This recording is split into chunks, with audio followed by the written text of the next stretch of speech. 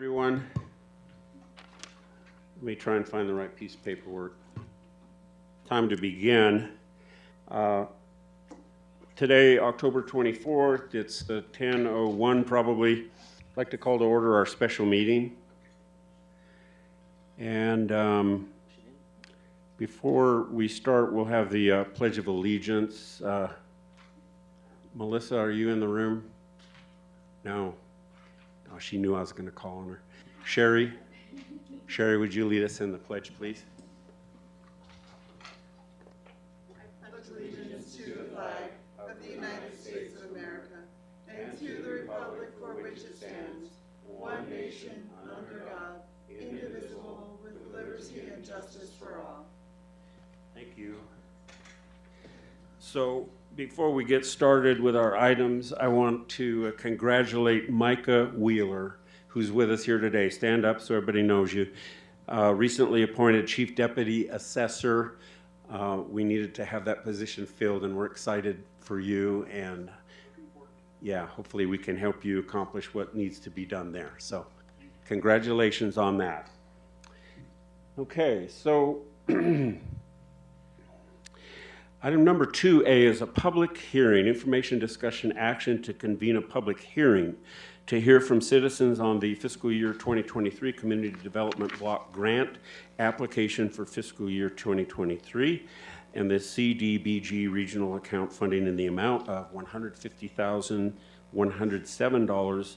Approve that application and adopt resolution number 23-10-02, 23-10-03, 23-10-04 related to the CDBG application. And always a pleasure, Kaylee Lathrop is with us.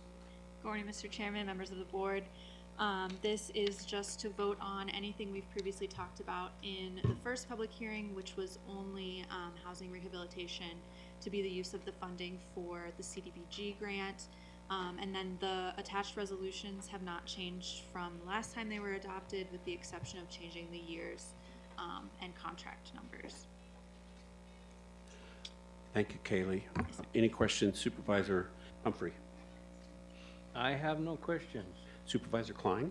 I'm good as well. Thank you, Katie. And so am I. So with that, then I'll close the discussion and open it up to a public hearing. Joseph, is anyone in Payson wish to speak on this item? No, sir. Okay. Cassandra? No. And is there anyone here locally that would like to speak on it? I'll say no, so I'll close the public hearing, and I will entertain a motion. Mr. Chair, I move to go forward with the fiscal year 2023 CBDG regional account funding in the amount of $150,107 and approve the CDB application and adopt resolution NOS 23-10-02, 23-10-03, and 23-1-04 related to the CDBG application. Mr. Chair, I'll second that. So we have a motion and a second to approve. All those in favor say aye. Aye. Aye. Motion unanimous. Thank you, Kaylee. Item 3A. Information, discussion, action to authorize the Gila County Finance Department to accept an appropriation disbursement from the state of Arizona for deputy and detention retention funds and disperse to eligible Gila County Sheriff's Officers employees in the amount of $5,000 before taxes as defined by Arizona Department of Administration Agreement number That one. DBFFY23L22CH31304 with Gila County. Marin. Good morning, Mr. Chair. Good morning, Supervisor Klein, Supervisor Humphrey. This is the final installment of retention and recruitment bonuses as designated by the Arizona Legislature, distributed through the Arizona Department of Administration, for a total of $10,000 for line-level deputies and detention officers. That's the retention amount. The recruitment amount is $5,000. The first $3,750 was included on the January 20th, 2023 payroll. The next disbursement of $1,250 was included on the May 12th payroll. And if today's agenda item is approved, then the final disbursement will be in Friday's payroll, which will be in advance of the 10/31 statutory deadline that the legislature enacted this year. So, we have a list of the eligible individuals, and with your approval, we will get that done for Friday. Okay, any questions for Mayor and Supervisor Humphrey? I have no questions. Supervisor Klein? Thank you, Mayor. This is good. Yeah, thank you, Mayor. So I have no questions either, so I'll entertain a motion.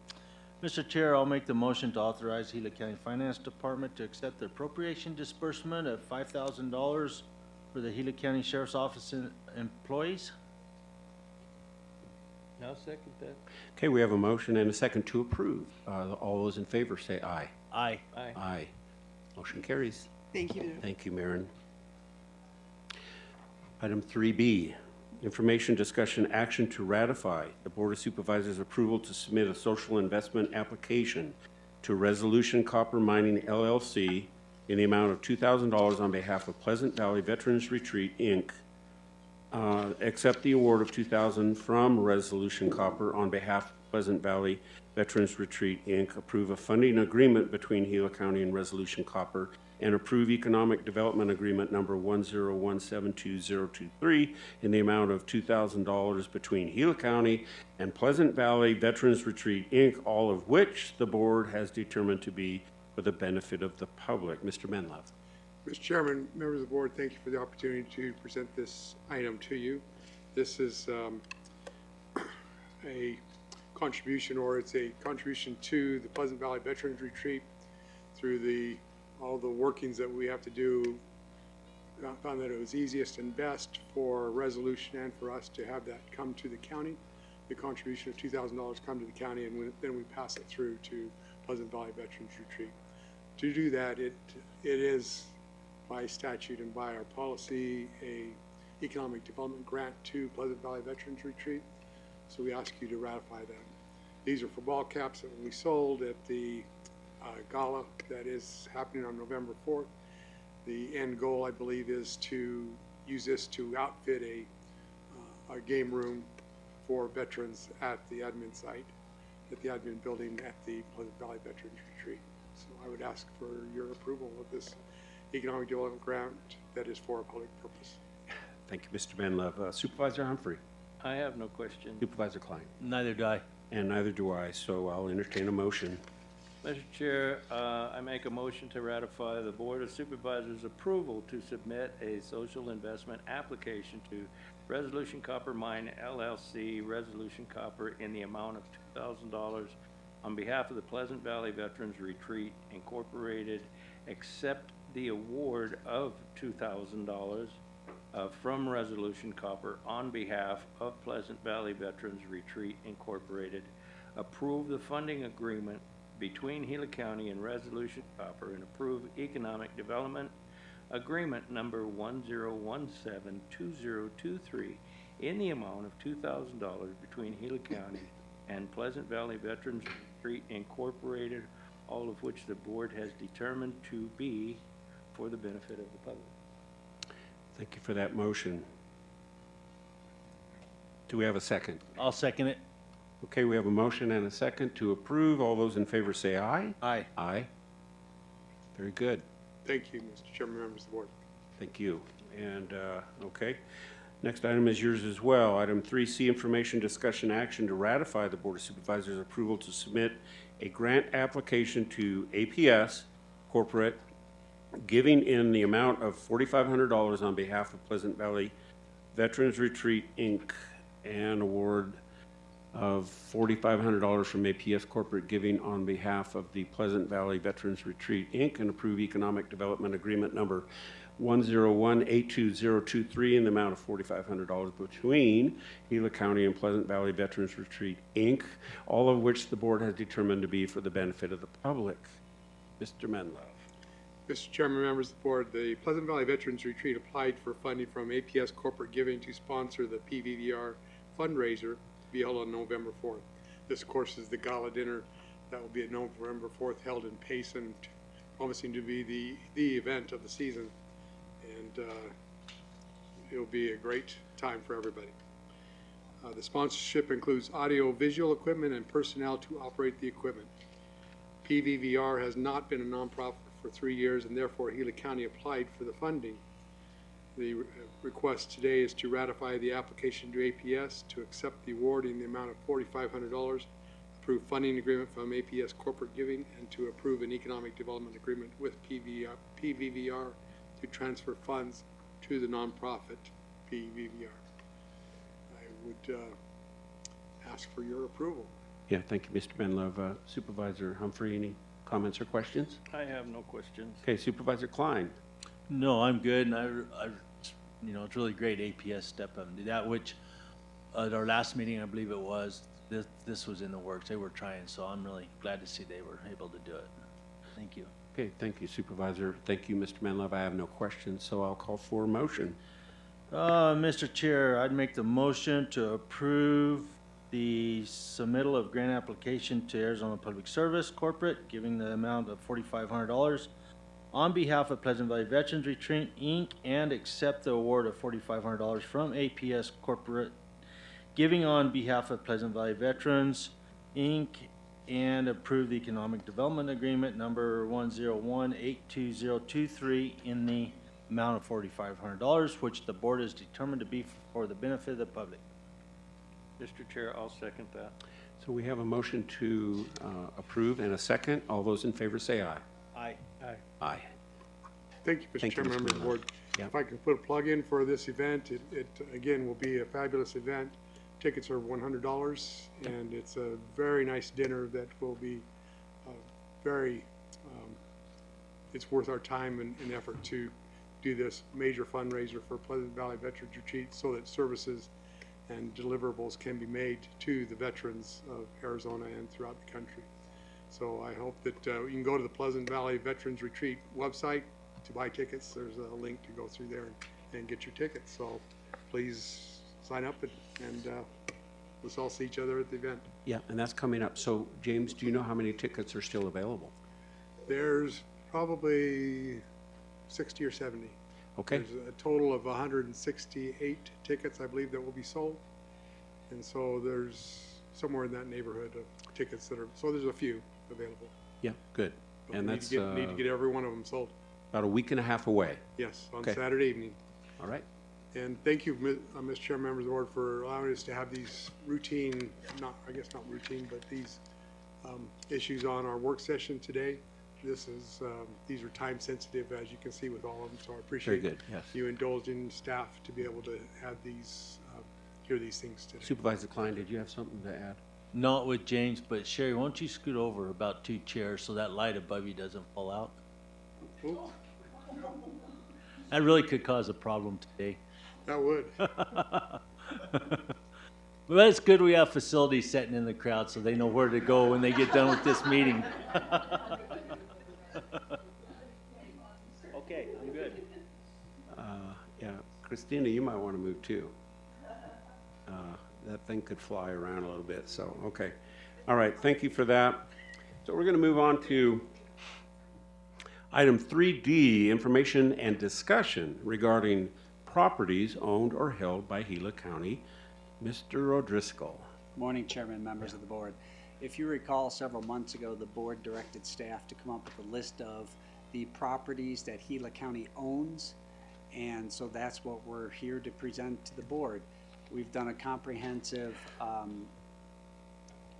study of where they're at, the location, the assessed value, and pictures of all these properties. So I want to give a shout out to Tom Holman and Selena Cates, who did most of the legwork, and other staff actually went out to these properties to get eyes on the property, so we can give you a very comprehensive view of where these properties are and what type of properties. In other words, you'll see during the presentation we have some properties that are just drainage areas, really aren't worth much, but we also own properties that have structures on them as well. So I'd like to invite Tom Holman up to begin the presentation. Good morning, Mr. Chairman, members of the board. Good morning. Hopefully we don't turn this into 4 hours. But with 103 separate properties, it may go that way depending on your questions. As earlier looked at, we went through and identified all the properties that were owned by the county, 103 of them. And this presentation, I believe, breaks it down by district, so we'll be working through each district. And, as Mr. Driscoll mentioned, there are a number of options. Some of them, okay, we're just going to accept them. Others may, we may need to research for taking action, like it might make sense to split properties or something so we retain the roadway and travelways, but sell off additional land. But those will be, a separate individual item. So let's see how this goes. We see them through various.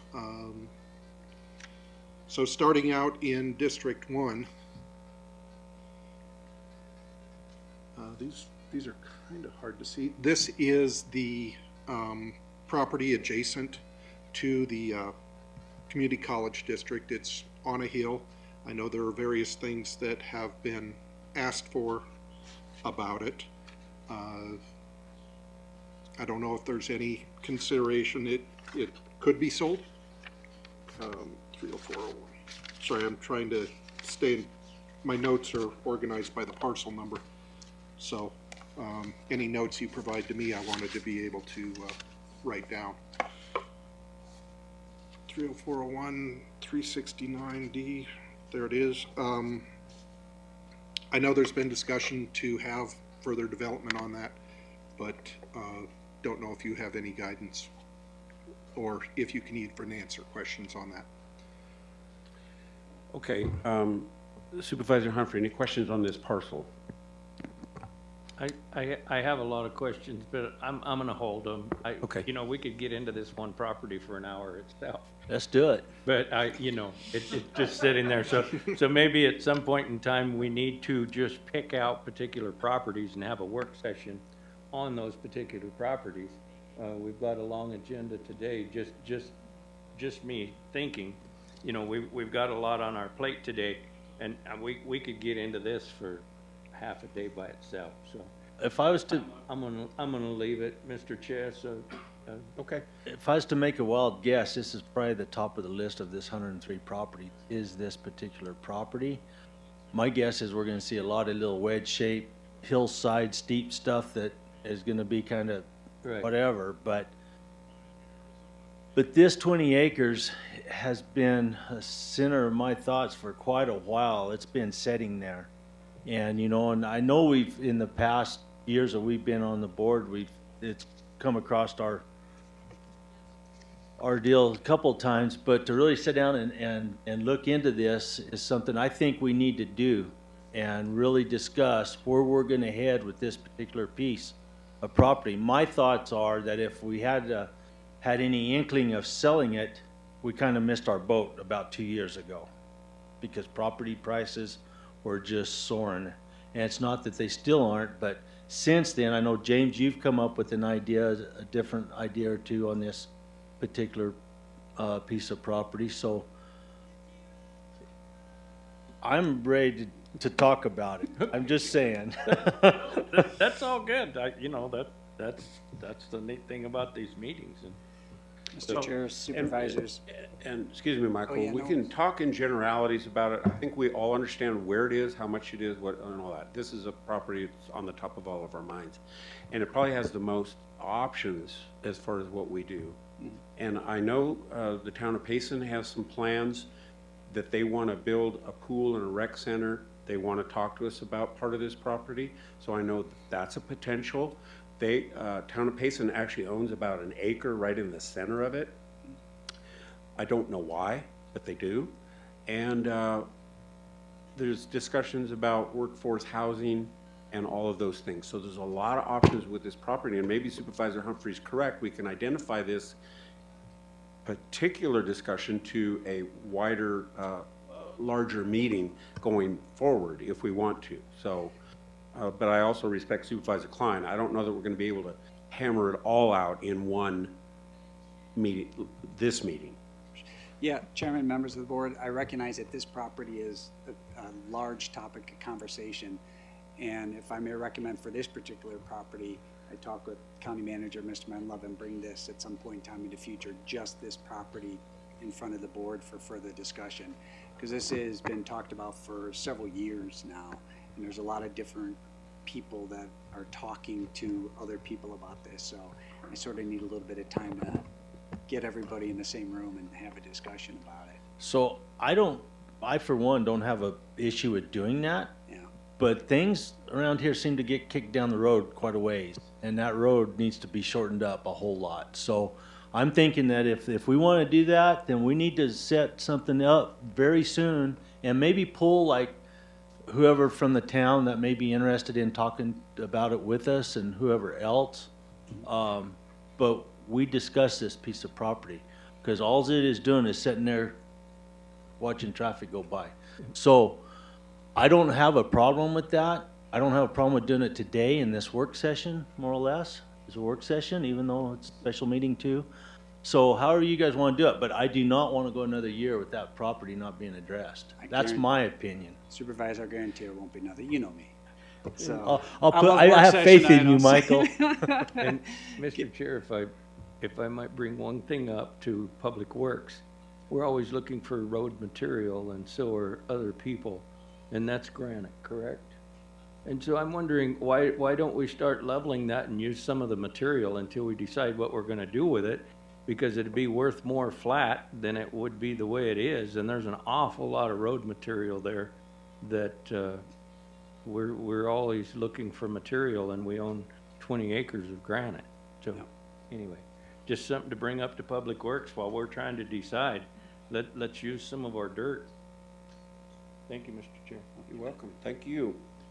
So, is that enough of a direction right now, or do we want to talk some more about this property? Chairman, supervisors, that's up to you. But you've given me clear directions on how to proceed with this particular property in a very quick manner. Let's reach out to the town and see if we can pull together a meeting in the near future to discuss this particular property Absolutely, and what sir. we want to do with it. Great, thank you. Okay, Tom, go ahead. All right, so open with a bombshell. It's a good one. This property is, again, another one of our vacant ones. It's down,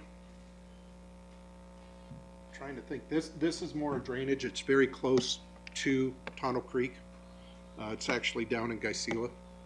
So District 2. This should be, Gila is District 2, if that's Gila. right. Okay, that may be in 2. So right there where it's at, Tom, that's actually Tunnel Creek, that stretch of I green believe, trees? yeah, that you can see in the upper right image, basically the copse of trees. You know, it's a water feature that has drainage implications. Tim, do you know who would be neighbors to that property? Well, I don't know who would be neighbors to that property, but that was one of my suggestions down the road, is a lot of these are corner pieces, a lot of these are hills, a lot of these are part of a creek. But they do have adjacent property owners. And so, you know, just a question down the road is talking to some of these adjacent property owners to see if they would be willing to add some of this to their property. And yeah, it's in a drainage, but I mean, if you've got a few cows and goats on it, why not fence it? And use it? I mean, it does have a purpose. So Right. that, you know, for a lot of these hillsides and a lot of these properties that you can't put a structure on, I know if I was in an adjacent property and they wanted to give me a little more property for a reasonable cost, I would take that because they're not making any more dirt. And if you're in a rural place like this, the odds of having animals is pretty good, and it just gives them more run. So, Mr. Chair, let me ask Jessica a question, make sure I got my figures right, and Jeff's sitting here too to correct me if I'm wrong, but to take it like a piece of this property right here and sell it to a neighbor, it has to be at 90% of its value, is that correct? Assessed value. Assessed value, yes. Well, fair market? It's gonna be the fair market value. Okay, but. Okay.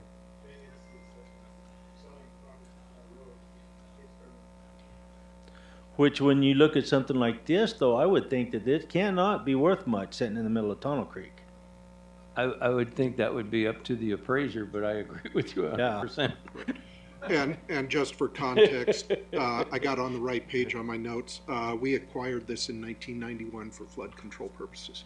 We acquired it. We acquired it via quitclaim in 1991 And we've never, because it's in a flood. And we got that probably because it went to a tax lien sale and didn't sell. Quite So possibly. we bought it for $1. I didn't look deeper into the actual. Yeah, so I deed. mean, a property like that, we buy for like $1. Yeah, and And so to me, that would be the appraised value of it, but. Yeah. But that'd be up to the appraiser, which would make it reasonable for someone to have. so, but this is another one of those crazy things to me, Mr. Chair, is that we're looking at .32, a third of an acre basically, on this. It has no value to us for flood control or anything else. I mean, that is it, right? Or is there other properties adjacent to this that we're not seeing yet? Mr. Chair, members of the board, you'll see during the presentation, there are several properties that we've acquired through FEMA grants for flood mitigation. And those properties are specifically, we purchased from homeowners that had repeated floods onto their homes. So we've acquired that through a grant property, and those have to be kept as far vacant, basically. Those properties, since it was purchased with federal grant money. And for the purpose of making sure that nobody ever builds there, since the home that was on that property was repeatedly flooded out and damaged. So like this piece of property, and then Michael, you're saying we have to keep it? No, there's two different classifications. We've purchased properties for flood mitigation purposes, and then we've also purchased land through FEMA grants for flood mitigation purposes. I believe this is not one that purchased through FEMA. correct. So so the board can decide to choose to get this appraised and sell it if they so choose. The FEMA properties, those have to stay vacant, and we cannot sell those. Are they gonna be on this list? Are we gonna Yes, see they them? will be. And you guys know which ones are what? Yes. Correct. Okay. Mr. Chair, just real quick, if we have properties for flood mitigation that we have to keep as flood mitigation, and we can't do anything with them, do we know the difference today so that we don't have to discuss those properties? They're just something that we have to keep, we can't do anything with, and can spend more time with the properties that we can do something with? Chairman and members of the board, yes, we do know those properties that are FEMA owned. I mean, that we cannot sell. yeah, I personally, Mr. Chair, am interested in properties that we can do something with to help an adjoining property or someone that wants to invest in the property, rather than go through properties that we have, like in some of my district where we bought, FEMA, where we bought property from people. We can't do anything with it, so I'd just soon leave it as is. Yep, I think we can do Yeah. that. Right? Yeah, we can, that'll skip a few, Okay. so. So, do we have any direction for Tom on this particular piece of property? It sounds like we're able to sell this one, that we don't need it for flood mitigation. Should we have it appraised and move forward with this property for sale? Mr. Chair, while you're thinking on your thoughts, can I throw something out here real quick? Because we're just getting started, so I think there's gonna be, I would expect to see a lot of properties here. We may have the option of selling. So maybe by the end of our meeting, when it's over with, we can talk about someone we can get to do the market values of these. One thing Mr. Chair, if I may, one thing I was thinking is, once we've identified the properties that can be sold, I think to have them all appraised would be quite expensive. Mm-hmm. But if we knew the ones that could be for sale and notified the public that these are for sale, then we could have them appraised as we have interested parties for a value. Because if we appraise all of these, appraisal's only good for like 6 months or a year or something. So if they do an appraisal, it's not gonna last Good point. forever. So I would think if we knew the ones that were for sale, we need to let everyone know that we have these properties that they can obtain, and then go forward with an appraisal for a cost. Mr. Chair, members of the board, may I make a suggestion that during this presentation, just let Tom and myself know which properties you'd like further investigation. And what I'll do is I'll send staff out there and do a walk through the property to see what's around each property and and come back to the board and make a determination whether this property possibly could be sold, or whether this property, if, you know, is right directly in the flood zone, floodplain, and may not be a good idea to sell that or consider selling that. Because there are properties on here that are ditches and things like that, so those will go fairly quickly. We wouldn't be able to, sell those and things like that, but if you want to proceed with that in mind, we could do that, absolutely. Okay, let's pin this property as possible for that. Okay. Further investigation. So further investigation. Yeah. And if I may, Mr. Chair, as we go through, properties with neighbors, I would think would be important properties, because then we can contact their neighbors and say, hey, you know, you've got something right next to you that you can have if you wish. And so I would say if it's in the middle of a creek and there's no neighbors by, odds of selling it's pretty slim. But I don't know. Mr. Chair, I would imagine, I think that's a good point, Tim, and I would imagine there's gonna be some people that would look at that, being a neighbor, and say, yeah, I could turn my goats out in there or whatever. And some people are probably gonna say, no, I don't want the extra land that I'm gonna be paying taxes on that I can't use. So I think we're gonna have a mixed bag, but I think that's a good way of going. Okay. Yeah, so, Tom, I think what I'm hearing is if we can filter the list. So what we asked you to do several months ago was identify all county properties. But for today's purposes, it sounds like what we want to do is only identify properties that we really have any discussion on at all. If it's a FEMA property, we can't sell it, or it's a property we own that must be kept for various reasons, then there's really no discussion there. So we only want to look at the ones where we would have options. Okay, Does that sound good? we will see what we can do. Okay. Another one, 116A, sorry, I'm gonna have to bounce back and forth between my notes here. And of course, they're not in order. I didn't try to memorize 103, the status of 103 properties, sorry. 30214, okay, back up one page. There it is. This is a portion of Muncie Drive. We are currently evaluating it for right-of-way access. That's what it's currently being used for. The original road was, you can see on the original road, the defined right-of-way was here, but probably due to a hill, the actual road is slightly off from that. Okay. Again, a right-of-way issue on 16. This is in Whispering Pines. That's along Houston Mesa Road.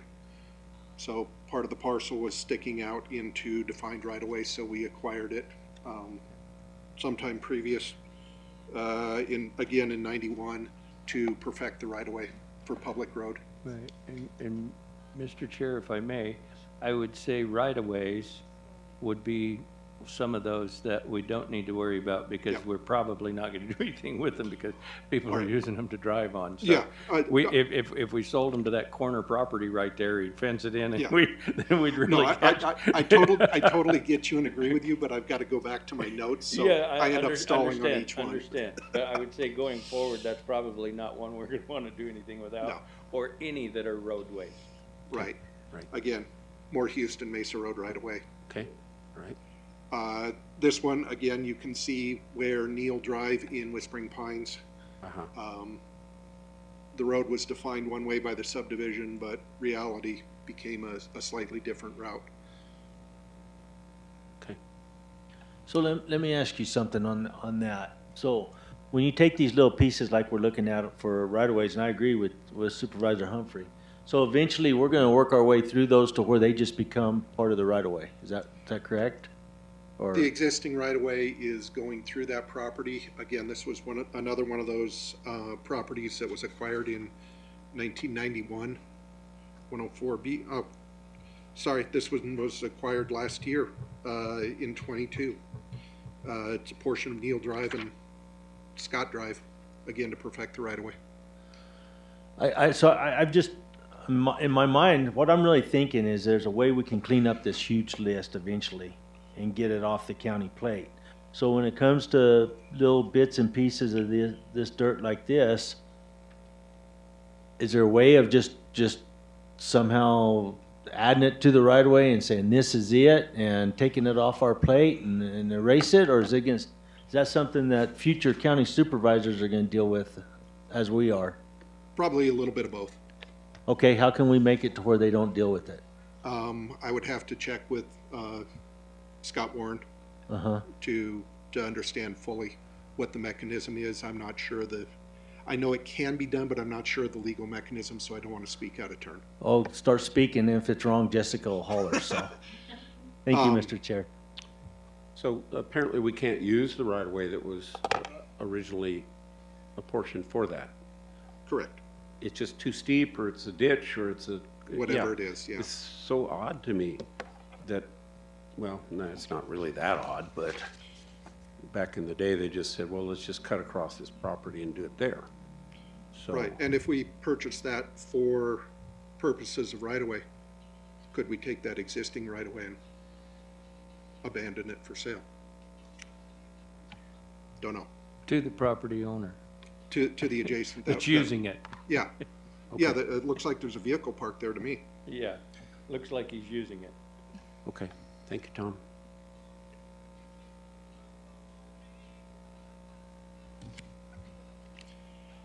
Moving on, 2261. This is a portion of Mountain View Terrace that we currently maintained. It was quitclaimed to the county in '74. So, it's a road that we maintain. So again, that may qualify to convert it to a fee or something else, but we would have to look at that. I always have a problem pronouncing this. Again, it's a right-of-way perfection in Mesa del Caballo. There's a whole bunch of this. This happens to be on Stallion Road. This 1F is, again, right-of-way. 36, that's the Forest Service Road between Jake's Corner and Rye. Currently going through a number of parcels. If I could get on my right page, I'd be happy. And what kind of acres are we talking about there, Tom? That one is 2.1 acres, basically Forest Service 184. It was stuff that was abandoned after the minor land division. There was stuff that was remaining, the actual road itself. Mr. Chair, I'm not understanding when you're throwing in Forest Service Road 184 either. I mean, is this actually a part of the Forest Service Road 184? Yes. Is it that green strip there? It's that skinny green strip that goes through the private. Forest Service 184 goes north out of Jake's Corner and connects at the Geisela Road. Right. Yeah, I'm familiar with the road. And so the Forest Service Road is separate from the property that we own? Yes, through the minor land division process, that was the chunk that was left over. 0436 1F, and we actually acquired it in 2022 as right away.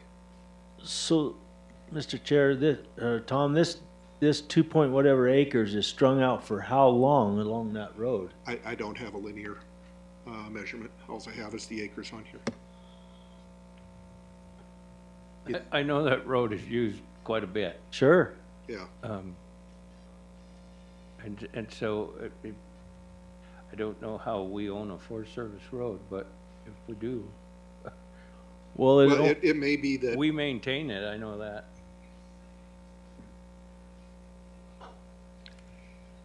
that I would have to get back to you on.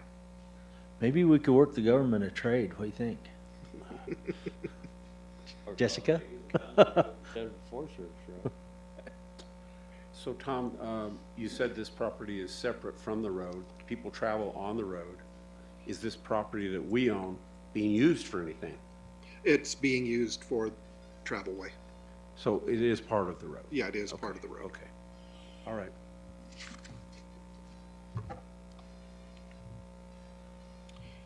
And McLean Road, this is actually the sheriff's posse building inside the town of Payson.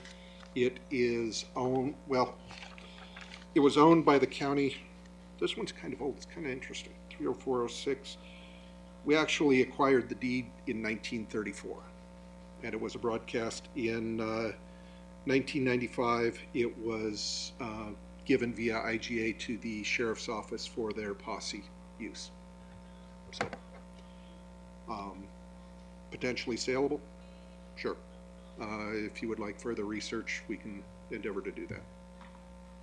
They're still using it today, right? It's under active use by the posse. I don't, Mr. Chair, my opinion was is we keep it and keep it used for what it is, but that's my opinion. Yeah, I'm just wondering, it seems like it's part of that other property, and I'm just wondering if the person of that other property is part of the posse.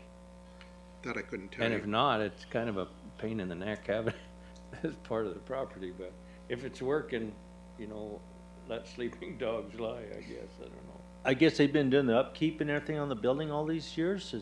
Would that be right? Don't know. We Probably. have? Yeah, so I have some more information. City's here. I've met with Melvin Palmer, who's head of the posse.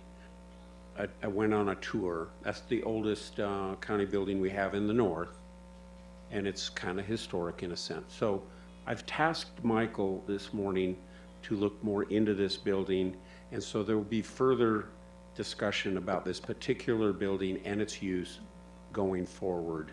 So I would say at this point, it sounds like we're not interested in selling this, but we are going to try and determine more definitively how it's used.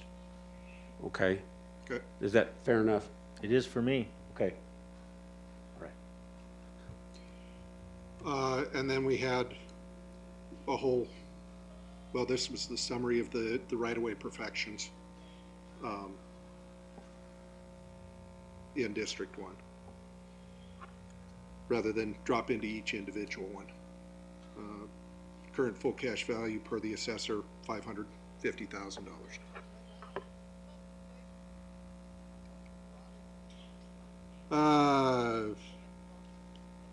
These were the two, the McLean and the Highway 60 20-acre thing that's going to be come up on another presentation. Current assessed value, current full cash value at $425,000. And this one was a possible sale on the Baranaca, if I'm pronouncing that right, in Mesa del Caballo. Potentially could be done. It's currently between the road and the private property. I don't know how much of a shoulder we have there. So further research. You know, it'd end up getting split up into a whole bunch of little pieces. About 6 or 8 of them actually. So moving on into Pine. 301, 36, 34, 33. 256. This is one of those ones where we need to do some further research. Fuller Drive in Pine goes through the eastern edge of those properties. Over here on the right. And same way with this other property that we'll get to a little bit later. Potentially we could trim off and make a portion of that saleable.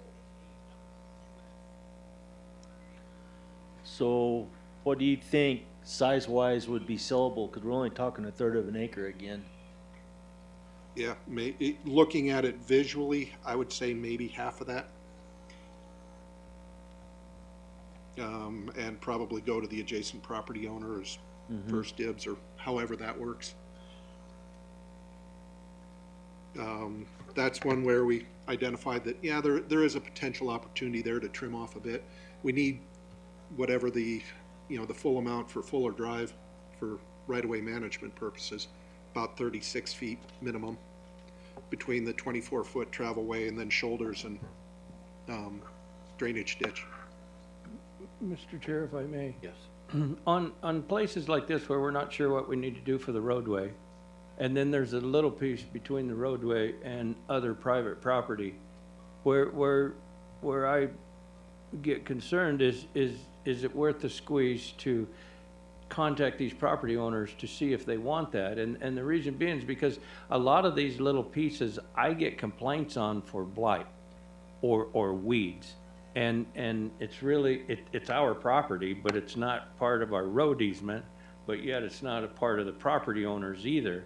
So on issues like this, I would like to offer it to those property owners, because then they can take care of it, and it's not just a sore thumb sitting between the road and their property that I get complaints on because nobody's taking care of the weeds.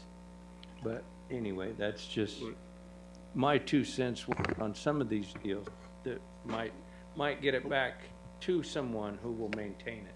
So, Mr. Chair, and maybe this is a question for you, Jessica, or even Jeff, but when we have right-of-ways out there, that's coming from this property, that property, so-and-so. Okay, I get that. But now, in a lot of these circumstances, we actually have just a sliver of county-owned property that's a part of these right-of-ways, correct? And so my question is, is there any liability to us as a county to have that actually a chunk of property in or adjacent or part of these right-of-ways? I mean, from our standpoint, is there an issue there? Mr. Chair and board members, it would have to be analyzed for each property. But if you're thinking some sort of liability concerns, then the proper process for that right-of-way specifically is to put it out for publication to see who would want to submit an offer. Now, preference could be given to the abutting owner, but you could just not offer it to the abutting owner. It would have to be out there for the public to make an offer. The statute would allow you to give preference to the abutting owner, but only specifically for that right-of-way, not for property. Gotcha. Mr. Chairman and board, if I could just offer a few comments. If it's not this property, it's something identical in Pine Strawberry. We have an owner wanting to buy part of the property, the top property. When we mentioned to them 90% of the assessed value, and we offered it at 90% of the assessed value while we work with county attorneys on whether that whole parcel was a road, was part of a roadway when it was adopted by the board to buy that property. That property was bought to allow a roadway that had not been built by the developer to come across that subdivision, okay? And there is a 50-foot right-of-way on top of this property and intersecting and running alongside of this property.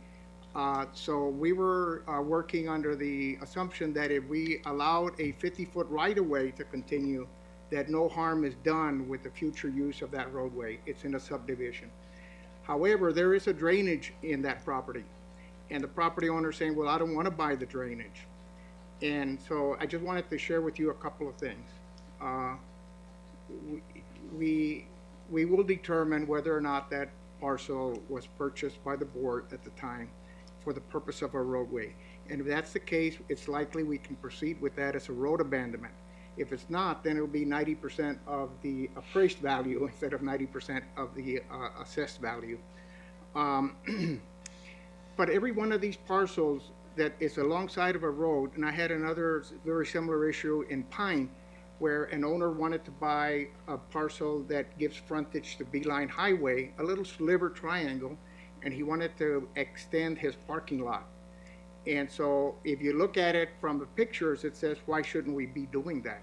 But when you go on site, you say, wait a minute, there's a bar ditch that starts very little at the Beeline and it grows very quickly. And that whole like sliver is nothing but a ditch that allows drainage off of Beeline and off of that road. And to sell it for somebody that would put a parking lot in there would be not in the benefit of the community. And so I think when we think about selling these parcels, I was reading up on what Maricopa County does for something like this, and they actually pass out this, like this parcel.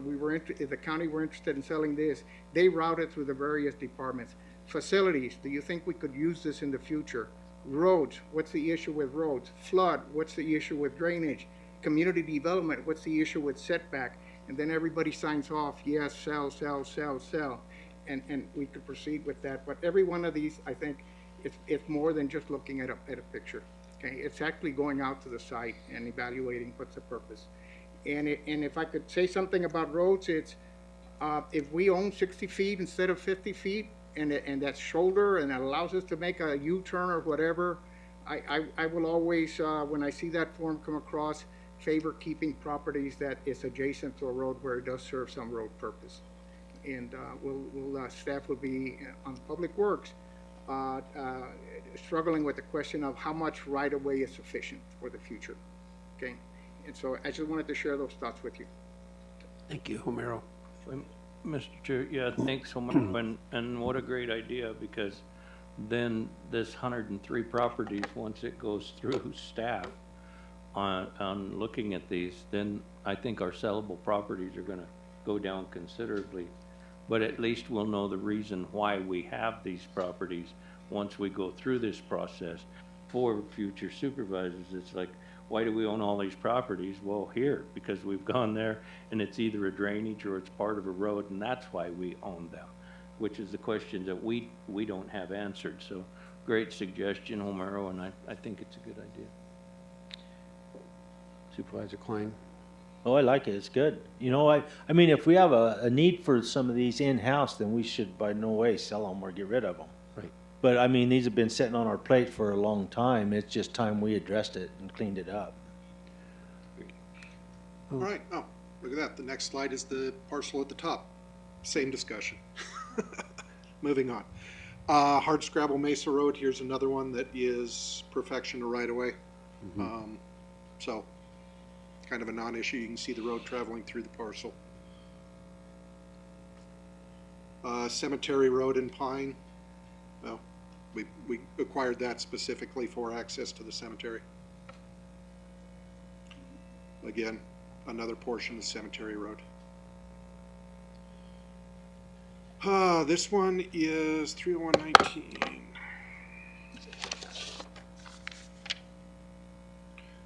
1918A, that's a portion of South Road in Pine, again perfecting right away. Another portion, 3012644, again a portion of South Road. You can see the road traveling right through the middle of the parcel. Again, another little piece. These particular pieces were acquired in 1987. 30127. I wish my notes were in the same order as the slides. Sorry. This is a portion of Old County Road.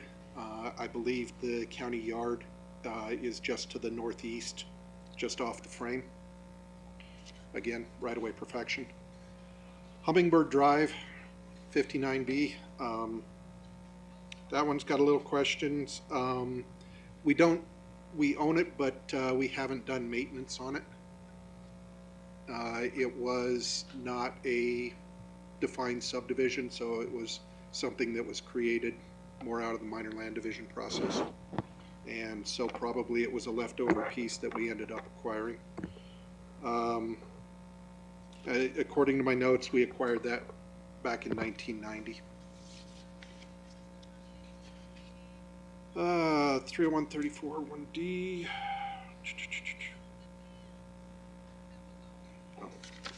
far up again, right away. That's a portion of Bradshaw Drive at Pine Creek. Again, we've got the right of way going through there. 34-8H. Mr. Chair, I got a question. Yes, sir. So Tom, when I'm hearing you talk about leftover from a subdivision, things like that, do we have to accept that? It's variable. I thought it was yes or no. Well, okay. So when a new subdivision comes into play, there is a dedication to the public. And my understanding is the board has to accept that dedication. So it's a two-step process. It isn't automatic. Would I Okay. be close to correct? Okay, I missed one. You better come to a mic, huh? Yeah.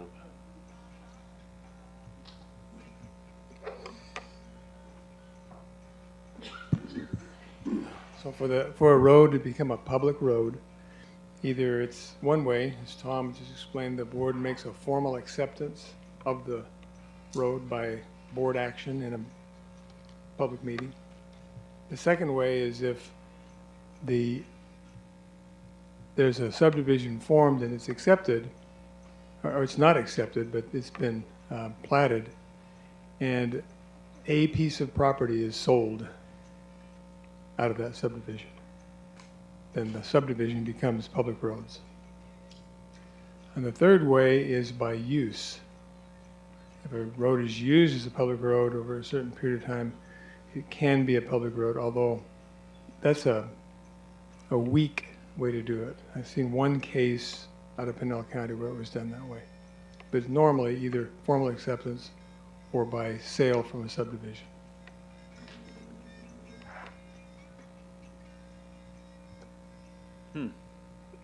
Well, it gives me something to think about for a while, so, A couple of things. yeah, thank you. Again, summary of the valuation that we were talking about.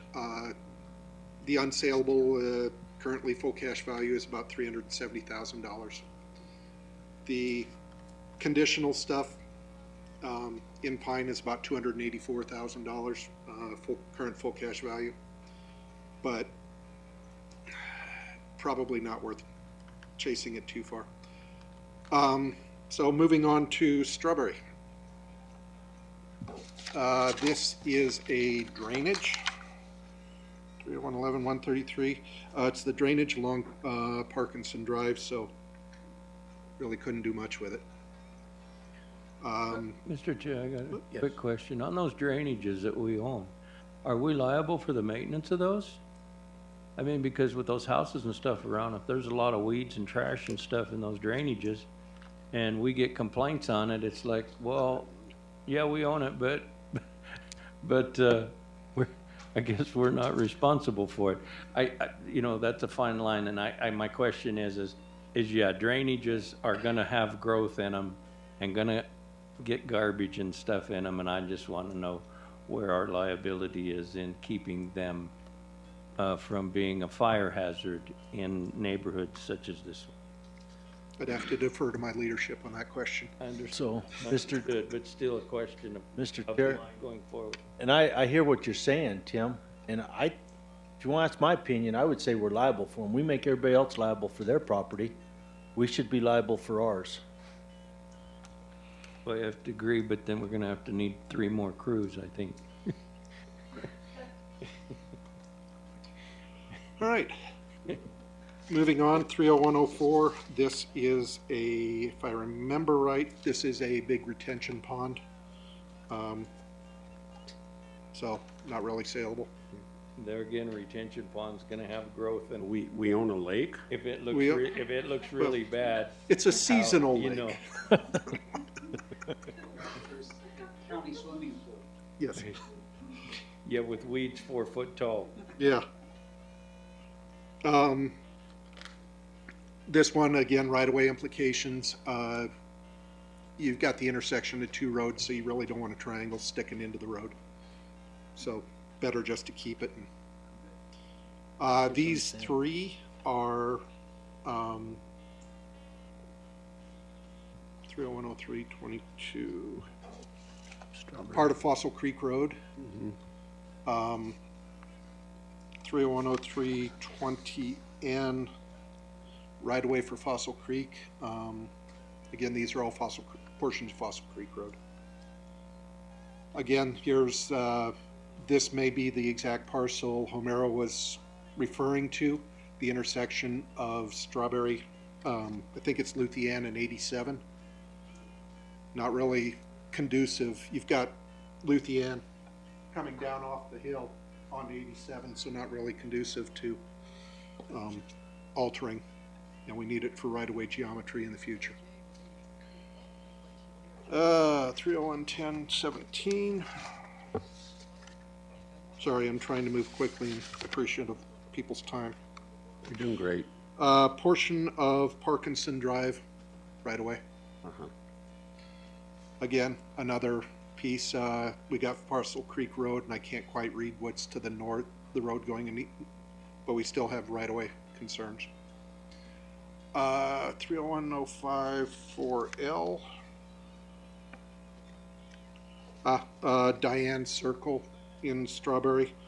In 22, there was a treasurer's deed, and the county took it over for transportation purposes.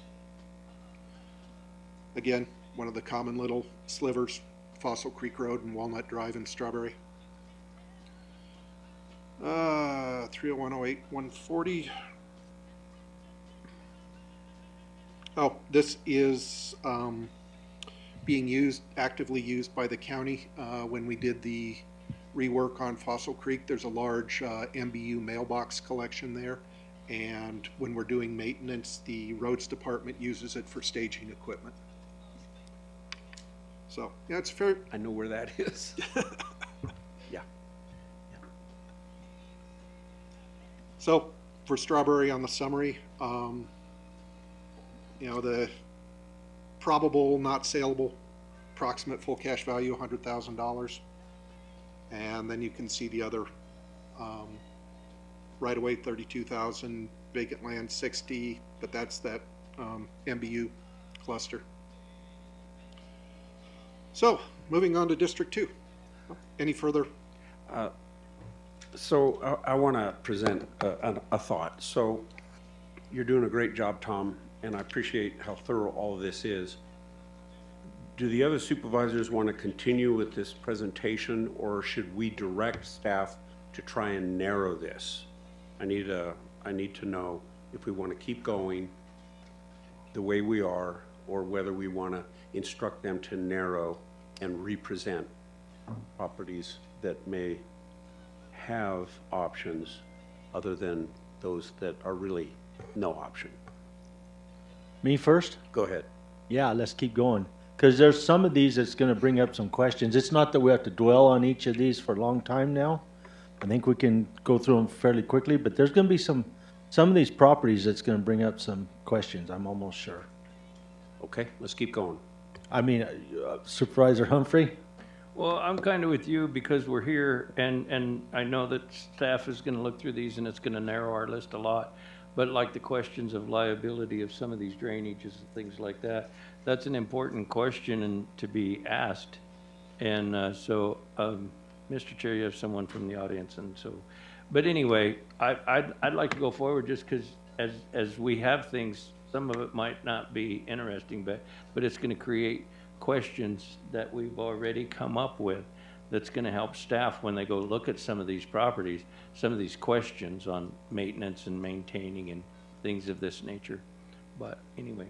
Okay, we'll proceed. And so Jessica, let me know, we do have a request from the audience, and Mr. Vince Hudson, who has a question or two on this topic. Is this the appropriate time to ask him to ask those? Chairman, member supervisors, if it's in regard to this topic, it would be at your discretion. Yes, he would be allowed to do so. Okay, so Mr. Hudson, do you want to ask a question or two to this? Please come up to the mic and introduce yourself if you would, please. Okay, thank you folks for letting me speak. My name's Vince Hudson. I sell commercial real estate. I've done it since the 70s. This problem that you guys have here is major, but it can be addressed and solved pretty simply. First thing we need to do is have title reports pulled on all these properties, and I guarantee you probably don't have a title report on one of them. It's common, because I deal in this stuff all the time.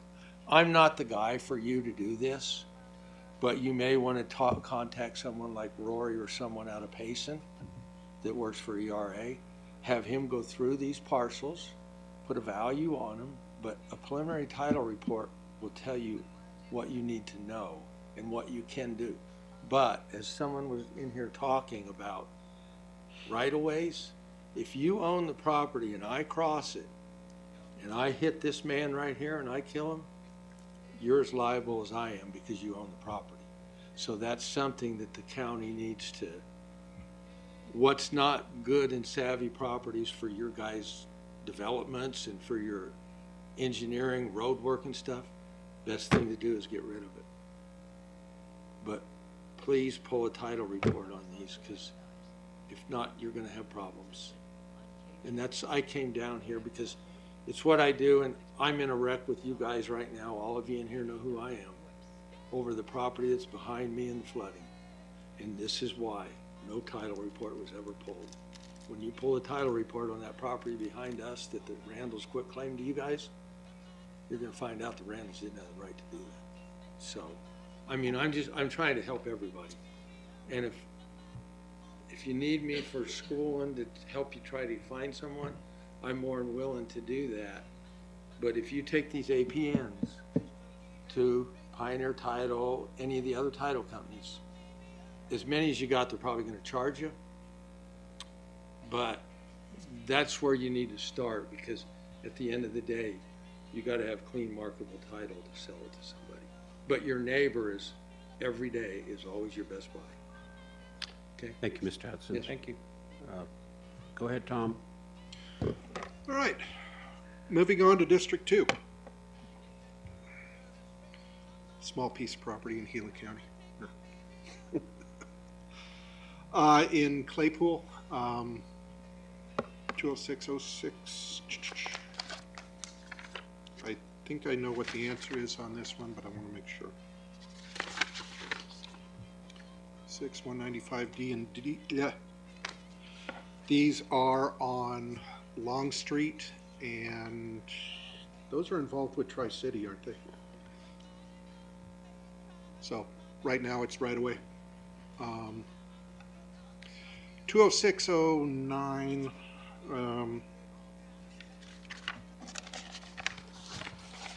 This one, 90.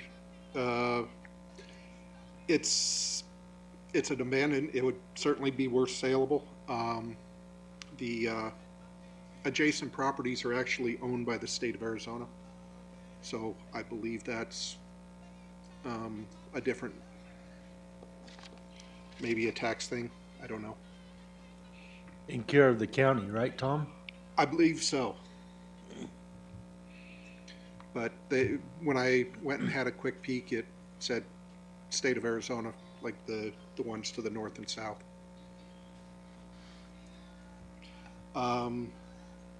These are more vacant land. 1076. That one was actually sold earlier this year. 79. Again, this area has multiple state of Arizona parcels adjacent, and all these are vacant lots. So we probably acquired them through treasurer's deeds or some fashion. Mr. Chair, if I may. So these pink colored blocks right there, Yeah. those are all state land? State of Arizona? Those are, yes, I believe they are. And all these we acquired in various years. The 79 and 82 was back in 1977. So a lot of these have been sitting around for quite some time. Mr. Chair, if I may, yeah, it'll be interesting once staff looks at some of these, because it looks like it's in a residential area. There's properties attached to Yeah. them. So it would seem that they might have value to their neighbors. Yeah, Cayuga comes down to the south here, works its way around. Like I say, it's hard to tell by a picture, but it'll be interesting on some of these properties after staff takes a look at them. So, through that area, approximate $45,000 full cash value currently. Again, that looks, by the parcel numbers, pretty much duplicated. Moving into Globe, this is one of the drainage ditches along down Six Shooter Canyon. Not really much that can be done with that. So, Mr. Chair, if I may, on something like that that's in the middle of Globe, use it for a good example, is there we're maybe, but is there an interest for Globe having it? I mean, Mr. Supervisor, we're outside the Globe city limits on this one. oh, okay, never mind.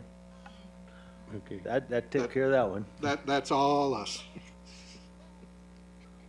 Coles Way, again, it's a right-of-way. That was 13. It was an easement out of a record of survey that created all that private property, so people are traversing it actively. Prickly Pear, 205-18. This one actually might circle back to your question, Supervisor Klein. That's inside the city of Globe. Prickly Pear Way. So would it be worthwhile to look to transfer it to the city of Globe? Mr. Chair, if I might, I would say yes, because as we look further into our liabilities and stuff of some of these properties, it would be best if it is in the city of Globe, that the mayor and council be responsible for it, not the board of supervisors. Correct. So, Mr. Chair, if I may also, and Jeff's here, because we've been going back and forth with Jeff over a little piece of property in Winkleman that we have that actually the town of Winkleman is actually using for like storage. But the way I understand it, and Jeff, correct me again if I'm wrong, because it's been a while, but we're back to that 90% for sale type deal on that. Market value. I don't know to another government entity.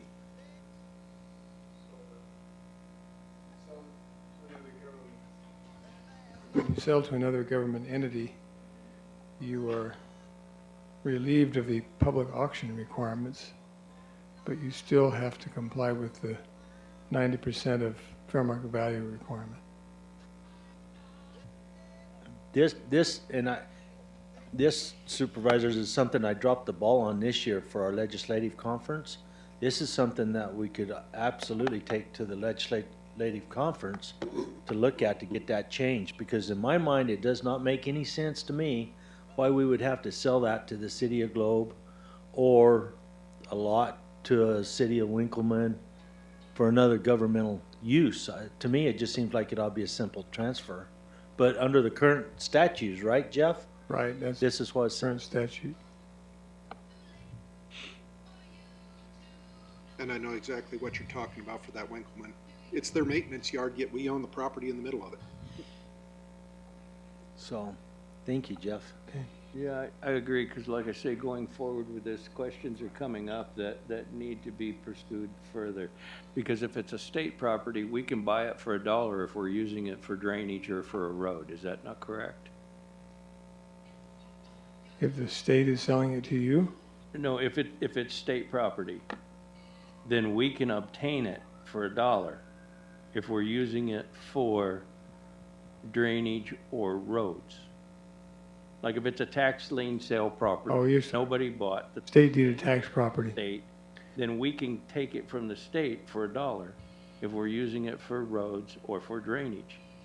So that's government entity to government entity, and I don't know why that wouldn't be the same with county to county if it's state to county. Yeah, there's a lot of legal fictions going on there, because when that property is sold for taxes, it's sold to the state. But that's in name only. There's no department down in Phoenix that houses all these properties, and there's a lot of people down there talking about them. It doesn't exist. It's sold to the state, and the county's the one that takes care of it and sells it and so forth. So, That actually hung us up in Hayden with that parking lot down there, you know, because it was they quit paying taxes on it. It goes back to the state in care of Gila County, and you're exactly right. There's nobody down there that deals with land. right. But then it goes back to Tim, like you were saying, for drainage or transportation. That's why it's turned into a parking lot so the semis could park there in Middletown because they don't have any place to park. So that was a hurdle we had to get over too. That's the only way it works. Yeah. All right, this is part of Sanders Drive, again, right-of-way use. Bessage Boulevard, this is, where they're building the roundabout in front of the hospital. So are we in the process of doing something with that?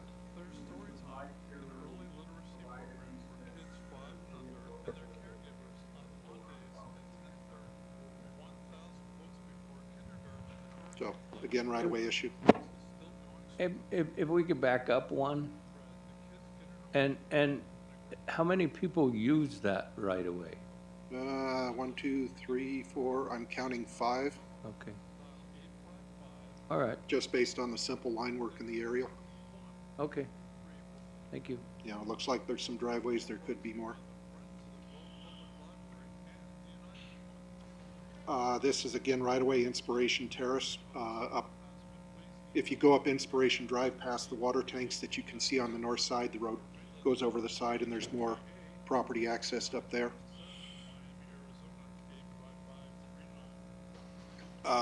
This is this is where the Posse building used to be in front of APS on 188 is against the left edge there.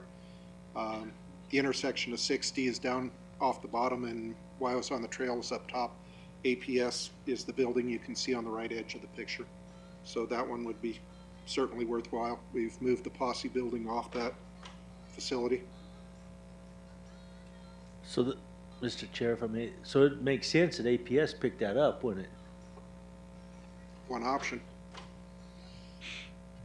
Hmm.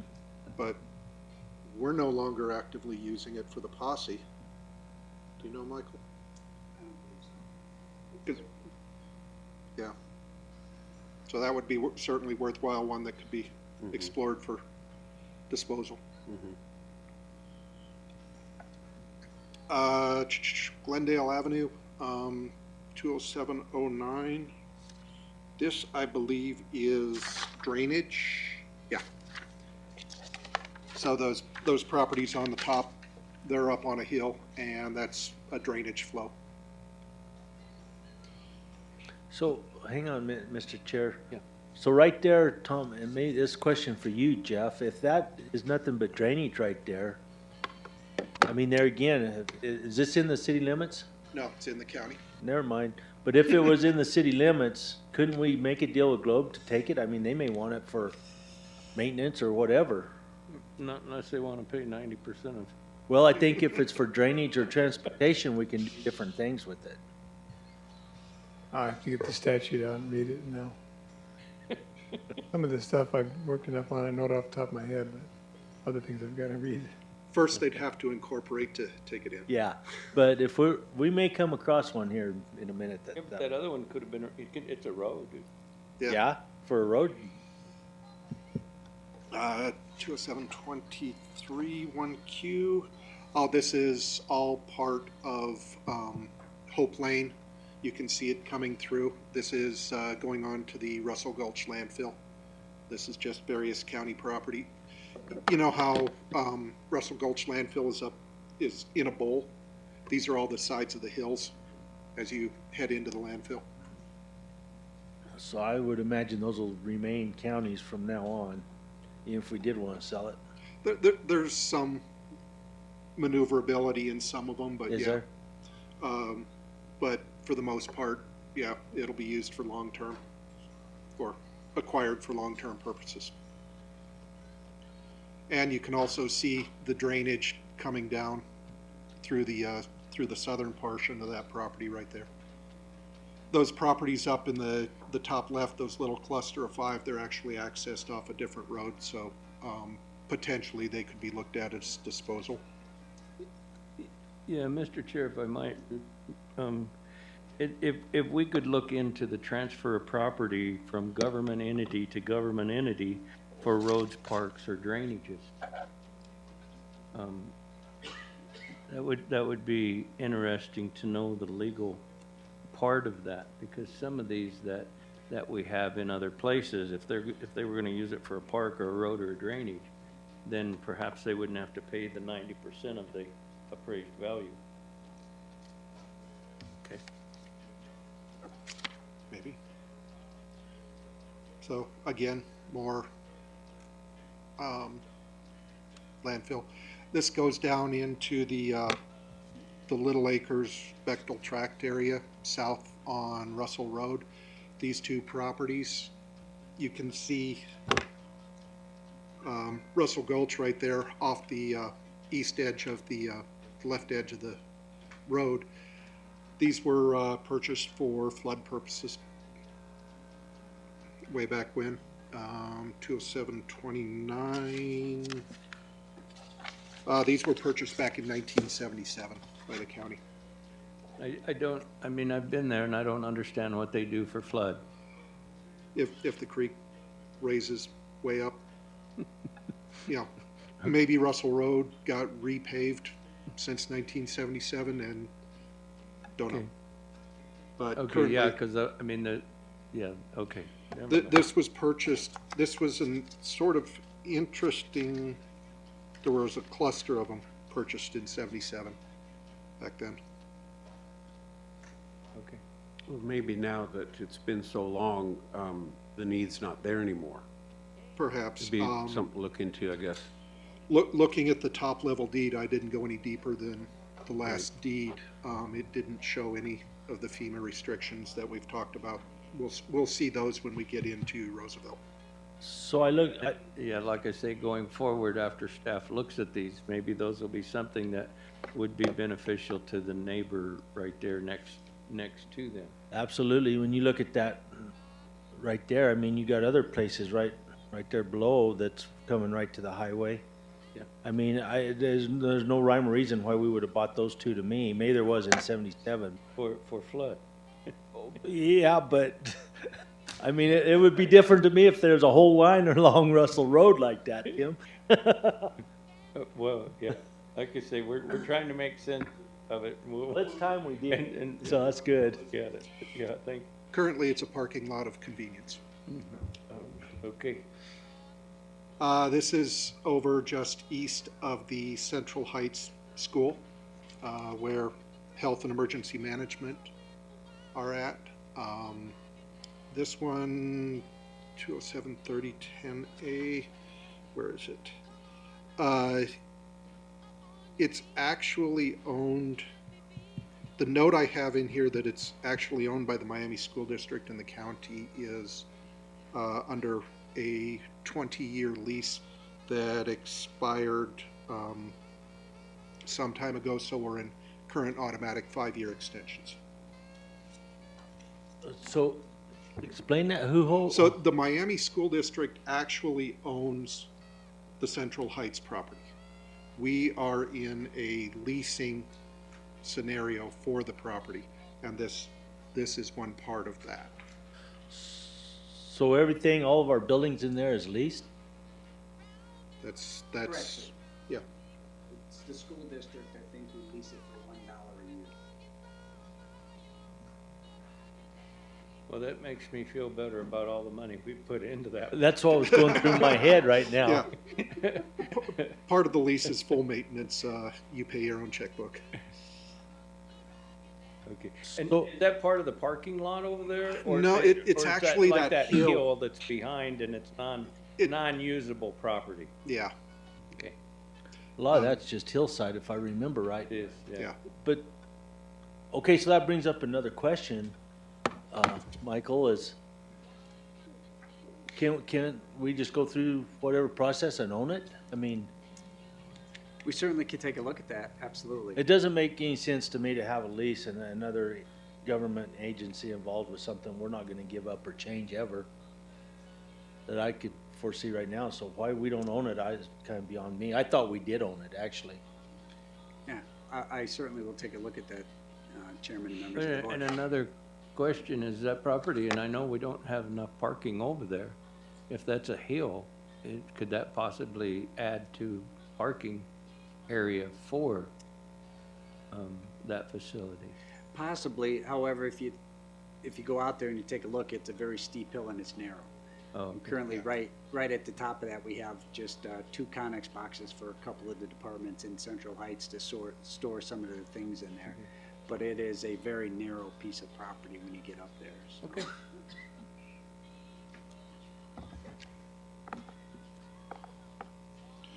Michelson Building. Any questions? Yeah.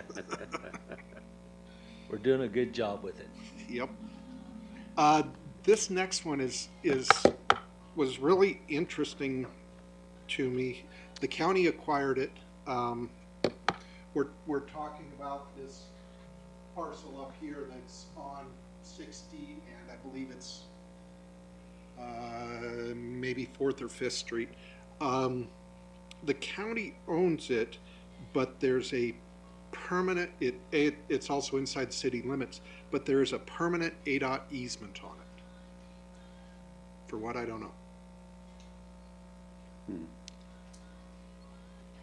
We'll know more after staff looks at some Yeah. of these properties. But that goes back to your question earlier.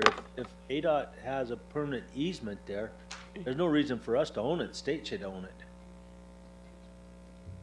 Highways and drainages. More research. Yes, yes, I've annotated that. appreciate it.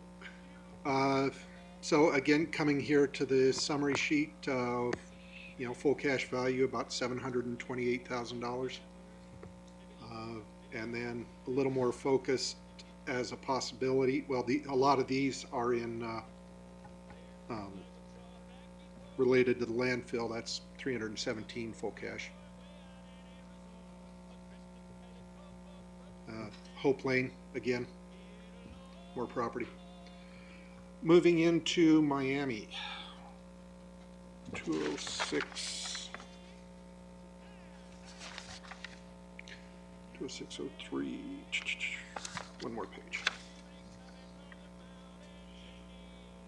This is a drainage.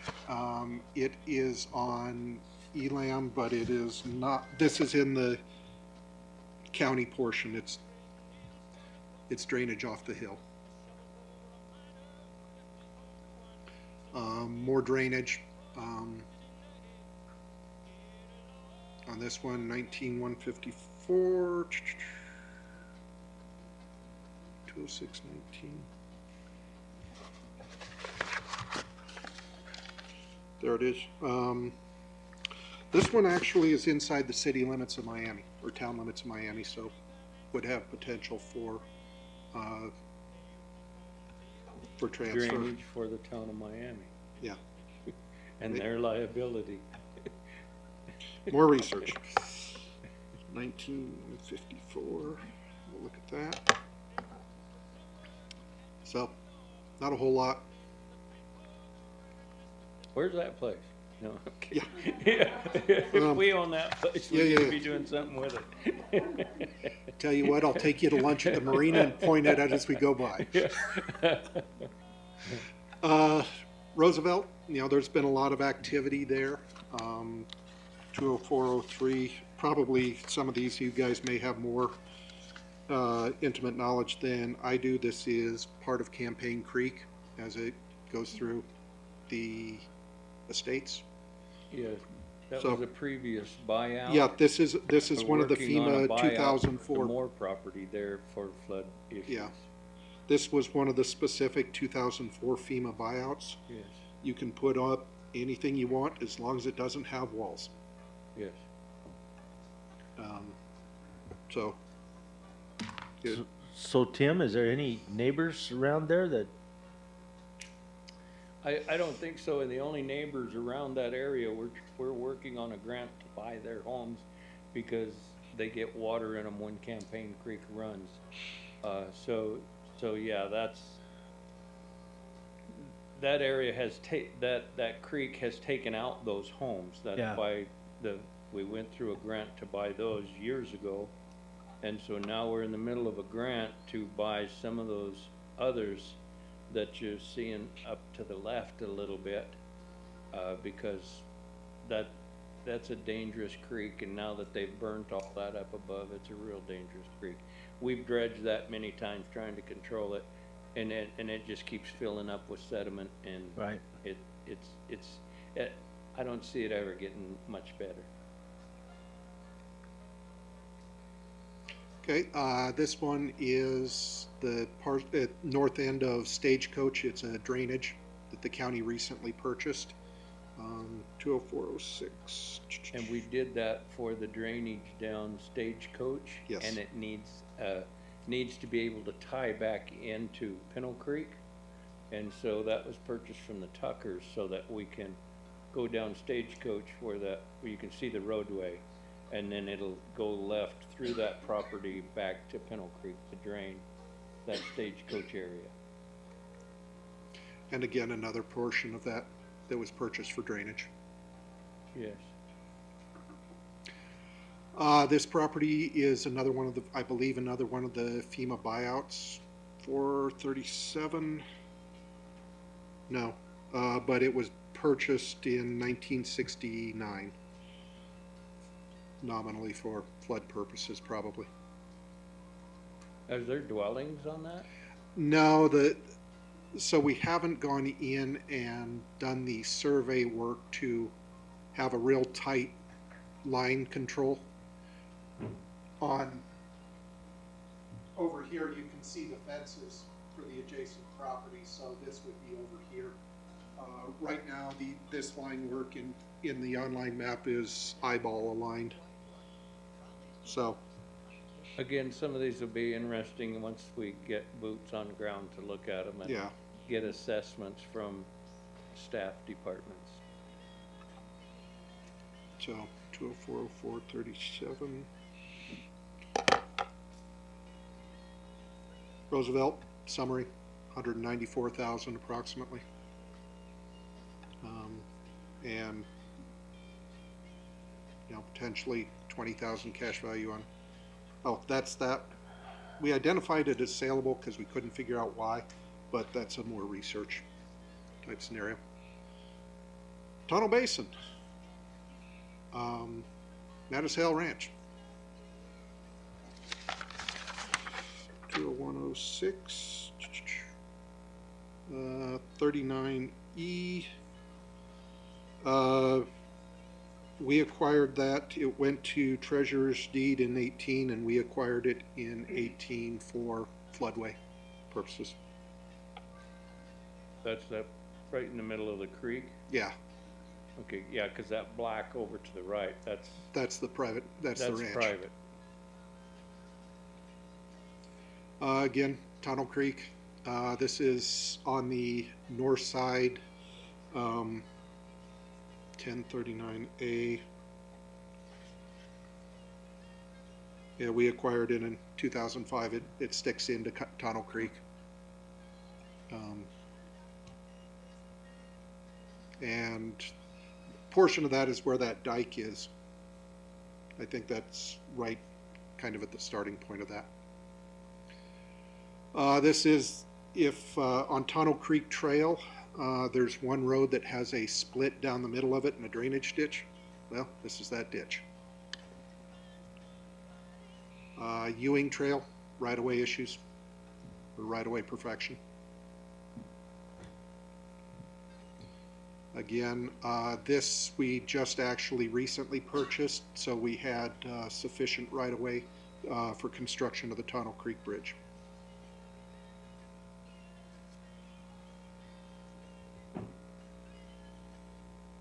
Yeah,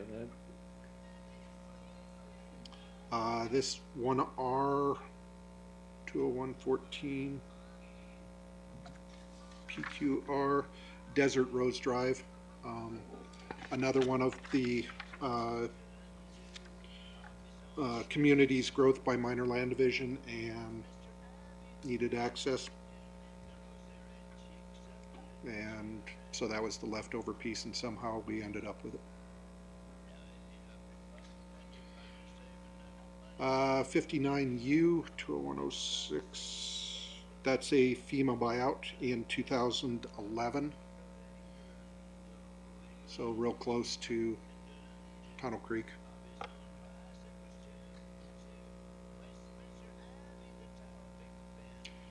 So, moving on to Mr. Klein's section of the world. Or, well, it covers quite a bit of land. In Hayden, 10107, we acquired that in 2009. I couldn't identify a specific purpose for it. There wasn't a treasurer's deed that we converted. So somehow we did a quick claim deed for the property. Why, I don't know. So we're gonna get into some properties in Hayden that, for whatever reason, Supervisor Dawson purchased them. And I think, if I'm not mistaken, there's gonna be about 7 of them, so. Okay. Well, was her term inclusive of 2009? I don't know. Yeah, I don't know off the top of my head. But there's a couple that were acquired. 1010705. Again, another 2009 quitclaim, probably part of that cluster of 7 properties. This was the laundromat.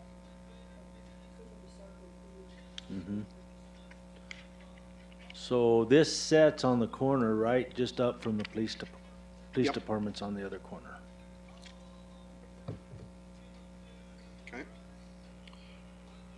10107-162, again, part of that 2009 quitclaim. 963. This one was moderately interesting. I could not find a single deed related to it. The folder was empty in the assessor's office. Well, that's where, well, Vince said, go back to title company and do a title search, because there's gotta be one somewhere. There's got to be one somewhere, yeah. It may go back to the original subdivision and nothing ever happened.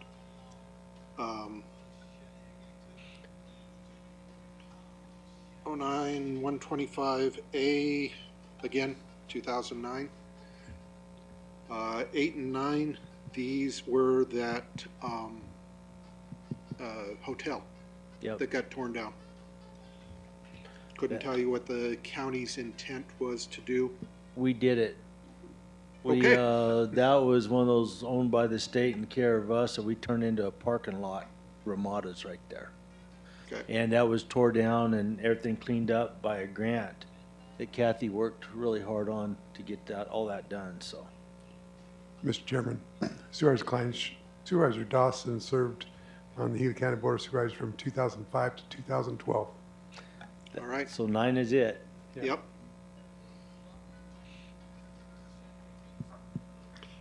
Again, 101-10-029, I have a feeling that's same part of the time frame, probably more cleanup.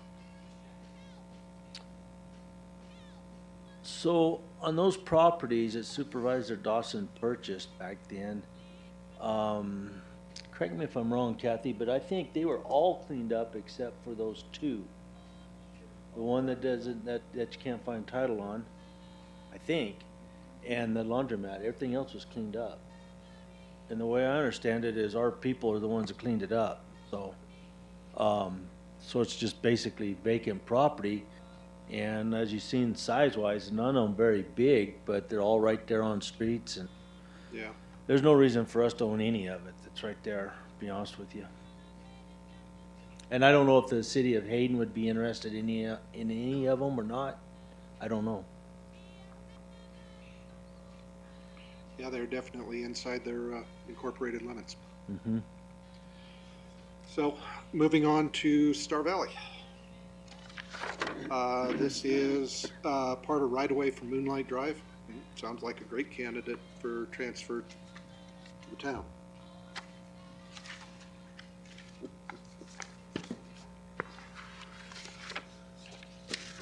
This one here, doesn't it also have some drainage with it as well? We're going through part of it? Yes, sir, the creek runs right along the left edge. So the Moonlight Drive runs across the right edge and the creek runs through on the left edge. Because in the So- past, I've had conversations with some folks about that particular piece of property and what we were gonna do with it. Not meaning they wanted, they were wanting us to do some with that drainage was the issue. Clean it out, probably. Yeah. But we acquired it in 1982 and the town of Star Valley didn't incorporate till 2005. So They This may is- be interested in it, I don't know.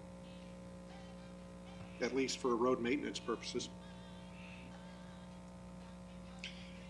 Here's Walters Lane that is between the fire department and 260. Same story. Again, yeah, we inquired it in 95. Probably for Walters Lane, but now perhaps it should be transferred to the town.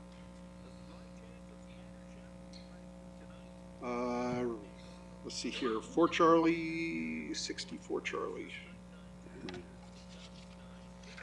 No, I got back up here. There it is. Rainbow Drive, again, perhaps transfer to the town.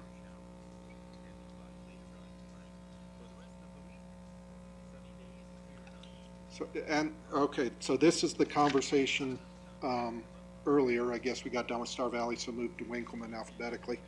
The red parcels are owned by the town of Winkleman. And that happens to be their maintenance yard. We own the middle of their maintenance yard. Maybe there's an opportunity.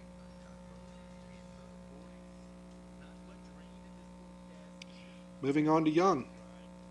There's a whole lot of right-of-way perfection for Forest Service 512 where we paved. Go back to where we paved, please, Tom. So this is,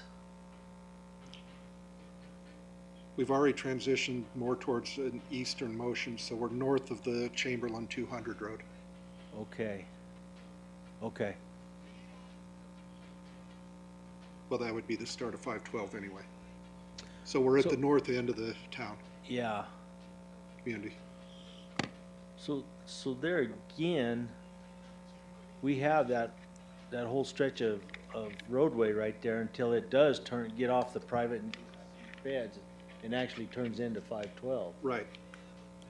So to me, that's something, I don't know, Jessica, I guess some discussion for you, but there's a ton of people travel that road and it's paved, but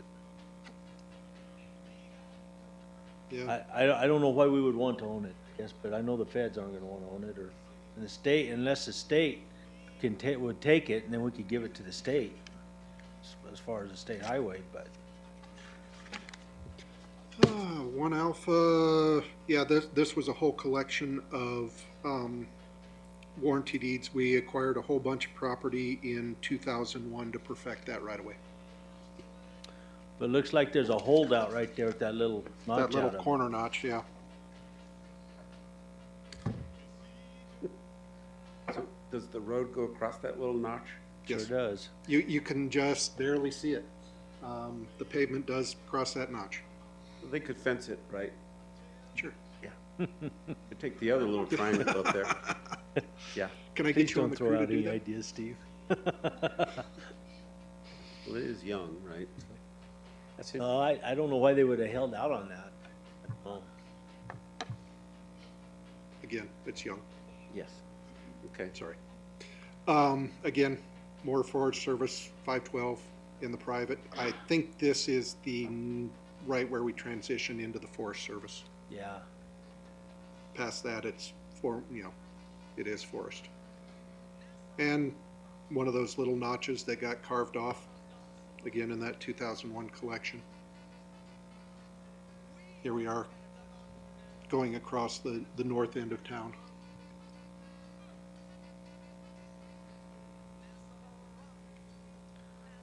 That's kind of more of a regional area.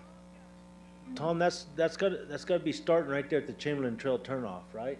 The 200 road? I think the 200 is south of, well, it's underneath the little title box or text box. We've gone up north and we've made the turn to the east. That's right where the Cherry Creek comes down. That wide part of that is the bridge. Okay. That's the bridge and going up, okay.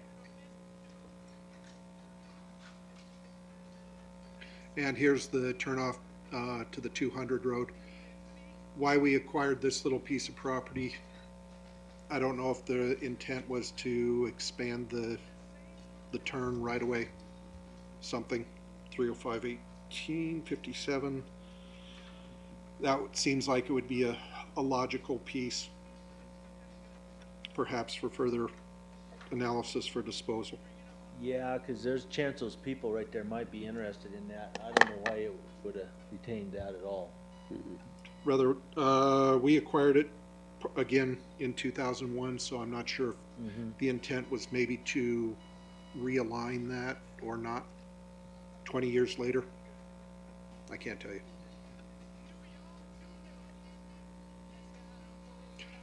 Again, more right-of-way perfection in Young along the 512 road.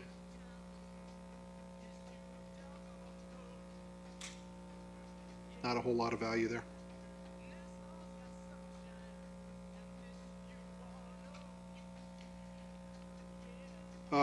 So moving into Globe, Hoops Road, the Rinker or whoever the material, concrete people,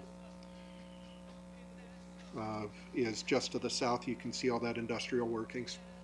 That's the cement plant for town. So the that 1D is the Hoops Road right in there. That's through the there. whole road right there around the side of the batch plant? Yeah, in front of the batch plant. Wow, okay. 205031B, how long have we had that?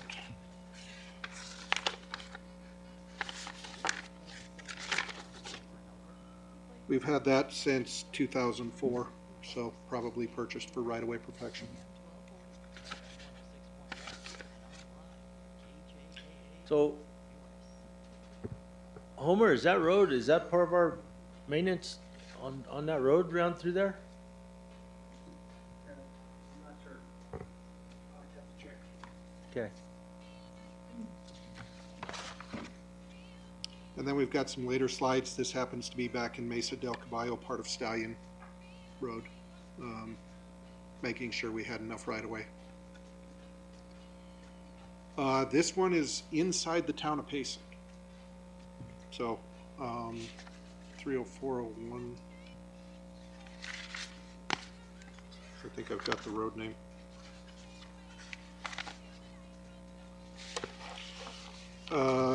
It's a portion of Cedar Lane. So in the southeast corner of Payson. Kind of far southeast. Too much farther south there and you end up on the kind of reservation lands.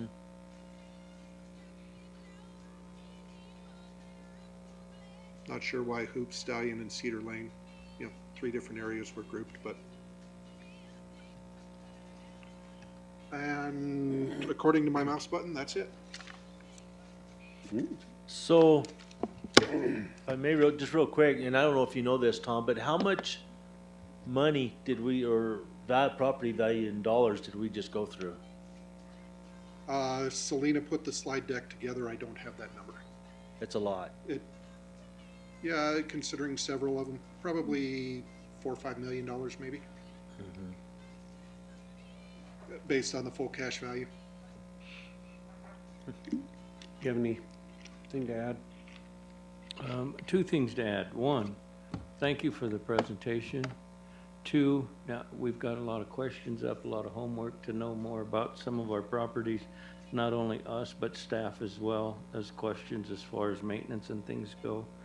And the only other thing I'd like to add is, Mr. Chair, prior to go forward, I would ask for a little break. Absolutely. So Supervisor Klein, any more to?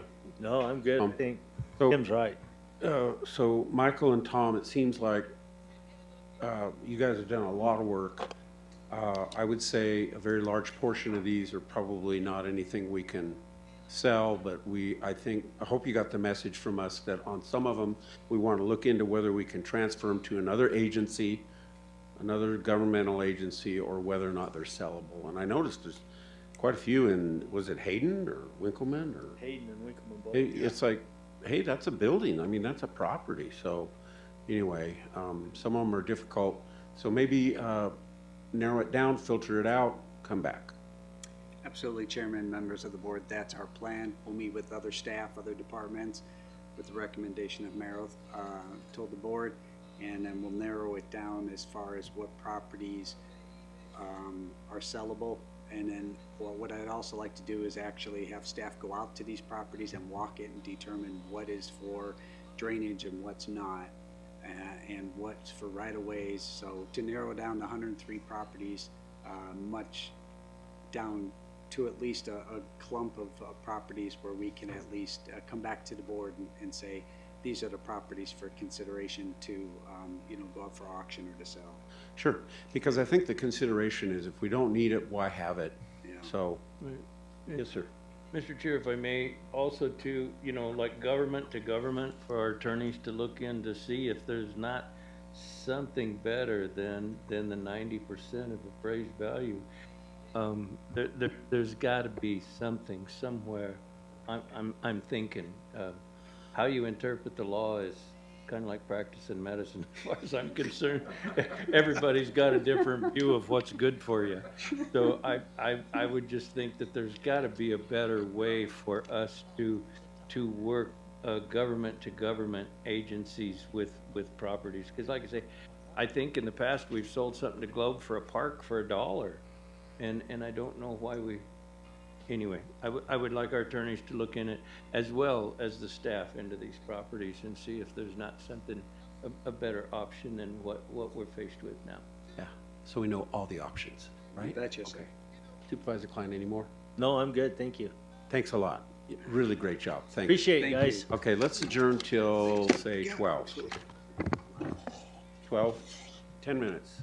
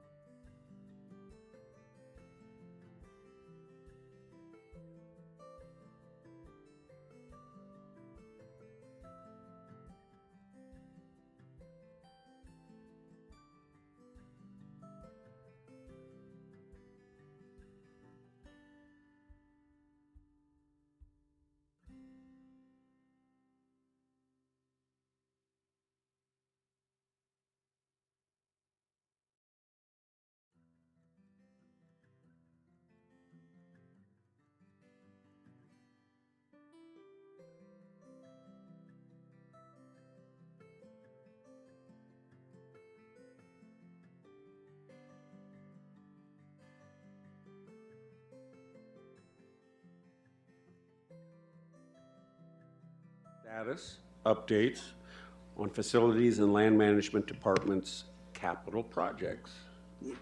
Joseph. Good morning, Chairman. Good morning, Board of Supervisors.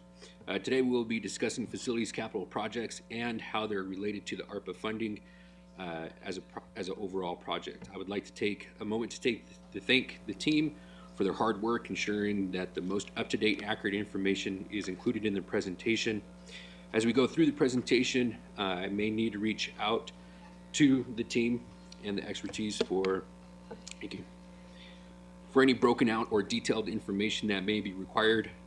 As we're cutting through the slide, please feel free to ask any questions as we move through the projects or the presentation, and I'll be more than happy to dive into any of the details. Perfect, thanks. All right. Before we step all the way through, just a quick overview. I'm going to step through some of the projects. Keep in mind, some of these projects I'm going to try and outline. Some of them are not related to ARPA, but they're some of our higher profile projects, so we did want to include them.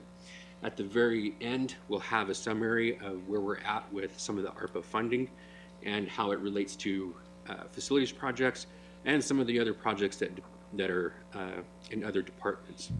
With that, there are some numbers on here. Most of these projects we're very familiar with. We've been debriefed here before, so I'm going to stay relatively high level on it, but please, if there's any questions, please feel free. Sure.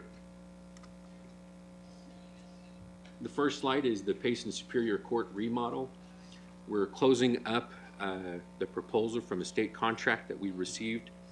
There's a few things that we're assessing and evaluating when it comes to the cost, but we're going to be looking around an estimated 2.2 for that remodel. Again, just briefly, it's going to be remodeling the lower floor for optimization of the space in the courts, and also going to be handling a lot of infrastructure and ADA compliance, such as the fire suppression system on both levels, possible elevator, but also throughout access. So Joseph, is the 2.2 include the elevator?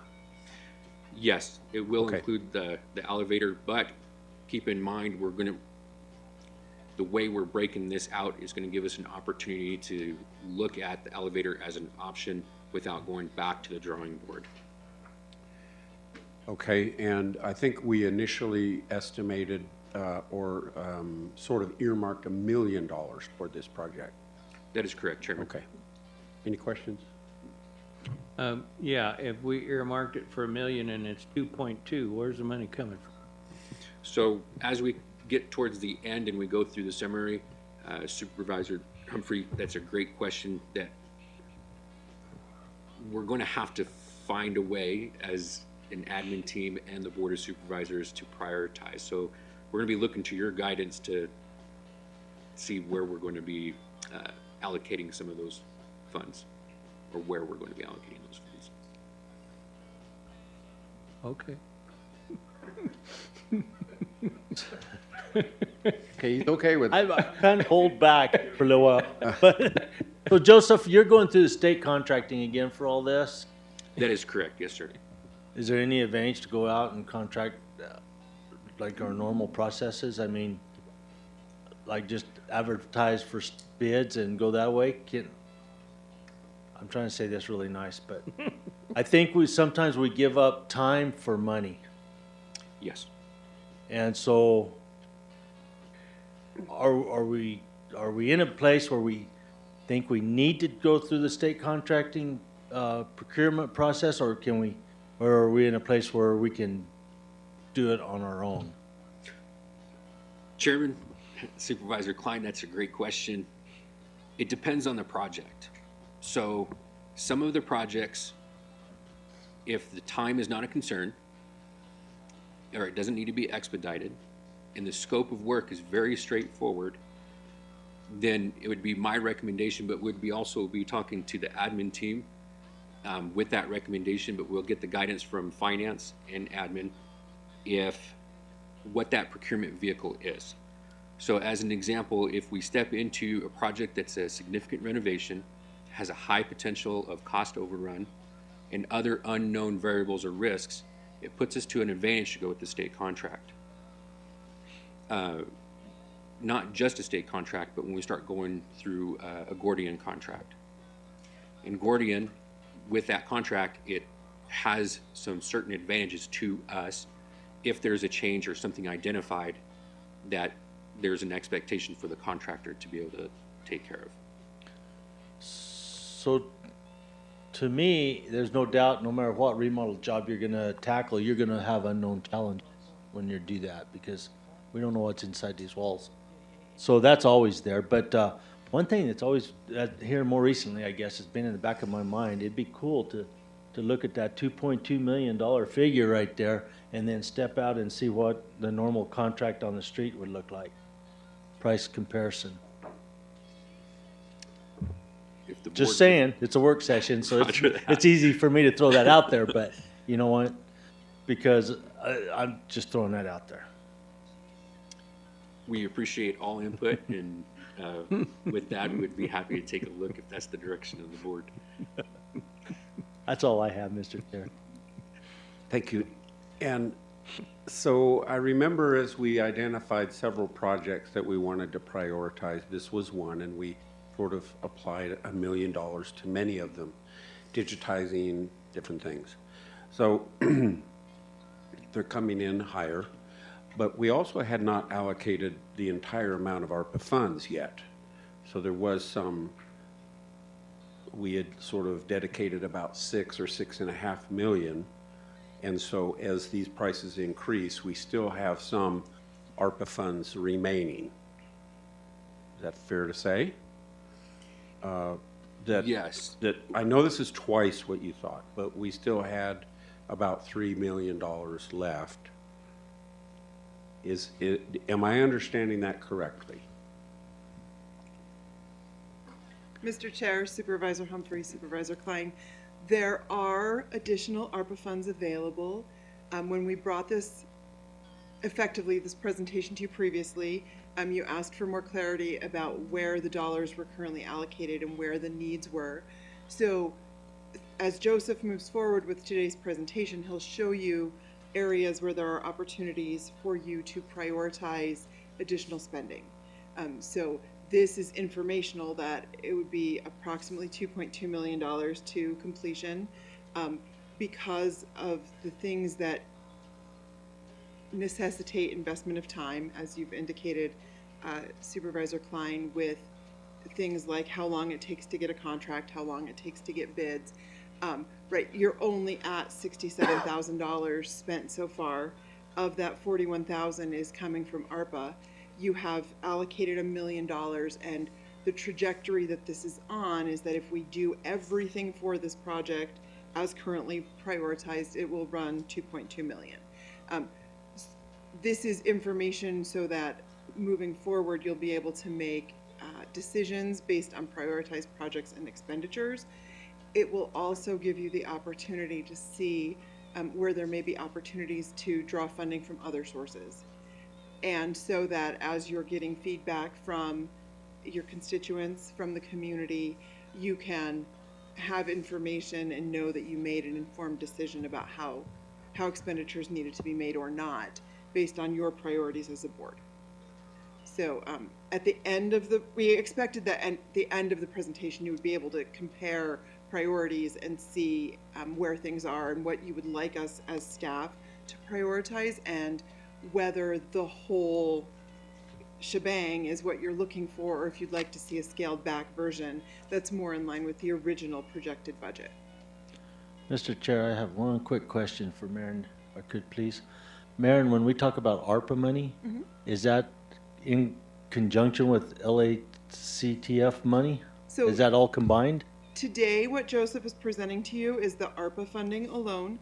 Sometimes it's called SLRF funding. It's the state and local fiscal recovery fund, and that is the $10.5 million. There's nothing in Joseph's presentation today about the $12 million LATCF funding.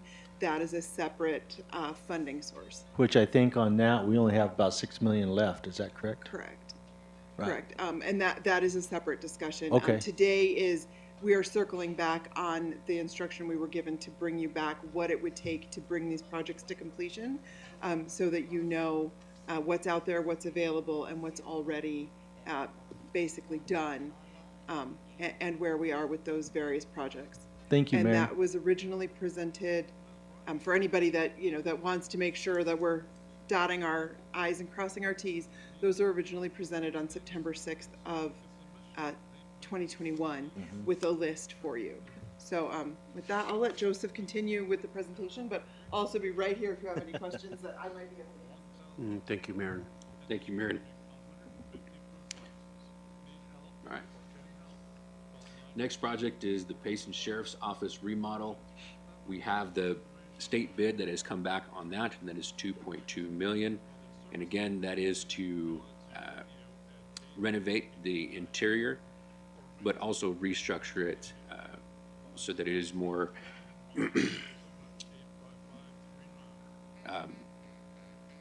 improves the operational space for the SO. With that, we're still looking at some alternatives to create the path forward on it. Any questions with that? Mr. Chair, I'll let Tim go first. Okay. Yeah, you said to make it more operational. Is that for the staff or is that for the inmate? Supervisor Humphrey, that's a great question. It's both. However, the primary focus is going to be on the operational space for the SO, patrol, detectives.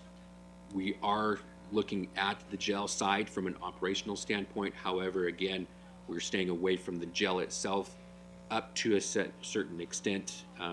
Once we get into the jail, it's dated far enough back where we would really have to step into essentially redoing the jail as a whole. The costs would be significant. So the guidance was to try and keep that light-footed as possible.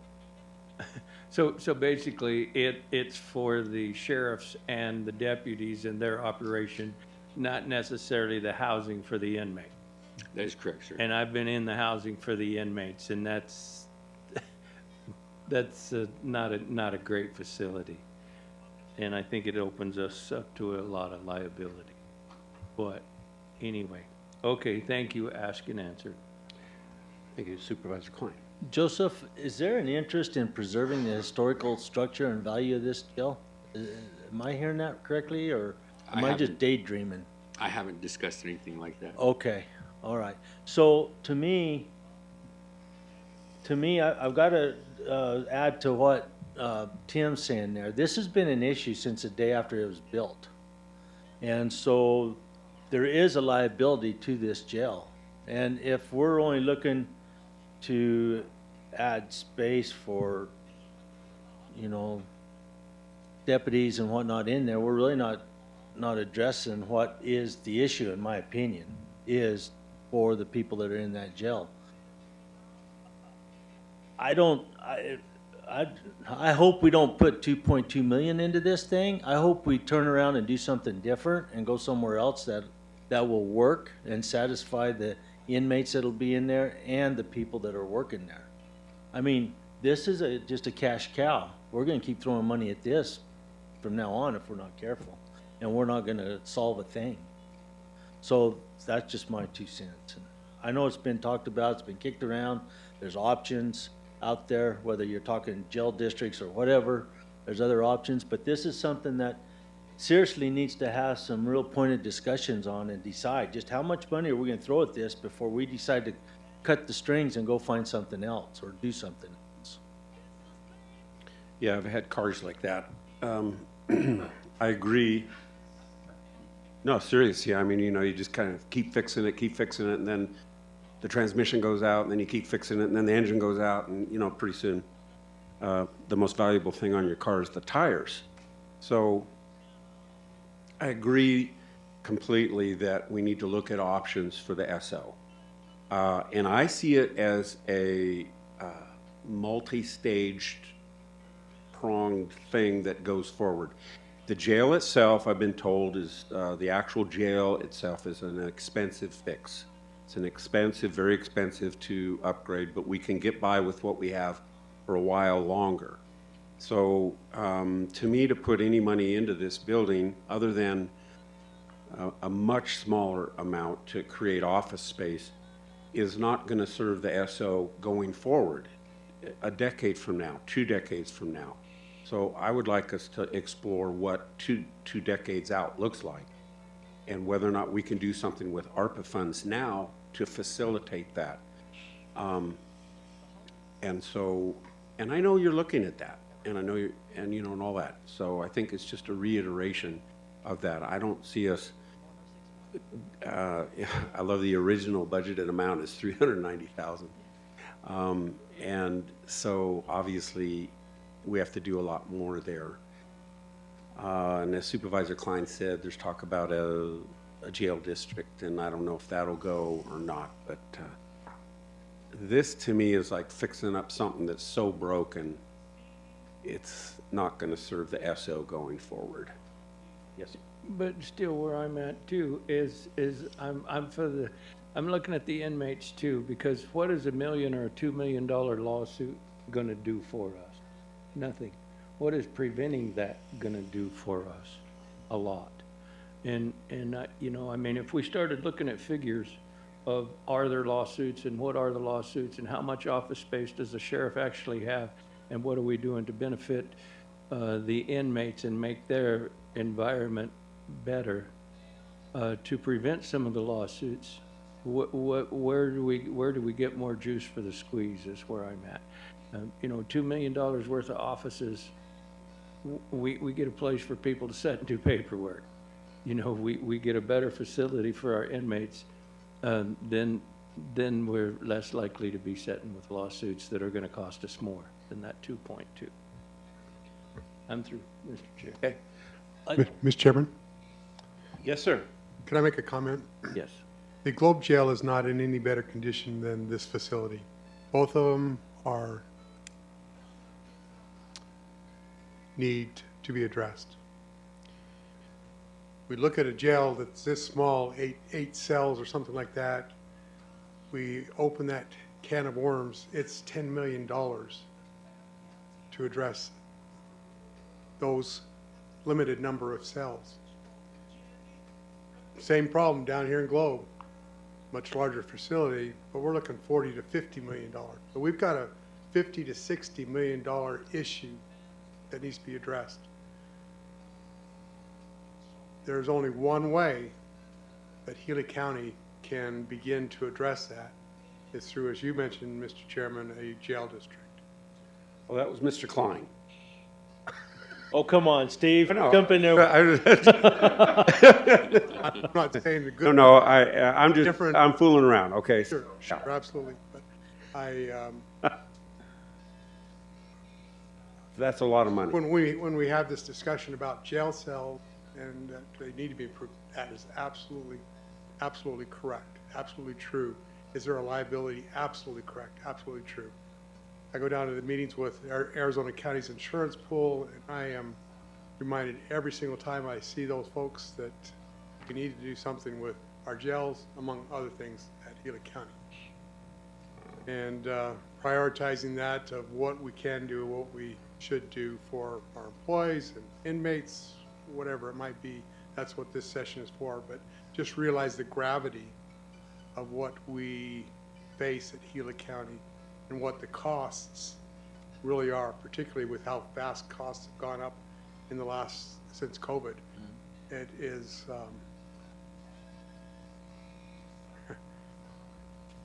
it can be overwhelming, and particularly considering the budget that we do face and the limitations that we have in our budget every year. So just for your consideration and to mull things over, thank you, Mr. Chairman. So that, Mr. Chair, that's I guess what I was trying to say. You throw all the money at the world at this building and we still have an issue. I mean, we're not going to get away from those jail cells and all stuff like that. But to tie into those jail cells, like you said, James, it's going to be very, very costly to do that. So, well, I guess it's up to you to fix it, Joseph. Roger that. Yeah. We're up to the task and the baking. Chairman, supervisors, we really appreciate the input. Just to emphasize Mr. Minlov's point of view, there are some challenges, but this kind of input is what we're looking for to see if just ensure that we have a pulse on these projects and on the budget and the priorities that you're setting for us. So one thing I'll just throw out there too, is we all know, but maybe some people don't, but a jail district has to be approved by our voters. It's gotta go through that to be approved, and they may not do it. That could be defeated too, and in which case we're still sitting here with what we have too. So, I mean, Creation of the board of the, Mr. Chairman, creation of the jail district is up to the Board of Supervisors. The all-important question of funding, that's what has to be approved by Yeah. the voters. right. So, Anything else? My 2 cents is it's worth giving them the option. yeah, So this is one of our biggest projects we're looking at as far as monetarily.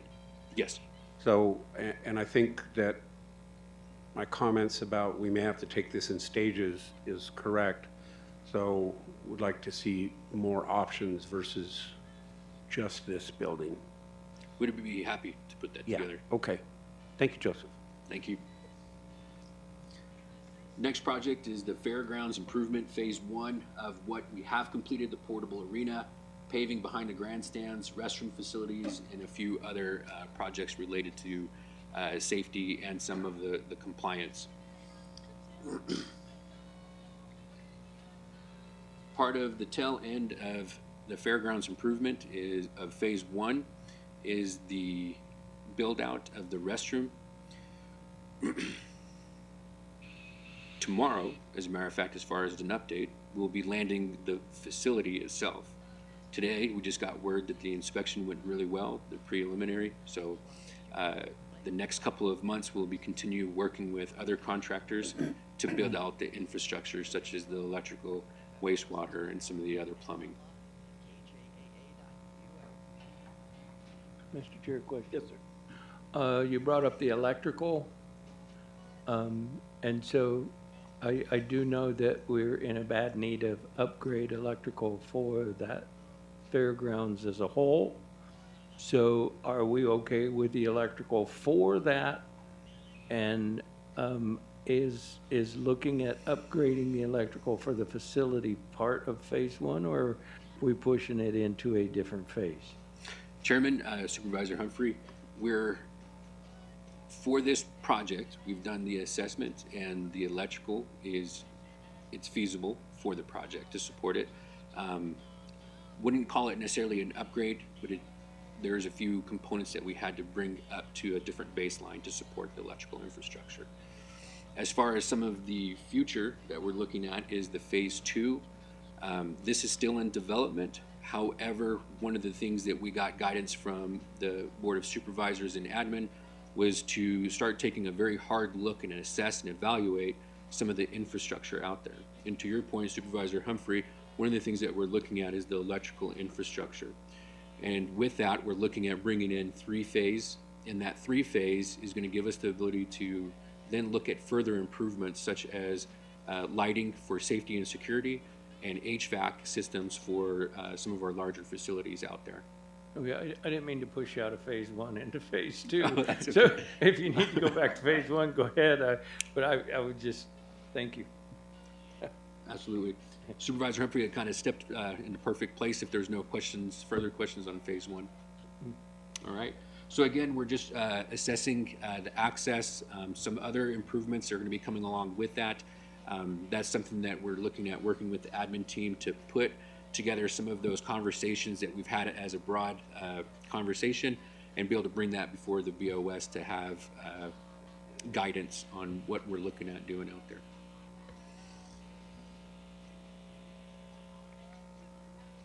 Central Heights facility, the roof and mechanical replacement. We're currently in the design and engineering phase, working with architects and engineers. Cost to date is $27,000. Cost to be determined. Any questions with that? no, I'm good. I'm good. I have one question. How old is the existing roof? So it depends on which portion of the facility. Oh, So, okay, okay. but it varies from 25 plus to something a little bit more current within the past 10 years. Okay, well, I was just wondering if there was any warranty value of the ones that are 10 or less. And that would be beneficial in estimating a cost, that there's no value at this point. If there is some warranty, it would be nice to know going forward. Absolutely. Supervisor Humphrey, we've looked at the warranty. The locations that we're not upgrading are the ones that are under warranty, and then the other locations are the ones that are needing the repair. There's no warranty related to those. This is the Michelson building. We completed the Michelson building last month, or a little bit more than last month. The project came together really well. We were able to stay on our timeline, well within our budget, and now that is one of those projects where we don't have to have concern of degrading infrastructure from the other portions of the degrading infrastructure. Any questions with that? Mr. Chair, if I may. So you say completed. Our portion of completing this is the roof structure. Is that correct? And the city of Globe has funding to do the interior of this. So we're finished with the roof, so now they can do their portion of the interior of this project. Is that correct? That is correct, Supervisor Humphrey. Okay. Mr. Chairman, Yes. Supervisor Humphrey, a little more detail on that. The City of Globe has gotten a congressionally directed spending grant of $750,000 for this project. I'll be meeting with the City of Globe this week to discuss an IGA. So that's what we need to do, is just have that IGA that we'll bring to you soon, so that they can get started on the work for the rest of the remodel. Yeah, being that we're partners on this, I would like to know kind of what their plans are for the interior of this, and maybe a design or something. I believe architectural designs have been drawn. Last comment I had is that they have tried to utilize some of the existing walls, but I believe that most of the interior walls have deteriorated so much because of that bad roof that it might be better just to start from scratch and to take out all the existing walls and just have a free canvas. So certainly we can get you what the design is currently, but may have a discussion of having a fresh start for both floors, first and second floor. Yeah, hopefully none of them are bearing walls, because I think that was a big part of the issue with the roof, is interior bearing walls were removed, which caused sags in the roof, which caused the damage to start with. So I hope in the design structure was part of it, because I think or load bearing walls were removed that started the domino effect of what we ended up with. So now that we've got all that roof finished, I would sure like to know that it's going to stay there. Yeah, Mr. Chairman, the engineering design of those new trusses that were put up are a complete span, so there are no load-bearing walls on the interior, which frees up, like I said, that we can maybe take a look at the most efficient use of the space, which is what City of Globe wants to do as well. Okay, thanks. Joseph, is there any plans on doing anything on the outside of the building? Not that we've discussed from our side. Mr. Chairman, it'll be refreshed and it'll be conducive to downtown, and it'll look good. Okay, thank you. Okay, thanks, Joseph. The Pleasant Valley Veterans Retreat, a note with this one, the project has been completed for phase 1, the ARPA funding 2.2. There's just a quick breakout of the cost for each of the facilities. With this one, we did brief this last time, but again, because we're going over the ARPA funding, we wanted to bring this in as far as a cost update. And now we'll start working on phase 2, right? Yes, sir. PBR phase 2 is what we're looking at moving forward. So with this is one of those projects that I mentioned earlier. We're not looking at ARPA funding. We have other source funding from that. However, this is one of the higher profile projects And what we're looking at doing is a multi-purpose facility, ADA compliant home or cabin. With that multi-purpose facility, we're looking at creating a large indoor venue that can have fundraisers, speakers, and other large events, large scale events, but also supporting the operation as a whole. The ADA compliant, that is giving the access to any veterans that are fully incapable of moving around themselves, but also being able to support even someone that has a disability period stop, has that access also. With that, any questions? Okay, so going forward, we're no longer going to need to use ARPA funds for this project. Is that what you're saying? We have no plans from a facility standpoint to be using ARPA funds for that. Okay, all right, thanks. You look Look around.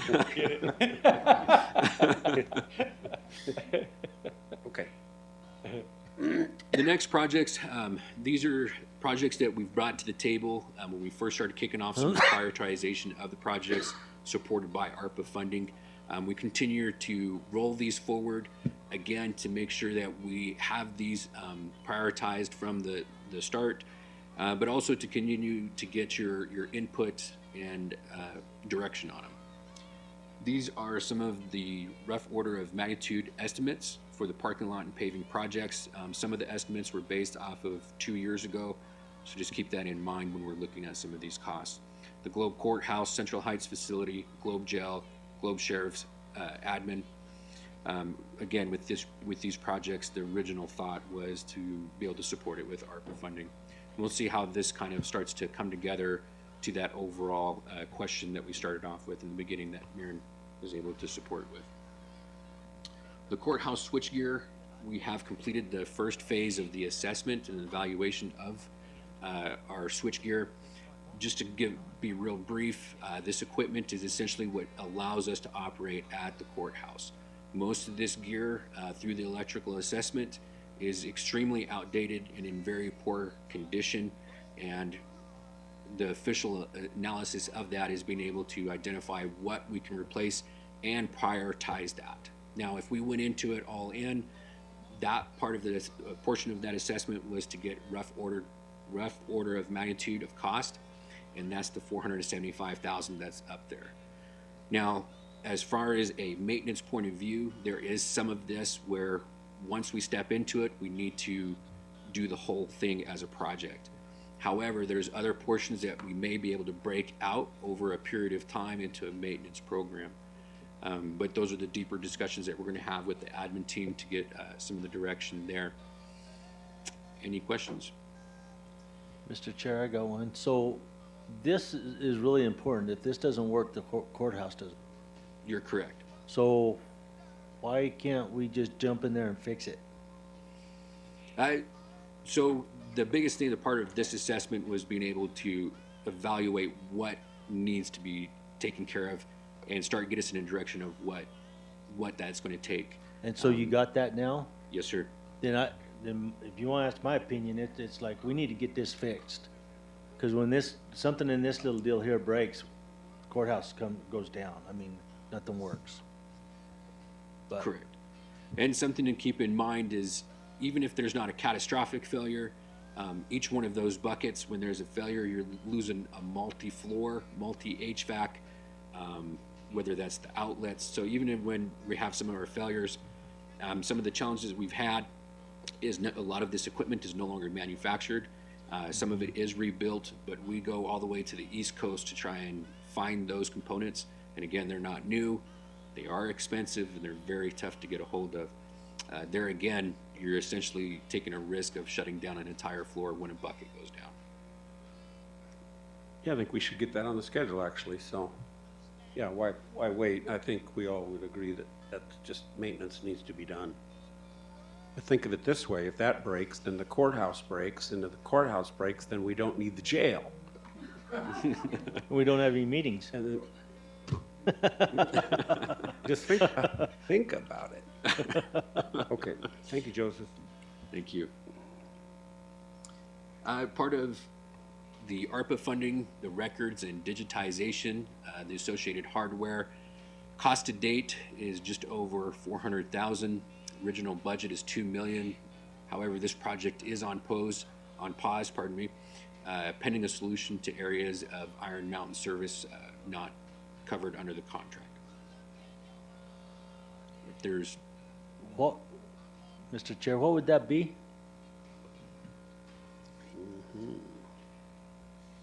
So when we originally entered into the contract with Iron Mountain to provide the service for digitization, the contract was written to include the destruction of the documents after they were digitized. The contract was in place and was already negotiated, and Iron Mountain came back to us and indicated that that portion of the contract was not covered under what the state contract encapsulates. So we are working with Iron Mountain to either get that added to the state contract or to determine if we need to go out for a separate contract and bid on those services and staffing. So we went through the state procurement process and they didn't get that out into the final bid package for these folks to bid on? Is that what they're saying, or what you're saying? The line item for document destruction and the staffing for document destruction is not included in what is signed as the state contract.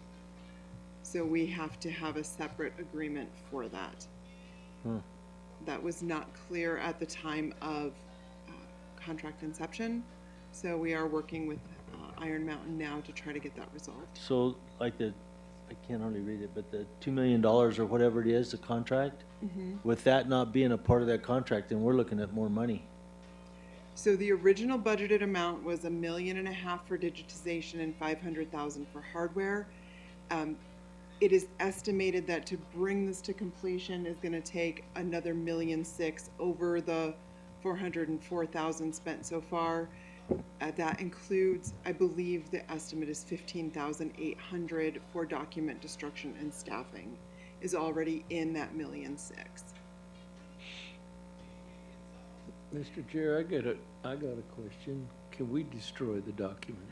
Yeah.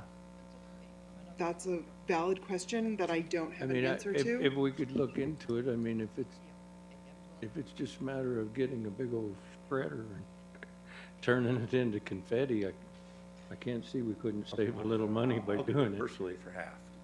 Yeah, use it as a frustration relief. But no, just a question, if that, if it's that expensive and it wasn't in the contract, just wondering if we could do it. We would additionally need to, of course, include storage of the destroyed material. So I can certainly find out if we can destroy the documents ourselves. Why would you store I can see storing it before you. I meant landfill space, Oh, okay. right? You're presumably not going to find a way to resell shredded paper after Well, the they fact. do it all the time, but anyway, But I that's understand. outside of our business I model. understand. So I'm sorry, I didn't mean to interrupt you, but we can find out about destroying the documents and then doing whatever we need to with the waste, and whether that's possible within our existing staffing footprint. I appreciate it. Randy has something. What? To follow up on that, so the 500,000 that you approved for all of our records and everything, it had 98,000 included in that to bring everything back to us, put it all back in files and do all that stuff. It was $8,000 to destroy it. So, and they document for the chain of custody that they've destroyed them, give us a report so we can turn that back into the state to show we destroyed them correctly. What happened was there's 3 phases. There's the destruction, there's the transportation, and they were providing people in the original contract to help us put everything in a file so that it's all documented, documented so that we can get to the end and there's a chain of custody the whole way. What they thought it was in their state contract license, that those 3 phases were in there. Those 3 phases are around, and I forget the number now, but they're like 30,000 out of the 500,000 of doing that. But I went to as soon as I found out, and Iron Mountain figured it out, I went to the attorneys and said, okay, I told the supervisors this was all interstate contract, or what do we got to do? And they've been working on rewriting that contract, trying to stay at that same amount that I had approved. Just separating them out, and talked with Jessica today. We may have to go and get 3 bids on destroying, and 3 bids on transportation, and 3 bids on helping. But out of that 500,000, it's a pretty small amount, but we still got to meet all the procurement requirements and get the 3 bids since it's not under state contract. So the destruction is much cheaper than bringing them all back, putting it all back in file cabinets and taking up all that space. Our goal in our department is really hoping to have a file cabinet sale and get rid of a whole lot of paperwork that we don't need to have. But Iron Mountain does do that process. It's a pretty inexpensive, $8,000, I believe, was my line item for destruction. And they also, like I said, file that report for us with the state so that we're covered in the future of chain of custody through the end. So just want to make sure we're... Mr. Chairman. Yes, sir. Randy, could I ask a question? So if I heard right, you're saying that included in the contract is bringing all the documents back, putting them back in the files, which is more expensive than just destroying them. Are we going to get a credit if we do not have them come and put those files back into your file cabinet? Yes, and I've confirmed that. We are, so it was all included. There was the option to destroy the 8,000 or the 90,000 to bring back. I really don't want the paperwork, so we're not to exceed. So I don't know if we get a credit, but we won't spend the money. Well, we need to get a credit. If there is a line item service of bringing those back and putting them in files, and they are not going to do that, which let me make it clear, as far as I'm concerned, we do not want those files back in our file cabinet. And that is our plan. It's not to have them back. There's no Okay. question about this. They will be destroyed. Okay. Whether we need to go have a hamburger roast somewhere and take care of it.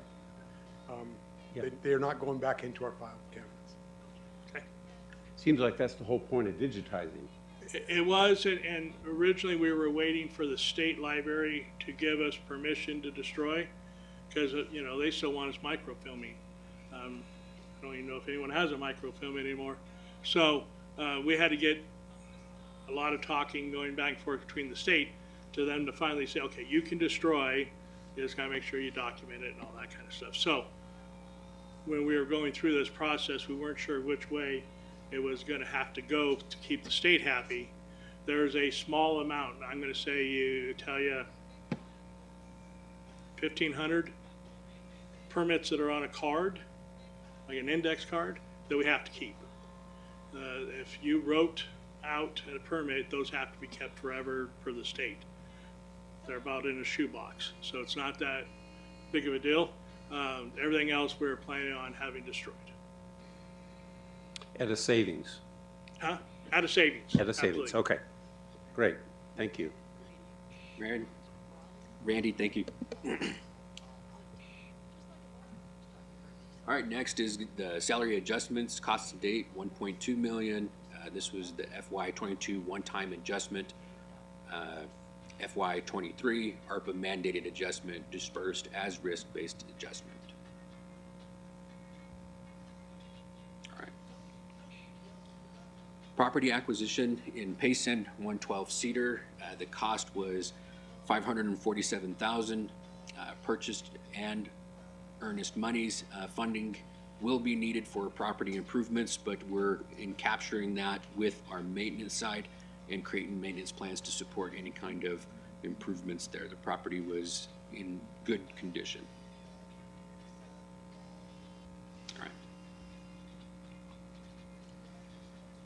Now, just as an overview from the Facilities and Land Management capital projects, like mentioned before, these are several projects and priorities that were set before us. This is just an overview to see where those costs have been allocated to date. With that, some of those costs are outside of ARPA funding, which that's why you'll see the variance total cost to date versus the ARPA funding and that breakout of the 4 million. So to date, this is what we're looking at for the ARPA funding cost. Any questions? All right, project cost, proposed facility capital projects, again, from the BOS, Board of Supervisors, excuse me, prioritization of some of these other projects. Some of them are relatively hard costs that we've received back from the contractors, whether that's state contractor or other, and other costs to be determined. With that, this is the overview here. And again, as we start to close this debrief up, we'll do a cost comparison between the two. The cost to date up there in the top bar, purple, and what is budget left out of that 10.5. We're looking at 4.2 is left over.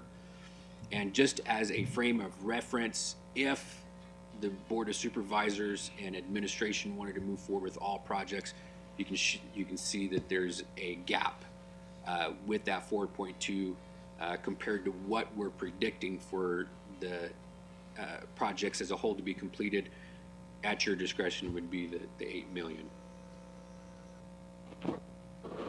So Joseph, just to be clear, with what you've presented today, if we went forward with every one of those projects as presented, we'd be spending $8 million. Correct. And okay, thank you. All right. Chairman, Board of Supervisors, I appreciate your time. That's everything I have. If there's no other last minute questions. Supervisor Humphrey. No, I'm okay. Supervisor Klein. So I just foresee in the future some more discussion on costs and projects. You know, to really sit down somewhere, and I know we can't make decisions today, but somewhere along the way we're gonna have to make some decisions on what we're gonna do here. I agree. And so to me, it's comforting to see that even though the costs are way in excess to what we originally estimated, we're still 2 or 2.5 million under the total ARPA funding, okay? And given the options, my biggest thing is the SL. I mean, what are we gonna do there? To me, that's a massive decision. And so that's where we need to look at that. And I think we all agree that we need to get our electrical panel fixed, so. Roger that. Yeah, I appreciate you really did a great job. Thank you so much. Any more questions? I'm good.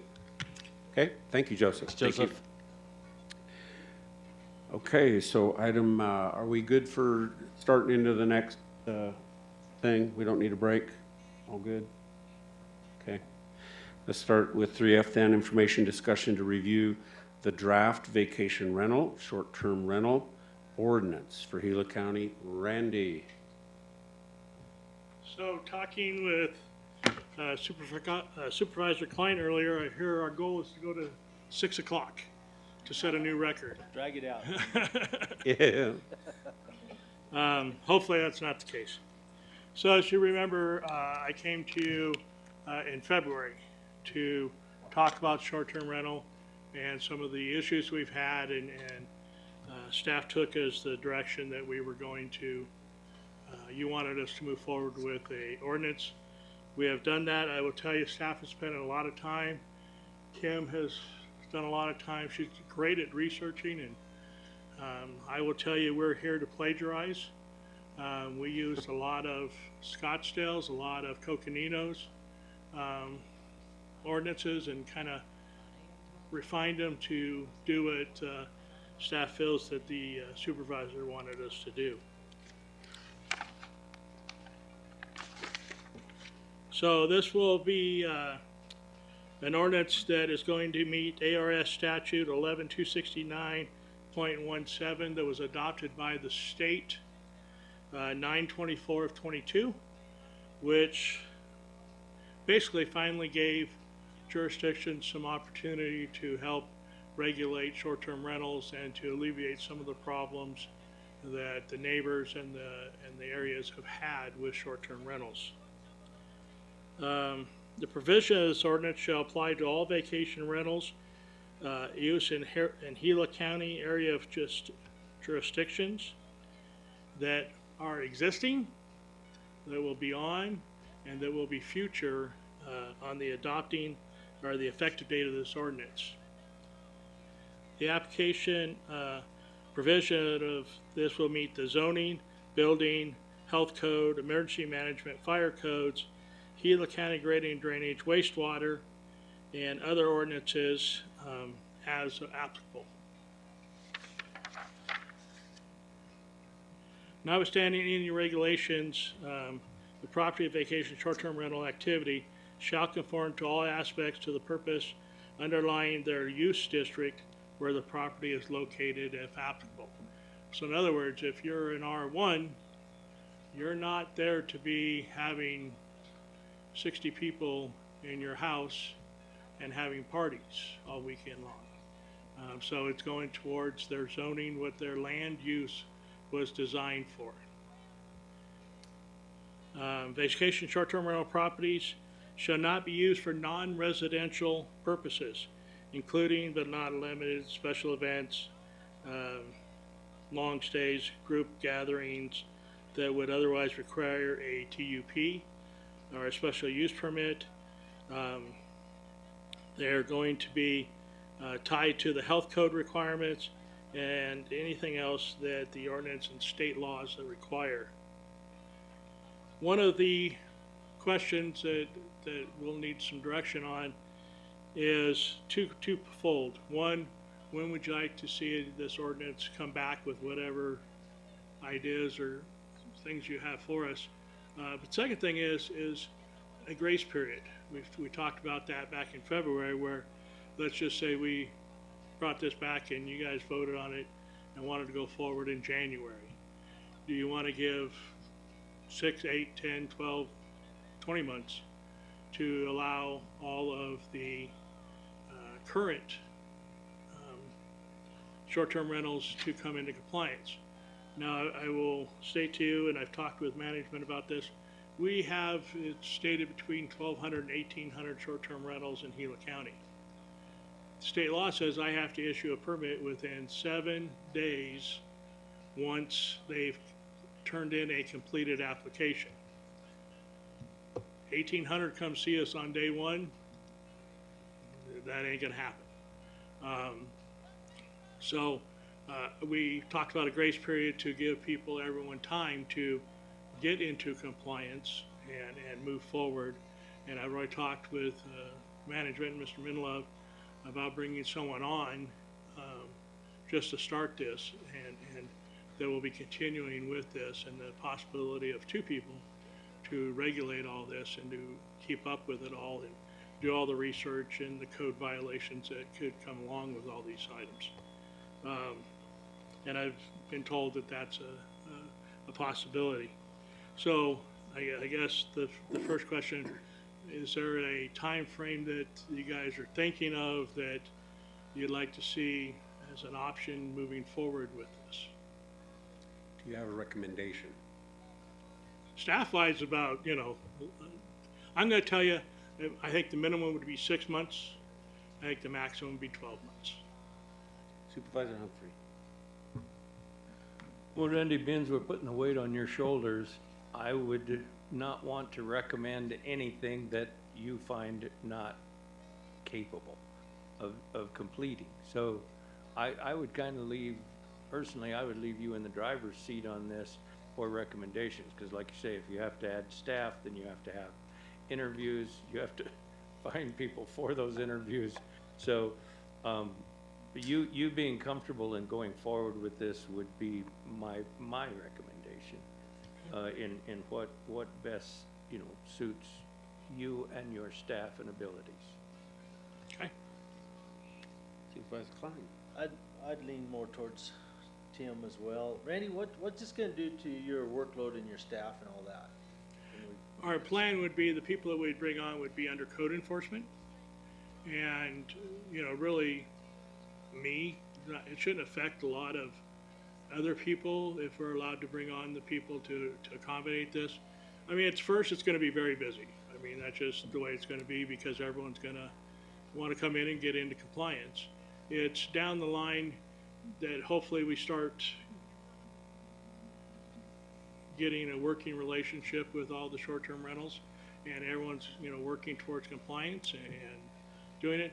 Then I see if that time freed up, that those code enforcement officers would be able to help with current code enforcement. So it actually, my goal down the line is that this is going to help our staff and in dealing with all the blights and other issues that get brought up on a daily basis.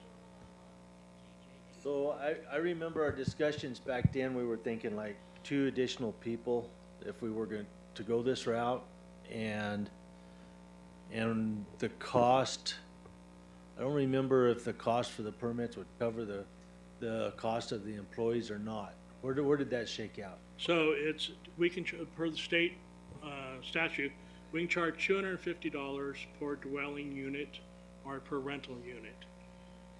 If you take that times 1,200 or 1,800, that's a lot of money, and it would cover the staff that would be involved. Actually, it could be a little extra in there, and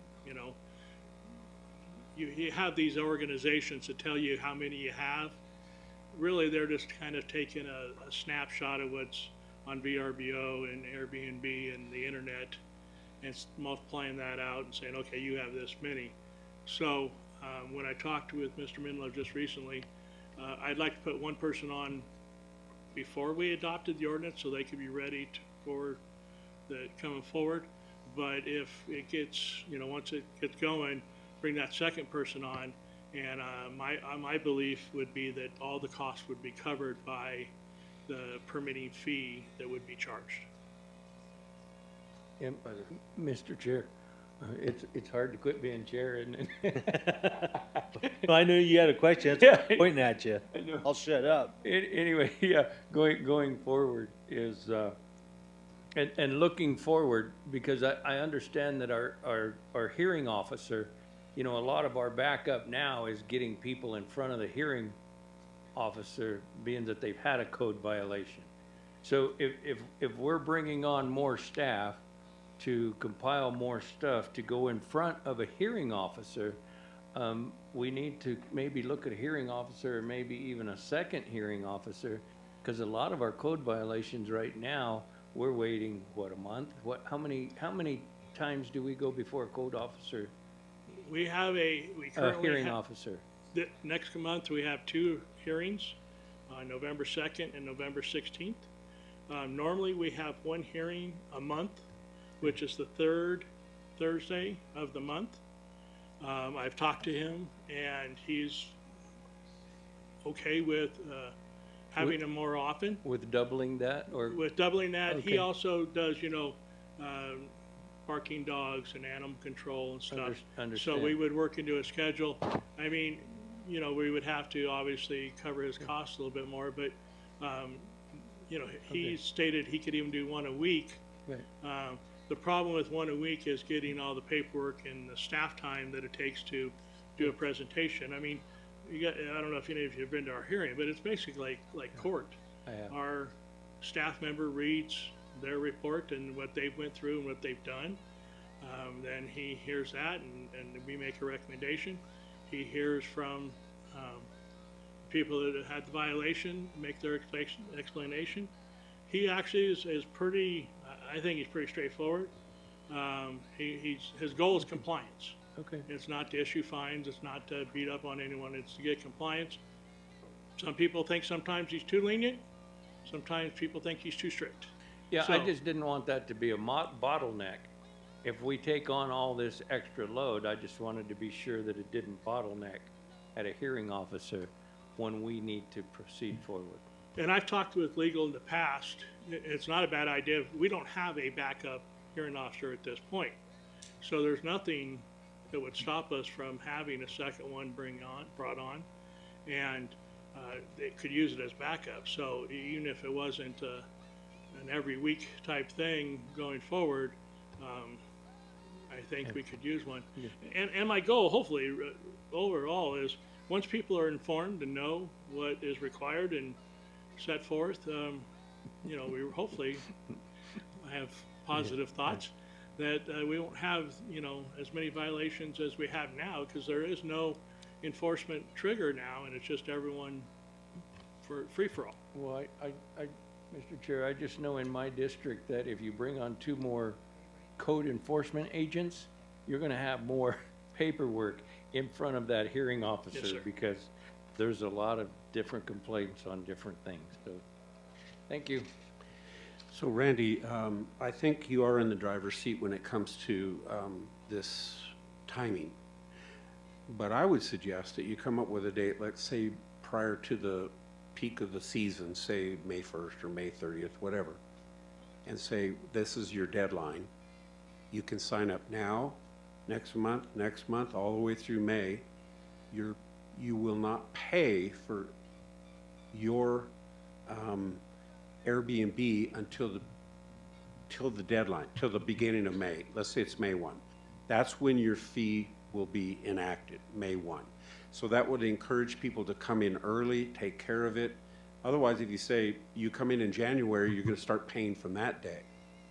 They'll say, well, I'll just wait till May. And then you'll have the same bottleneck.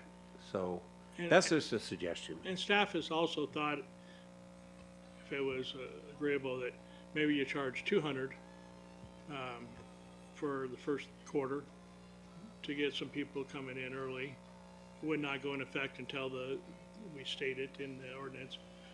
And then after that time, it'd be the $250 that's allowed to be charged to try to, we want to ease them in. We don't want to kill staff, but we also want to get this dealt with and in place for the coming year during the main season when most of the issues are arising. Yeah, and if people are given a deadline, they're just going to have to meet the deadline. So, okay. Yeah, I think so. Anyway. Mr. Chair, one more question, Randy. So I come in and I want to apply for a short-term rental deal permit. Are you going to have somebody physically come out and look at the short-term rental, or we just fill out the application, go through it, pay the $250, and out the door I go? So the first round, I'm betting we are not going to have time to go out and inspect each residence. We will ask all the required information that the state allows us to ask on the application, and they're going to have to provide some of that information, such as insurance. They have to bring us a insurance that's in place on that specific property.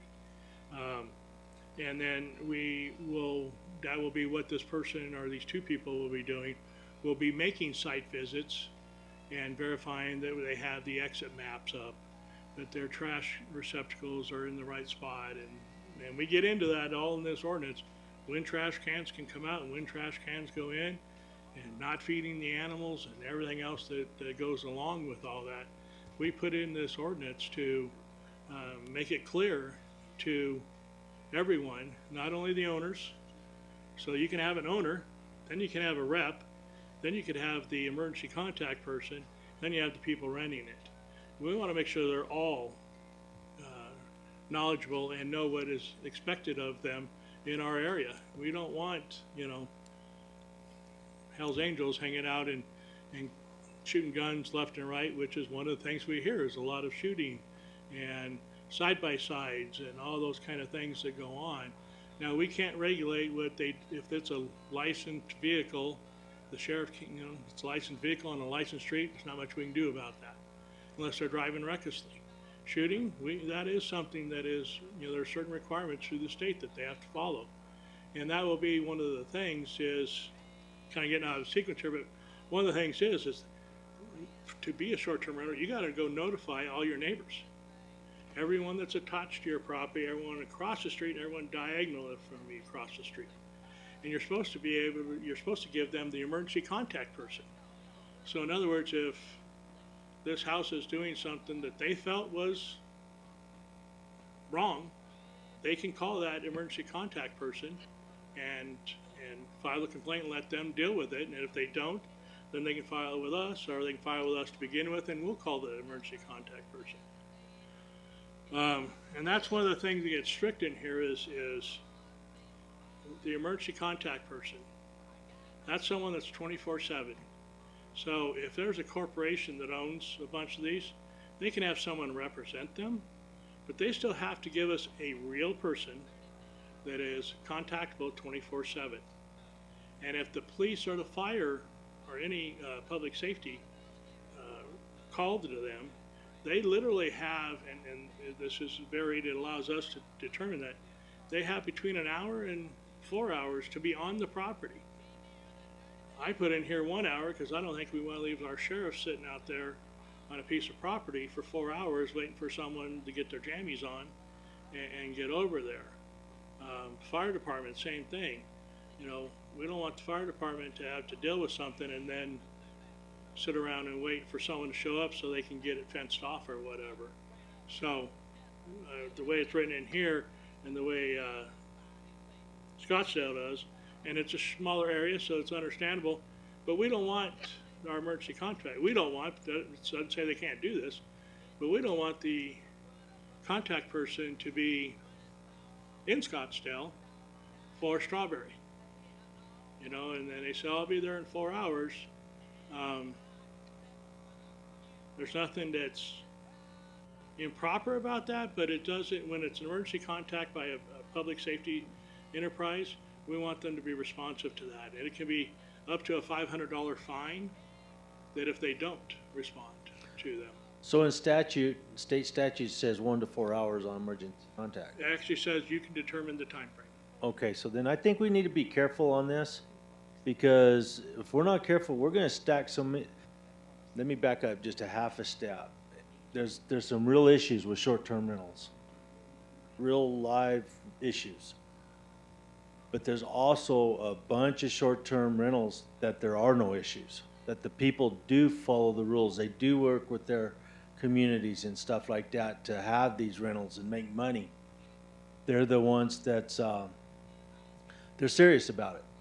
You know, they're not letting 15, 25 people go in a 2-bedroom house for 3 days through a weekend, you know. I think there's somewhere along the line, we gotta be careful we don't go overboard and we're hammering the good ones just so we can take care of the handful out there that isn't good. You know what I'm saying? Yes, sir. And if we start stacking stuff on that, I can tell you guys for certain in my district, I will get a lot of phone calls on this saying, what in the world are you doing? I play by the rules, so you're gonna penalize me for some idiot that's in the next subdivision down there that runs wild? I don't want to do that. And remember that 1 hour that we put in there was just for when they're contacted by police, sheriff, fire. There was obviously a major incident had happened. You know, to be honest with you, there's shootings that go on in these places and stuff. And that's where that hour came along, is when one of those agencies contacts you. It's not my code enforcement officer that's contacting them that they got to be there. It's when there is a major incident going on and the sheriff and the fire department have been called and are investigating to deal with that. That's when we put that in there. And we will be providing a list. I don't know how the sheriff will want to deal with it, but one of the goals, was talking with Michael, our goal is to provide a list to the sheriff's department so they know when they're getting called out that this is a short-term rental and what may or may not be going on.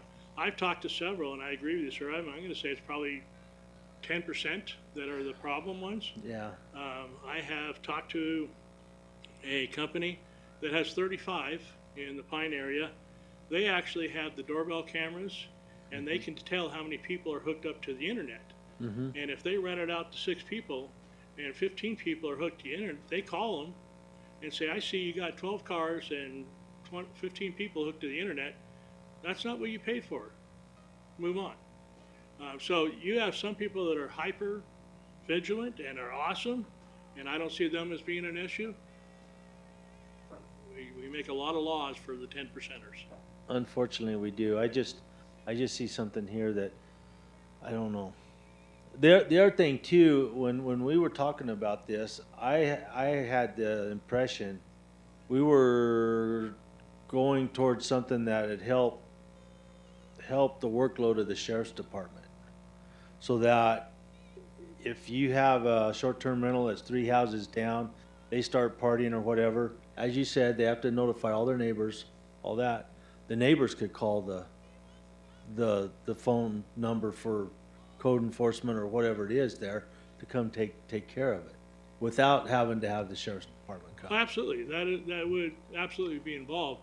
I'm talking there was a major incident. There was a shooting. My code enforcement ain't gonna No. respond to a shooting. Absolutely. You know, sheriff office. So when we're talking about this response time, I am specifically stating when they are contacted by the sheriff's office, not by code enforcement, not by community development, that a sheriff has dispatched there, found some information or some reason they need to talk to this person immediately and see them. That's what that's for. That's not for complaints of trash and they're feeding the animals and they left their trash cans out. There's none of that. I don't see the sheriff being coming to those type things. That'll be what we'll have the code enforcement there for. And I mean, to me, it's gonna be pretty easy. You go out there and we wrote that, you know, you got 12 hours to bring your trash cans in. That's not unreasonable. You go out there, our code enforcement drives by and your trash cans are, you know, laying down in the street and there's trash all over. It's not a complicated thing to figure out that that's a violation, and they get contacted and we go through that process just as code enforcement. So, but to me, you can take something as simple as that, and that goes back to HOA laws, where a lot of people don't live in HOA places because of things like that. Randy, all I'm saying is that I think there's a fine line here, in my opinion, that we have to be careful where we're not just slamming somebody who's trying to make a living. Now I'll be the first to say those ones that are running wild and all that, I wish we could just get them out of the picture, and then we wouldn't have an issue. We'd be fine. But unfortunately we can't. So to me, I'm almost thinking we're gonna cause ourselves some headaches and griefs here. And I don't know the cure to it, to be honest with you. Yeah, Mr. Chair, members of the board. Yeah, the state law is very clear of what we can and can't do. And that's why it's, many municipalities and counties have already adopted, because the state says you can only go up to here. You can't go beyond that. So that's exactly what we've adopted. This is to identify not the people doing well. We're not gonna get calls on that. We're gonna have a database list, so it's gonna be easier for the SO, it's gonna be easier for community development to identify the bad actors. And then we'll deal with them individually. Garbage, noise, all of these things that the state law says we're allowed to go ahead and take a look. So our goal is not to restrict business or to put any kind of roadblocks in the way for people trying to earn a business. This is strictly for when we get a call and we go and investigate and we have a short-term rental that has a lot of the neighbors calling and they're not doing what they need to do to be a good neighbor. You know, you have to be a good neighbor when you have a short-term rental. You can't rent out to a whole bunch of people and they just go out, shoot guns out there, and like we've had those kind of complaints. So it's to identify that and work with them. We don't go out there and say, we're taking it hearing right away. We go out there and say, these are the guidelines. We need you to fall in line and actually follow those, because we need you to be a good neighbor to all the other people around here. And then if they continue to do that, that's when the enforcement comes in. So I don't disagree with that. You know, I just, thanks. Oh, you betcha, sir. Yeah, And Randy, again, I think initially the whole conversation was we need to have a database, that we need to have a permit system for this usage in the neighborhoods. And it creates then the vehicle to enforce and to notify and to contact. Right. And so it's not like we're trying to be heavy-handed. We do want the industry to flourish. We just don't want residents to be impacted negatively. Yeah. If you remember, they brought up some of the people that talked at the last time we had this. You know, they can't even get to their house because there's so many cars parked on the street and blocking the way. So we wrote in here that they need to be able to park on the site. I mean, it's not unreasonable to think if there's 6 people there, they can put 3 cars on the property. And then if neighbors come or friends come over and say hi and stuff, then they can use the street. But we just don't want all those vehicles, because you could have five short-term rentals in a row, and you got 15 vehicles out there, now the people can't get to their driveways, or they have to, you know, they come home from the weekend pulling a trailer, and I've had this complaint, they can't even make it into their driveway because everyone's right up onto their driveway and their property, and they can't even turn into it. So it is, and we're out there to inform people. We will not, it's not a violation first time.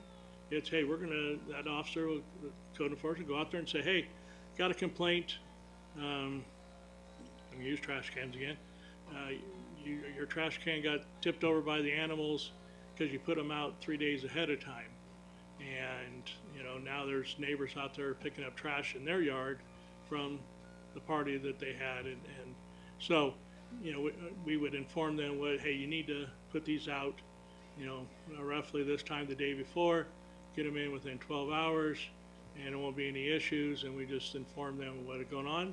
They comply, it's over with, it's done. They keep doing that, and we keep getting complaints. We'll go out there, and at some point when the code enforcement officer feels that they're being ignored or that the people don't care, and it's affecting all the neighbors around them, then that's when they would take them to the hearing officer. So Randy, do you have then will you be limiting each property according to the size of the house for wastewater reasons, bedroom reasons, all of that? So guy, he comes in, he says, okay, I got a 3-bedroom, 2-bath, this, that, blah, blah, and you're gonna allot him a maximum of so many people. Correct. We've talked with wastewater division, and it would be based on what their system was designed for. Okay. So if their system's designed for, let's just say, 3-bedroom and a loft, then it's really when they calc that out, I found out it's 2 people per bedroom, and then the loft would be another 2 people. So if they had that, they would have 8 people, and that will be part of the application that will fill that part out. So when we issue them a permit, they know this is for 8 people. Yeah. And that's what the system was designed for. So it's not a big stretch that, you know, problem is a lot of the owners don't know how many people show up to their properties. And they don't want to have to repair a system because there's 25 people. Like I said, I literally have one in Mesa Del that an individual 3-bedroom house advertises for 60 people and corporate events inside a neighborhood. I mean, that's not fair to the other neighbors that have purchased those lands and are there. And this guy's, you know, he's been caught by the fire department because he has a 6-foot bonfire. And that's kind of the end of the corporate event, is they have these big pallet fires, you know. So again, that's not fair to the neighbors. So I will tell you there are 3 verifiable violations. That's when we can expel their license for up to a year. So they've went through all the processes, and we're talking major things because they're a $500,000 fine that the state lets us do, and the hearing officer usually doesn't do the max. But they've went through talking to them, sending them letters, the hearing officer, and they just don't care. And once you get through 3 of those, the state says you can revoke their license for up to a year. Doesn't mean they can't come back in another year and start over, but they have put some restrictions on there to allow jurisdictions to be able to limit the true troublemakers that are just don't care, not being a good neighbor. There are very few reasons that I can even deny a permit. One would be failure to pay, failure to not provide the information. If they already have a suspended permit, the applicant has falsified the information, the owner or the designee of the owner is a registered sex offender, has convicted a felony act that resulted in death or serious physical injury, or has been convicted of a felony use of a deadly weapon within the last 5 years of submitting the application. So I mean, those are pretty serious events to turn someone down. So pretty much everyone can get one. There's just very few reasons that that can be denied.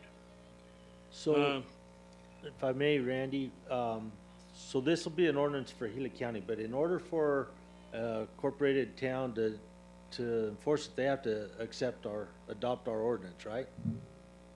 Like, so town of Payson, is this ordinance gonna apply to the town of Payson without them adopting that ordinance?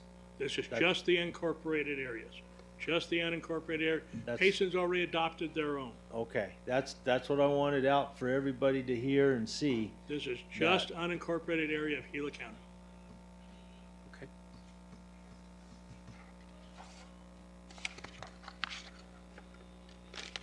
And Randy, with that in mind, what would this ordinance look like in comparison to Payson's? Payson, when I don't know what they finally adopted. I talked to them. They went, when I was there at their work session with their attorney and everyone, they were asking for them to go 5 times stricter than what the law allowed. The lawyer had to pull them back and say, okay, we can't do that because state statute only allows us to go so far. They've had some severe, I mean, some of the stories I heard the police chief talk about, I can't even imagine that has occurred, but I believed him. So they've had major problems. I don't know that we have, but we also had Michael, he checked with the SO. They don't record them as short-term rentals, so they don't show it as a problem with the short-term rental. But I mean, underage drinking is pretty prevalent in these houses. You know, they get their big brother to rent it, and then I guess they call them ragers. I'm old, so they go out there and I mean, he was telling us that some of the stories in Payson that they had 35 kids that were beyond drunk, and there was weapons, and some of them, it was hard to even get parents to show up. So I don't believe we've had any of that here, but we've had problems, but nothing that severe. So I will check with Payson's what they did, but when I was there during the work session, they wanted, I'm gonna say double what the state allowed. So Globe, I don't believe currently has one, but they have talked about it and they've called me on it and asked what we were doing, and told them about our work session, and the plan was to go forward with one. And you know, I explained the Payson already had one and stuff, so I would assume Globe's going to have one if they don't already. Okay. Again, we even wrote in here some of the things they cannot do, which you would think are obvious, but no industrial, manufacturing, commercial, non-residential requirements, operating retail business, and these are problems that they've had, operating retail business, restaurants, banquet centers, so they rent a house and then do a banquet for 100 people for a wedding, is pretty common. Housing sex offenders, operating as a sober living, that's a big thing. When I came from Prescott, that was a huge thing they would do. Again, operating an adult business is things we've made it clear and precise in going forward. Again, they have to have $500,000 insurance on the property. That's pretty common that everyone's requiring that in the places we've looked. That's not that hard to do unless you've had a lot of accidents at your property, but that's pretty common. Again, we went through and wherever one of the things that the code enforcement person that we would hire would have to be a good investigator as finding out on VRBO. That's pretty easy to find stuff on. But when they're putting it on Craigslist and they're putting it on all these back channel places that are renting it, we have said that's basically evidence that they're renting out a place when they're advertising it. And so we're gonna have to have someone to be able to research that and find that stuff. We get into when they have swimming pools, they have to have certain code efficient or code compliant covers or fencing around the pools, that kind of stuff. We don't have a lot of pools here, but we do have a few, and we want to make sure if those were short-term rentals that they meet the code requirements. You know, when you're living in the house and it's your house, you know a lot more than when you are renting it out and there's kids running all over, so we want to keep everyone safe.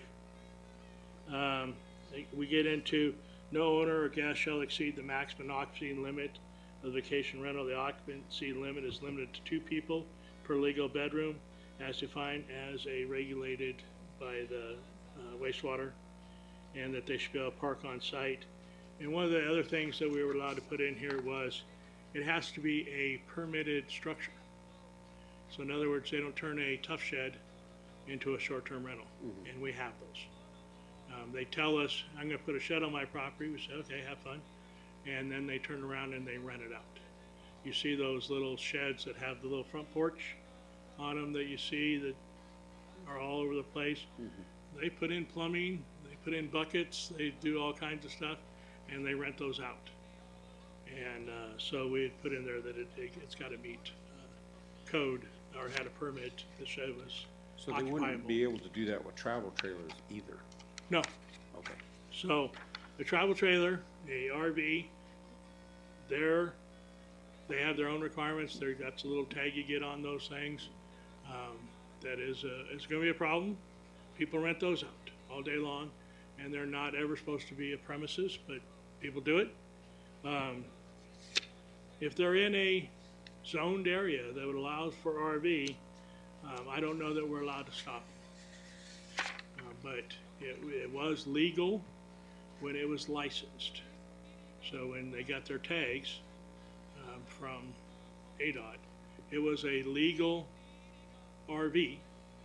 So that kind of falls under the requirements of being a legal place to sleep. Mr. Chair, if I may, yeah, with that said, we are working on an ordinance for living in RVs. Yes. So in that ordinance, you might also think out of the box for short-term rentals, because if we're working on an ordinance for living in an RV, then that's going to include short-term rentals as well as 6-month or whatever in the licensing and permitting. So, correct. So that's something that, yeah, And gonna have to keep in mind as we go forward with those ordinances. I've dealt a lot with Supervisor Humphrey on rent RVs. And, you know, at first we were trying to incorporate them into the zoning ordinance and everything, and then came to you a couple of times, and we still had to work on that. So talking with Michael and other management, we're kind of going towards, we're going to write our own ordinance on RVs.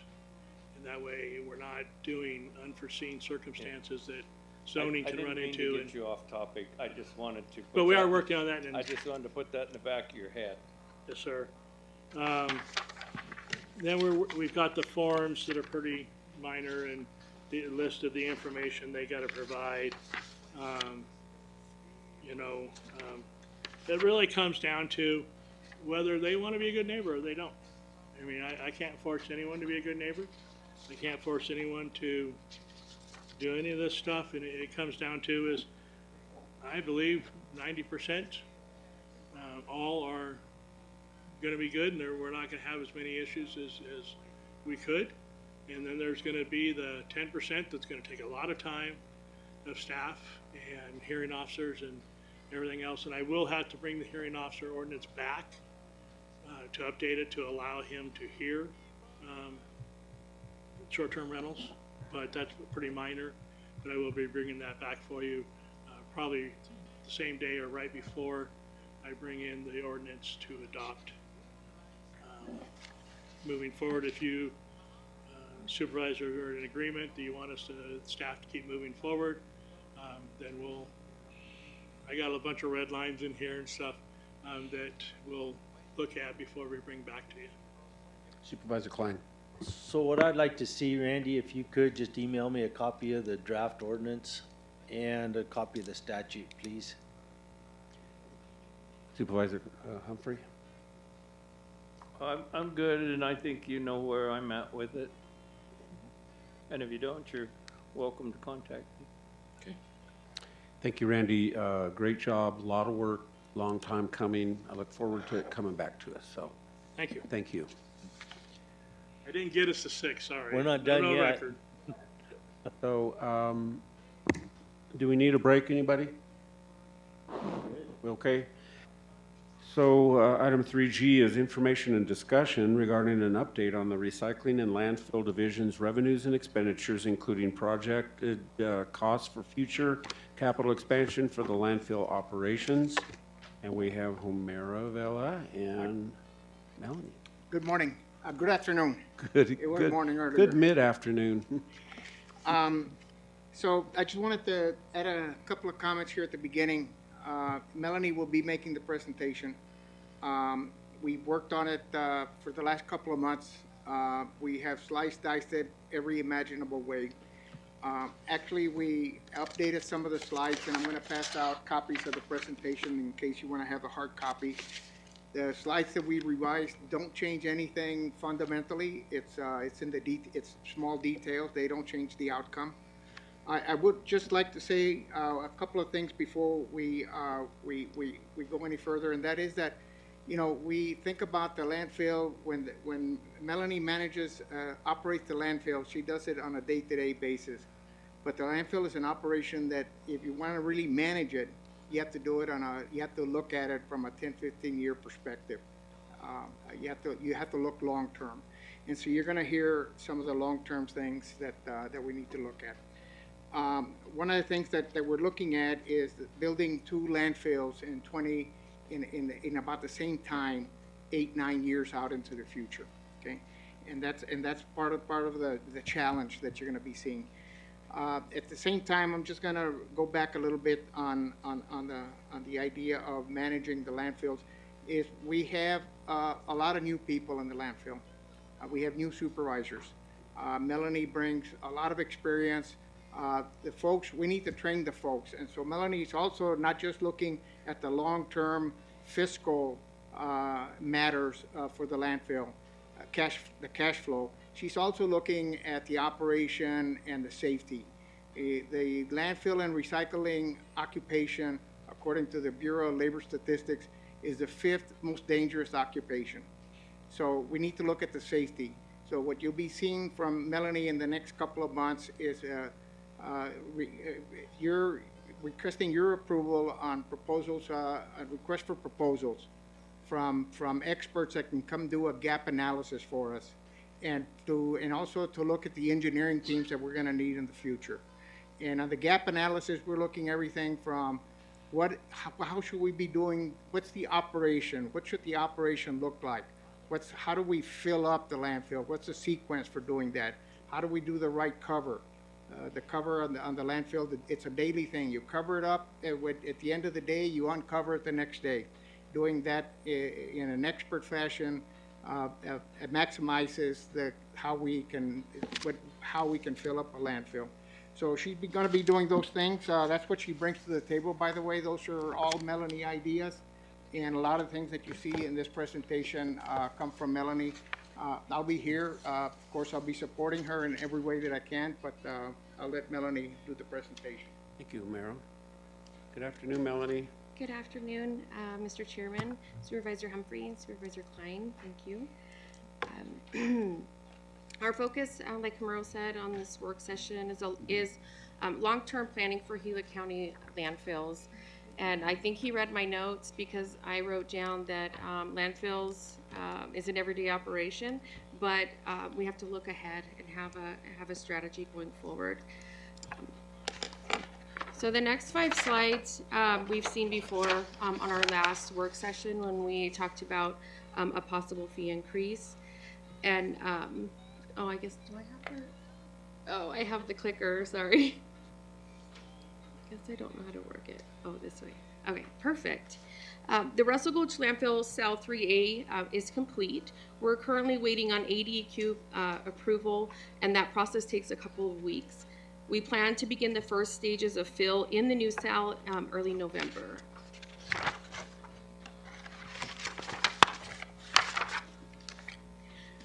Here's a map of the Russell Gulch landfill expansion. The expansion was designed in 2 stages. We have cell 3A, that's the yellow part on the bottom, and then cell 3B is the yellow part on the top. Cell 3A was just completed this month and should last us about 9 years. Cell 3B would be our next expansion, and it's supposed to last us 12 and a half years.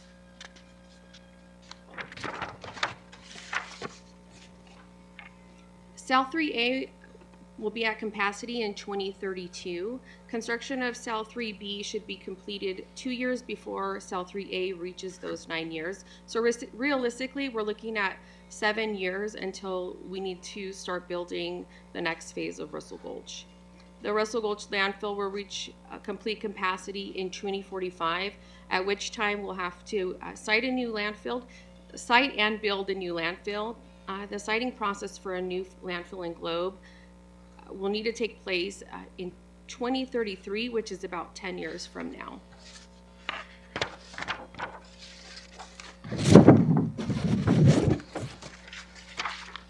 So, Mr. Chair, if I might, Melanie or Homer, both of you, 10 years goes by in the blink of an eye. So do we have anything sending out there for proposed sites for a landfill, a new landfill, or is that something that you guys are gonna have to start looking into, I would ask? That's correct, and that's why I put it in here, just to kind of give you guys a heads up. Later on in a slide, we'll find out that there's about 3% of privately owned land in Gila County that would be suitable, may be suitable for a landfill. So that is something that we would need to look for. And so in part of that siting process is finding the land. So within 10 years, we need to find the land, and then we would try to purchase the land, and then go forward with the design and then a construction plan and present that to the ADQ and get approval. So that entire process from finding the land until you have ADQ approval of your completed cell, it takes about 10 years. So in about 10 years, we need to know at least where we're going to purchase land for the Globe area. This doesn't, in Payson, we do have a plan for purchasing land. Let's see.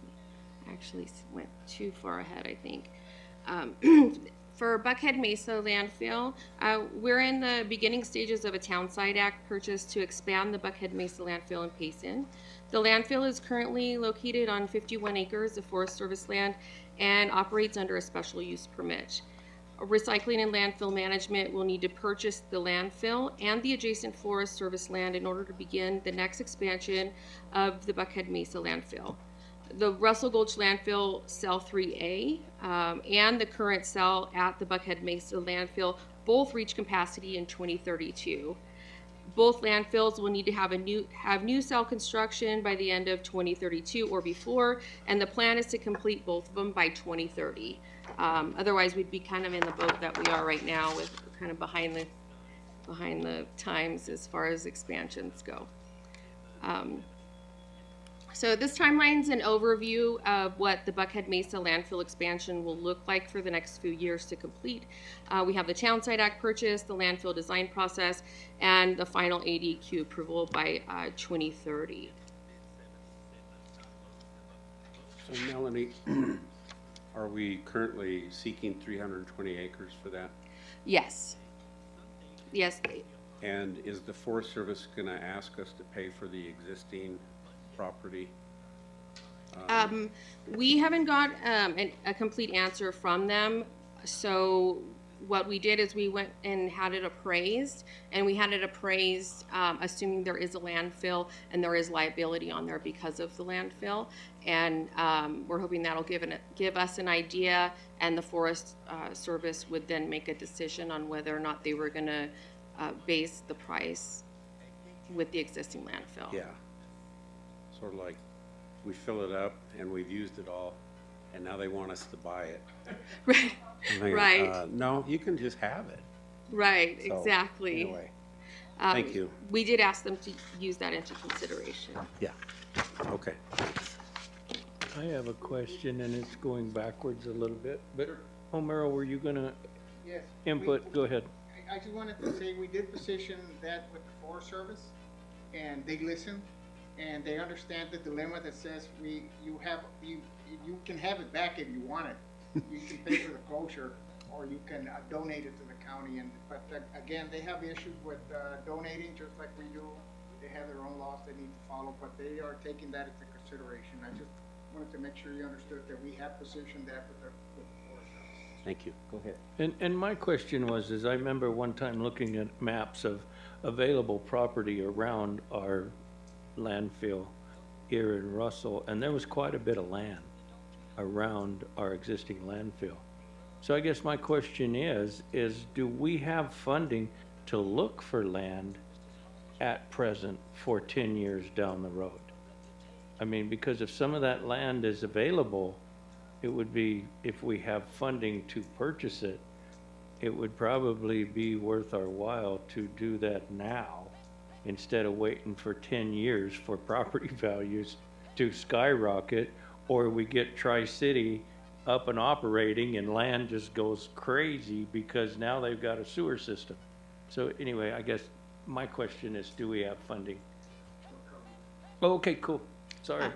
Okay, I just go. Thank you. Thank you. Yeah.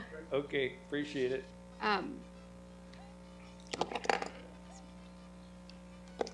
This is a brief representation of the financial assurance for both landfills. The ADQ requires landfill owners to secure closure funds for each landfill they operate each year, and that fund increases by the inflation factor that's set up by the ADQ. So this is kind of like an escrow account, and that is also one of the things that we ask the Forest Service to take into consideration, is that here for the Buckhead Mesa landfill, we have $3.5 million that we're required to have at all times to close it. So if they took that into consideration also whenever they appraise the property. So these funds cover closure costs, aquifer protection, and lifetime forever monitoring of the landfills. Sometimes that only lasts 30 years, and sometimes it just lasts forever. Are we fully funded on these? We are fully funded. This bottom number, $6,141,151, that is actually what we have in a bank account for these, for the closure fund. Drawing interest, hopefully. Hopefully.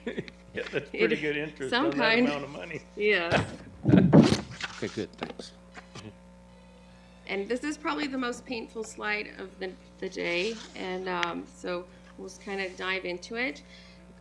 This slide's going to give us an outline for the next few slides, as well as an understanding of slide 13, which is an 11-year projection of revenue, operational costs, and capital expenditures.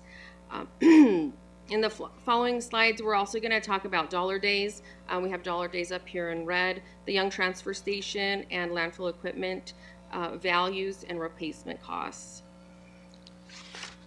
That's the microphone, that's why that makes that noise. Every line in our 11-year projection is a carry forward from the numbers that you see here. These numbers are actually budgeted numbers for fiscal year 2023, 2024. So I'm just going to start at the top, and with the combined landfill tonnage, this number, 554,641, is based on actual historical tonnages multiplied by an annual growth rate of 1%. If you move down to the next line, scale house revenue, this number includes the combined yearly tonnage multiplied by the tonnage rate. In this instance, we're using an average tonnage rate of $48 per ton, and it's basically 554,614 times $48. The next two lines are the Young Transfer Station and dollar days. We haven't put any numbers here, and we're going to talk about them in the next few slides, and then ultimately we'll talk about it when we get to slide 13 in our 11-year projection. The blue line is an actual budgeted dollar amount, so that's under total revenues, it says all expenses, this blue line here. It's for fiscal year 23-24. And when we get to the 11-year projection, you'll see this number increases by 3% every year. And this percentage is based on historical data. But the 2,164 is our actual budgeted for operational costs for 23-24.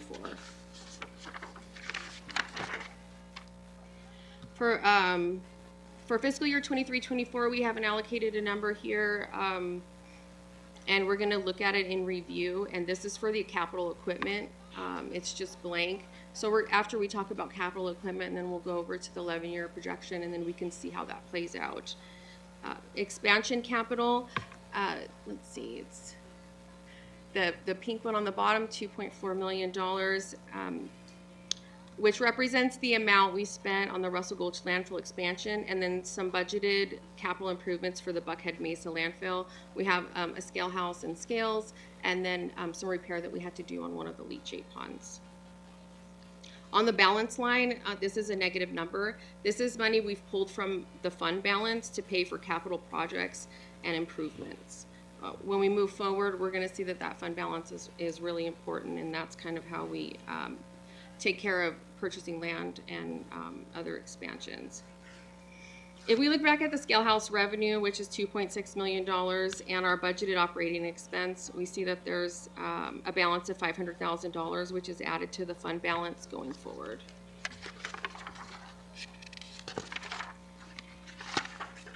Let's see. So this middle section down below is a representation of the landfill increase and what the new carry forward would look like if we did have a fee increase. And then lastly, this bottom portion is the financial assurance closing costs, and this amount increases every year about 2%. And this line shows us the closure fund impact and the fund balance over time. So after we have our fund balance, and then after that, we have to take out that closure cost money, and then it gives us a new carry forward, which is the basically almost $2.5 million on the very bottom. So on the right, it's kind of green, this green area. We have some percentages we used for our 11-year projection. At the top, we have $48 is what we used for our tonnage rate, and then our annual growth rate is 1%, and then the revenue is solely based on that because it's the tonnage rate multiplied by the tons, and then we get that number, and they both grow 1% over time. And then our annual expense rate based on historical activity through the years is 3%, so we'll see that grow over 11 years, and then our post-closure cost is about 2%.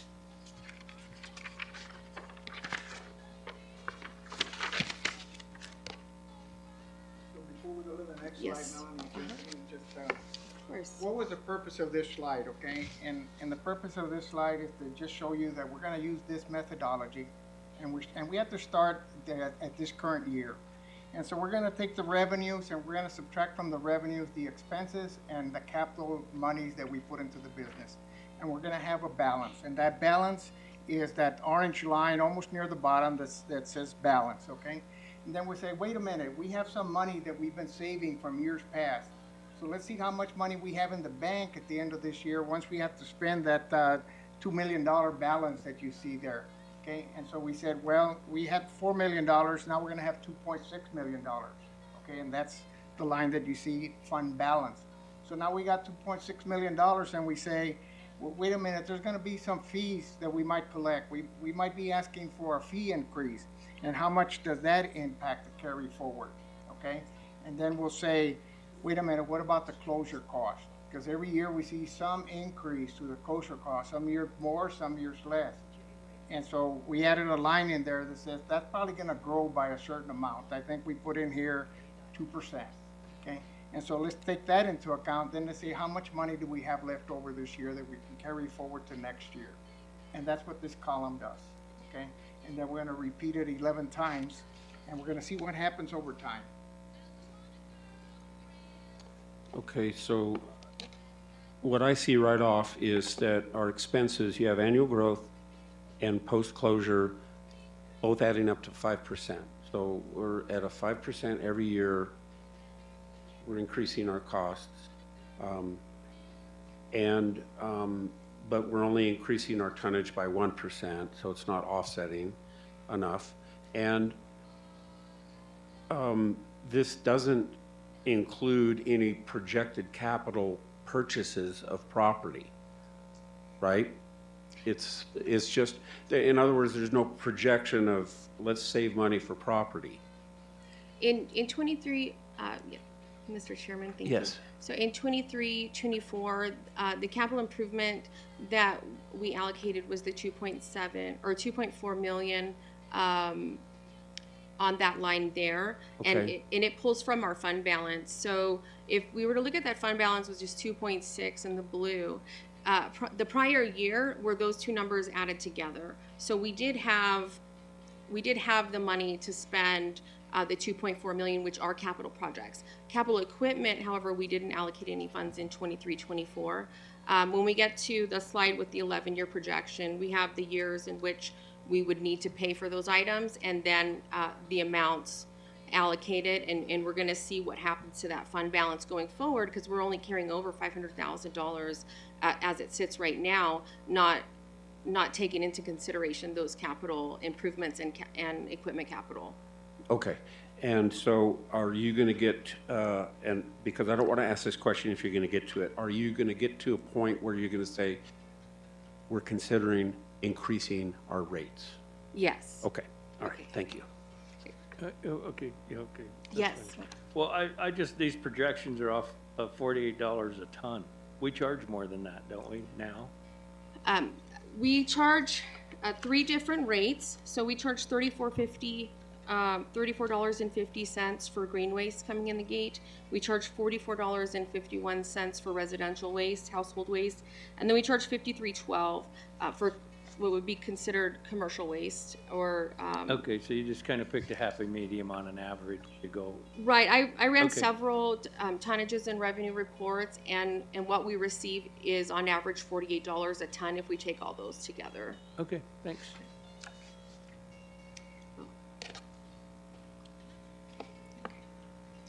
So this is our landfill equipment. It's a list of our heavy-duty equipment at both landfills. Here we'll see items highlighted in green. Every single one of these pieces of equipment are either 30 years or older. And then we have the red numbers down where it says hours and miles, and these are ones that have high hours or high miles to them. If we were to take all of our equipment and assess a value to it, if we were to purchase it brand new, it's about $8.7 million.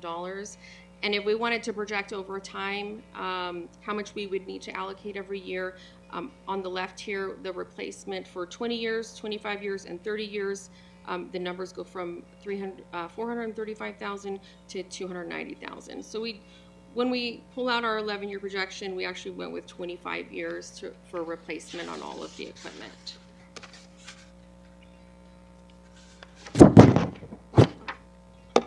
I'll learn. Okay, so I said we're going to talk about transfer stations, and this is just a small slide about the Pleasant Valley landfill that opened in 1962, and it is now the site of the Young Transfer Station, and it's the only operational transfer station that we have in Gila County.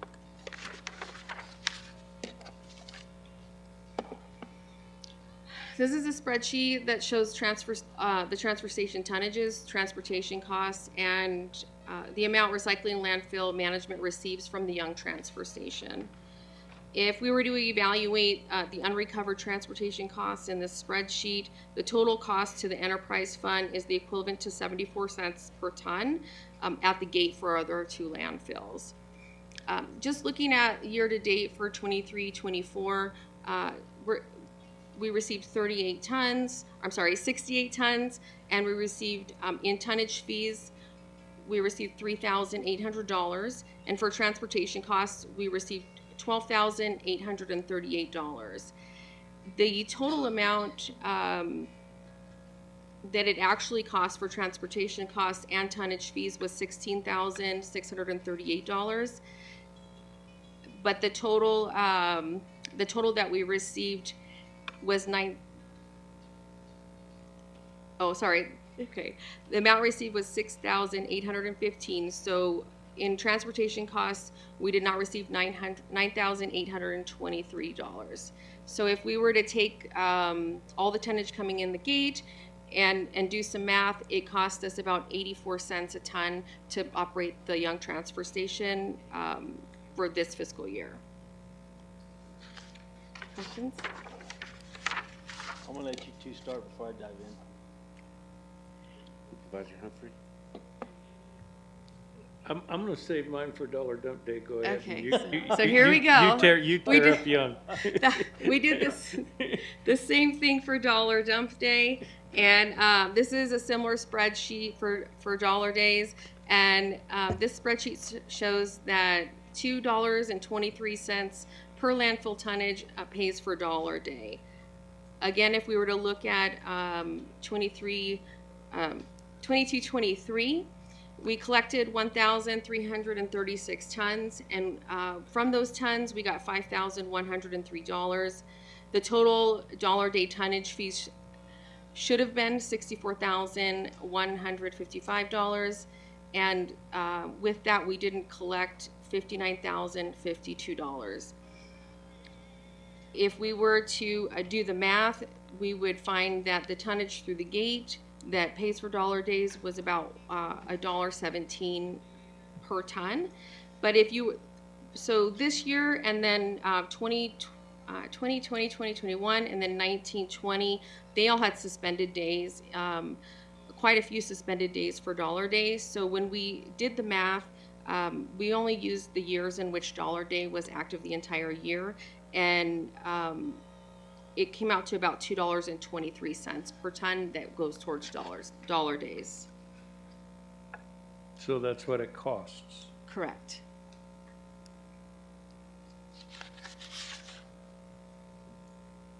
So if I could just, Mayor? Of course. If I could just, I'm gonna talk about dollar days, because for me, it's a little easier to understand, and then I'm gonna go back to the transfer station. Earlier you saw a slide that said 54,470 tons per year that we bring into our combined landfills, okay? Let's just round that down to 50,000 so we can talk numbers, okay? And right here we said that had we charged for all the tonnage that came into the dollar days, we would have collected another $108,000. Okay, I'm gonna use 100,000 instead of 108. So we got 50,000 tons that we're collecting a year, and we failed to collect $100,000 in that particular year. That equals $2 per ton. That equals $2 per ton total over the length of a year. And if you wanted to recover, and if you wanted to impose a fee for dollar days, you would add $2 to our tipping fee. $2 per ton to our tipping fee to make up for this, okay? So we have a choice. We either charge for this, or we find a different funding source for the $108. But so in the calculation that we're gonna do, we're gonna put that in the chart, and we're gonna assume that somebody is paying this $108. And if somebody pays this $108 over time, what additional tipping fee would we need to pay for the future expansion that need to be done, okay? And as far as the expansions that need to be done on Buckhead Mesa, we need to buy land as quickly as we can. At Russell Gulch, we got till 2045 before we actually need land, because we got cell 3A that'll last us for 9 years or so, and then we've got cell 3B that's gonna last us for 12, 13 years. We've got all the way to 2045 before we run out of land. And then there's land around the landfill that we need to do like a feasibility study to determine if we can use the land around the landfill. But the most important need for land today is with Buckhead Mesa. So in dollar days, it has an impact on revenues not collected of $108,000. It equals about $2.23 per ton. That's the equivalent. And then you go back to the Young Transfer Station, you saw a smaller number, 74 cents per ton. so that if we wanted to not, if we wanted somebody to pay for the full cost of bringing the solid waste from Young to the two landfills, sometimes they go in different directions, that's what it would cost that person or that enterprise 74 cents per ton. We either increase the fee 74 cents a ton for that purpose to subsidize that, or we find another source of funding for that, okay? And that's the message that we're trying to create right here around these two ideas, that it is costing us something. In the Young Transfer Station, actually the tonnage, the fees that were collected at the Young Transfer Station exceeded the tonnage fee. They more than paid for the tonnage fee, but it's the transportation that was not paid for, okay? If you look at the column of how much we collected and what the tonnage fee would have been based on tonnage, you would see, they're paying more than the tonnage cost. But what's not being paid is the transportation cost. So, Okay, Mr. and I just Chairman- wanted to share that. Yeah, Go ahead. and I just, my question was that is how do you guys figure transportation costs? What's the makeup of what you would say transportation costs is? So it was, General Services did a study on the equipment that I have, so the or that recycling and landfill management has, and it's on that list. So the wear and tear on the roll-off, the fuel, the hourly employee, that it's 4 hours there and back. And there's a formula that you put it together, and then it gives you a number and you multiply it by the miles. And it's $5.90 a mile that General Services said that it costs to operate that piece of equipment. So number one, and this has been just a question in my mind a lot, even in the road department on certain things in the past, was your employee that sits in that truck and drives to Young and drives back with a load of stuff is gonna get paid whether he drives to Young or he doesn't. They're full-time employees. So my question has always been, I'm just gonna use the Young Transfer Station because that keep it straighter. Why do we use the cost of an employee that we guarantee is gonna get paid 365 days out of the year? Why is that a factor in our costs? Because if he doesn't go to Young, it isn't like a contractor. A contractor that has an employee, if he doesn't make a run to Gila to pick something up and come back, he's out of work for the day. Our people are not that way. So why do we, I guess, just simply, why do we use that as a part of the equation? So if I actually have to schedule the roll-off drivers on the regular schedule, and that's a day that we don't have an operator. And if we got rid of the roll-offs altogether, I could probably eliminate an entire position. But aren't we short on positions? And that's our fault as We're a county, right? We're short on people in positions, but we're not short of positions. Not for the Right, land, that's not for what landfill and management, no. Yeah, that's what I mean. We're short, we have empty positions. Mm-hmm. I mean, so that can't be a factor either. I'm just gonna tell you, it can't be. That's our fault. That's not the people in Young's fault that's using this transfer station. So, but back to my point, let's just take a hypothetical situation, say we're full on drivers. If that driver did not go to Young, Arizona and go back to Payson with a load of trash and was laid off, then I would say, okay, then that should be in those figures. But those drivers, that's not the case. They have a full-time job with us. We pay them regardless if they're sitting in that truck or they're on one of your compactors and wherever. Mr. Chairman? Yeah. If I could Supervisor Klein, if I could comment on that. They're presenting what is the cost of running the landfills. And it's a theoretical exercise at this point. We have to remember that the landfills and recycling are an enterprise fund. So that is a self-contained business type unit that is run by government. If we're going to look at what the costs of operating the landfills is, and you've got somebody that's in another department, a governmental fund, those costs of that governmental fund employee doing something for the business operation, that is an absolute cost.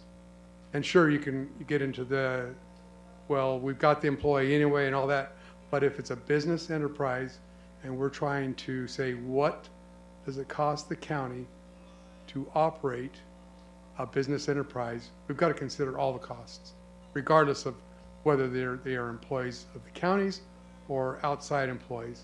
It doesn't matter. It's all a cost to running and managing the business enterprise of landfills. Does that make sense? Okay. Kinda, sorta, you know? It's just to me that all of our people are Gila County employees. It's like the road yard. She gets short on people and she needs people to come from the road yard to go help her. They go help her. I guess you pay overtime or whatever, I don't know. You know, and things like that. It's Gila County. I understand the theory of the enterprise and all of that. I get that. But what I'm saying is that when it comes to actual costs that we're gonna be showing on whatever it is, I wanna know what the breakdown is. Why is this the case? Because I've always had this issue in the back of my head when you take somebody who has a permanent position and is gonna get paid regardless if they're out there sweeping the cement or they're running one of her trucks down the road, they're gonna get paid. It doesn't matter. I don't see that as being a part of the cost. I see the diesel, I see the repairs, I see things like that, wear and tear, there's always a percentage there that you can do. I see things like that. But when it comes to the employees, I don't see that.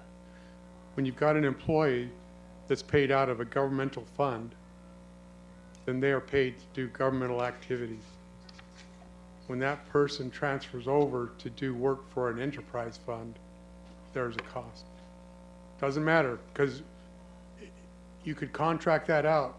Melanie could go ahead and contract that out to a private company, then there is a physical cost. It doesn't matter. That is the same principle, that there is a cost because it's coming from an employee that's hired to work for a governmental fund. Can I, okay. County Manager and Chairman, if I may. So it's an exercise of allocating costs, okay? And in the allocation of costs, you just want to say what's driving these costs, and you can say, well, you've got the employee anyway. But no, he is spending certain amount of hours driving back and forth to Young, and we're just allocating his cost. So one of the things that I did on Sunday, most of the day Sunday, is I went on the internet and looked at as many transfer stations, landfills, and I saw some things that I had never seen. There's a cost for picking up a bin, and some of them have a cost written down. There's a cost for bringing in a mobile home. They put $100 plus tonnage. But so everywhere I looked, is people were trying to allocate, what does this activity cost me? And that's all we're doing here. Mm-hmm. Now, we want to say, well, we want the cost of the employee to be absorbed somewhere else. Then the enterprise absorbs it. And so whether the 74 cents is, if we can find somebody to pay 74 cents a ton for Young, fine. If not, the enterprise is going to have to absorb that cost. And our request of what the tonnage fees should be will go up 74 cents. It'll be simple math at the end, and we'll show you the spreadsheet. But that cost has to come from somewhere, is all we're talking about, okay? So, and we can decide, but we need to look at it in totality, because that cost is not going to go away, okay? One of the things that we look at was hours. I looked at hours. What do others run in hours? Because we have a 10-hour landfill, and I was thinking, if we do an 8-hour landfill, can we through attrition let one person go or not fill that position that's not filled? And how much does that save us? Well, that saves us $50,000 a year, is the equivalent of $1 per ton, $1 less a fee that we have to incur, or the citizens have to incur when they come to the landfill. So we look at that, and then we ask ourselves, well, are they always busy? Well, one of the things that we're thinking about is, why don't we start digging the next landfill at Buckhead Mesa now? If we have 3 people and we only need 2, let's take the 3rd person, and he can start digging that pit if we have a design. And that's something that we could have done here that we didn't do here. That's something that the employee, that instead of going to Young, could be doing for the landfill, okay? And so it's just about allocating costs here. It's an exercise. It's a theoretical exercise. County manager said it very correctly. And we go through all the costs and we say, you know what? maybe we shouldn't have the employee there. Maybe it's just the gas, the diesel and the equipment breakdown, because the equipment's very expensive for us. It does get, it takes a lot of wear and tear in the landfill when you run equipment there. And so we can debate the finer points, but in the end, that money needs to come from somewhere. So let me ask you this, because one thing that's hard at the transfer station there in Young is we have no weigh system coming in.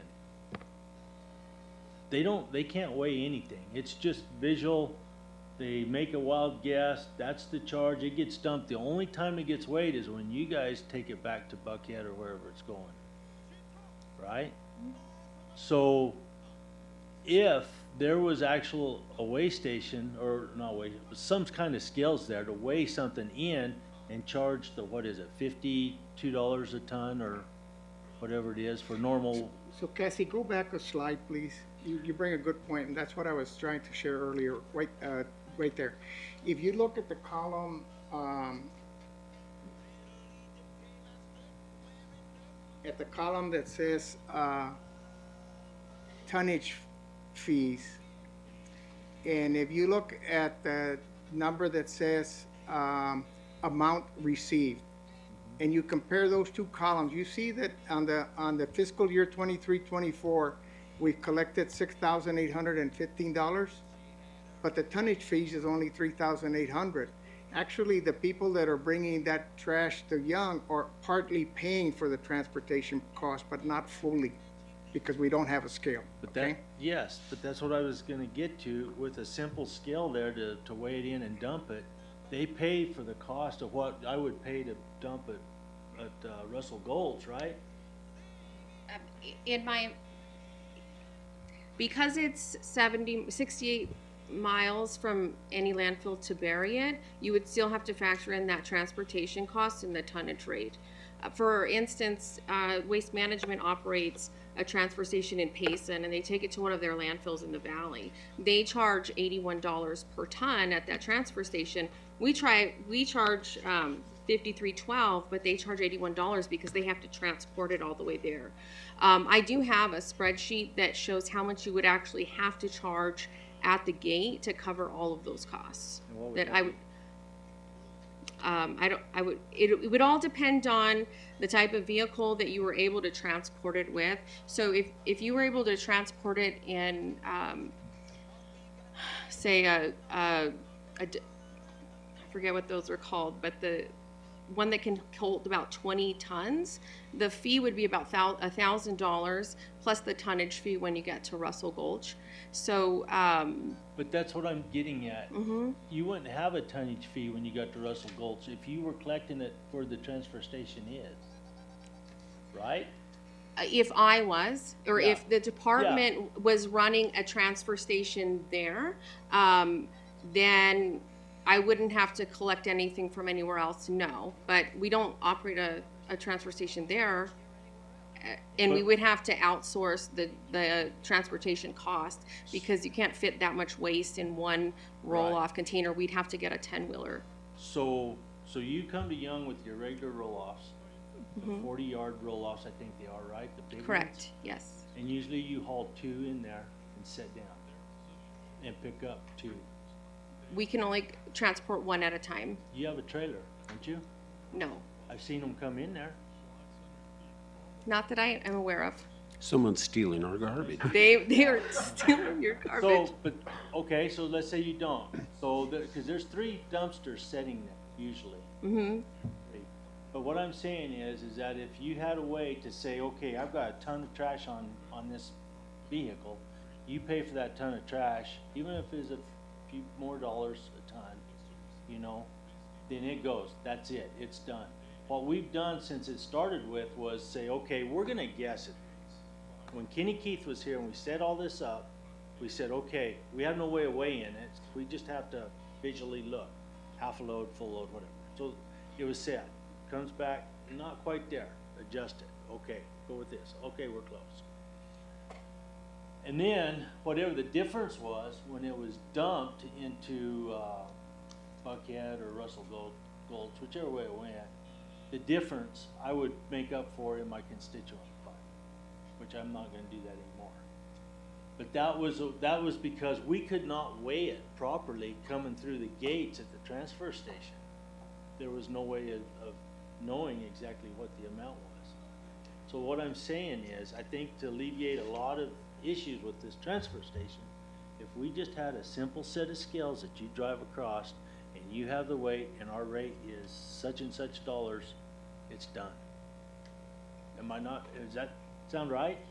That would work. You would need a scale up, somebody to run the scale house, and then someone to put, make sure the waste goes in the separate bins, and still someone to haul it down to Russell Gulch. Yeah, but you've seen Young, I mean, from one I have. to the other is from here to the back wall. So, Right, yeah. You know, and we do have a guy there. The other thing of it is over time, we work with that guy that's there. He isn't there just 8 hours a day, 5 days a week, yada, yada, yada. He works on Saturdays, and he goes from maybe 8 to 3 or 8 to 4, whatever it is. Wintertime comes up, he narrows it down. I think he's working from 9 to 3 now, or something, 9 to 2, something like that. And then in the winter times, it isn't open every Saturday.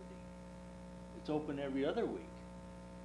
So I'm just saying, when it comes to a lot of this stuff, I don't really get hung up on exactly what these numbers are yet, because there's better ways of doing business. So I think as an agency, we can try and make it better.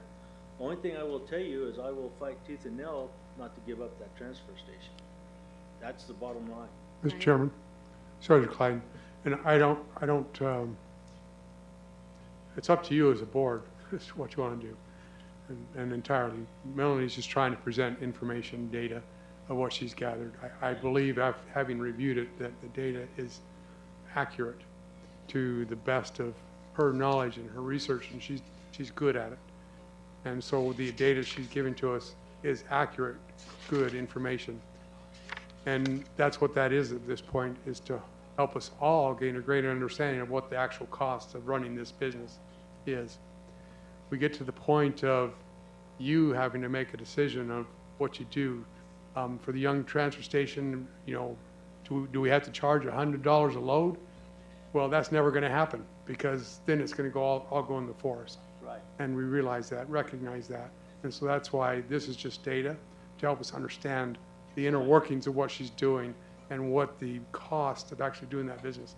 We'll get to the point that the board is going to have to make the decision of how do we do this, and do we, in essence, subsidize some of these things, which I'm assuming that we'll do, because these are high priorities to you as boards of supervisors that entirely makes that decision. So, Mr. Chair, Melanie, and I don't want you to think that I'm hammering you on your facts and figures, because that's what you've got.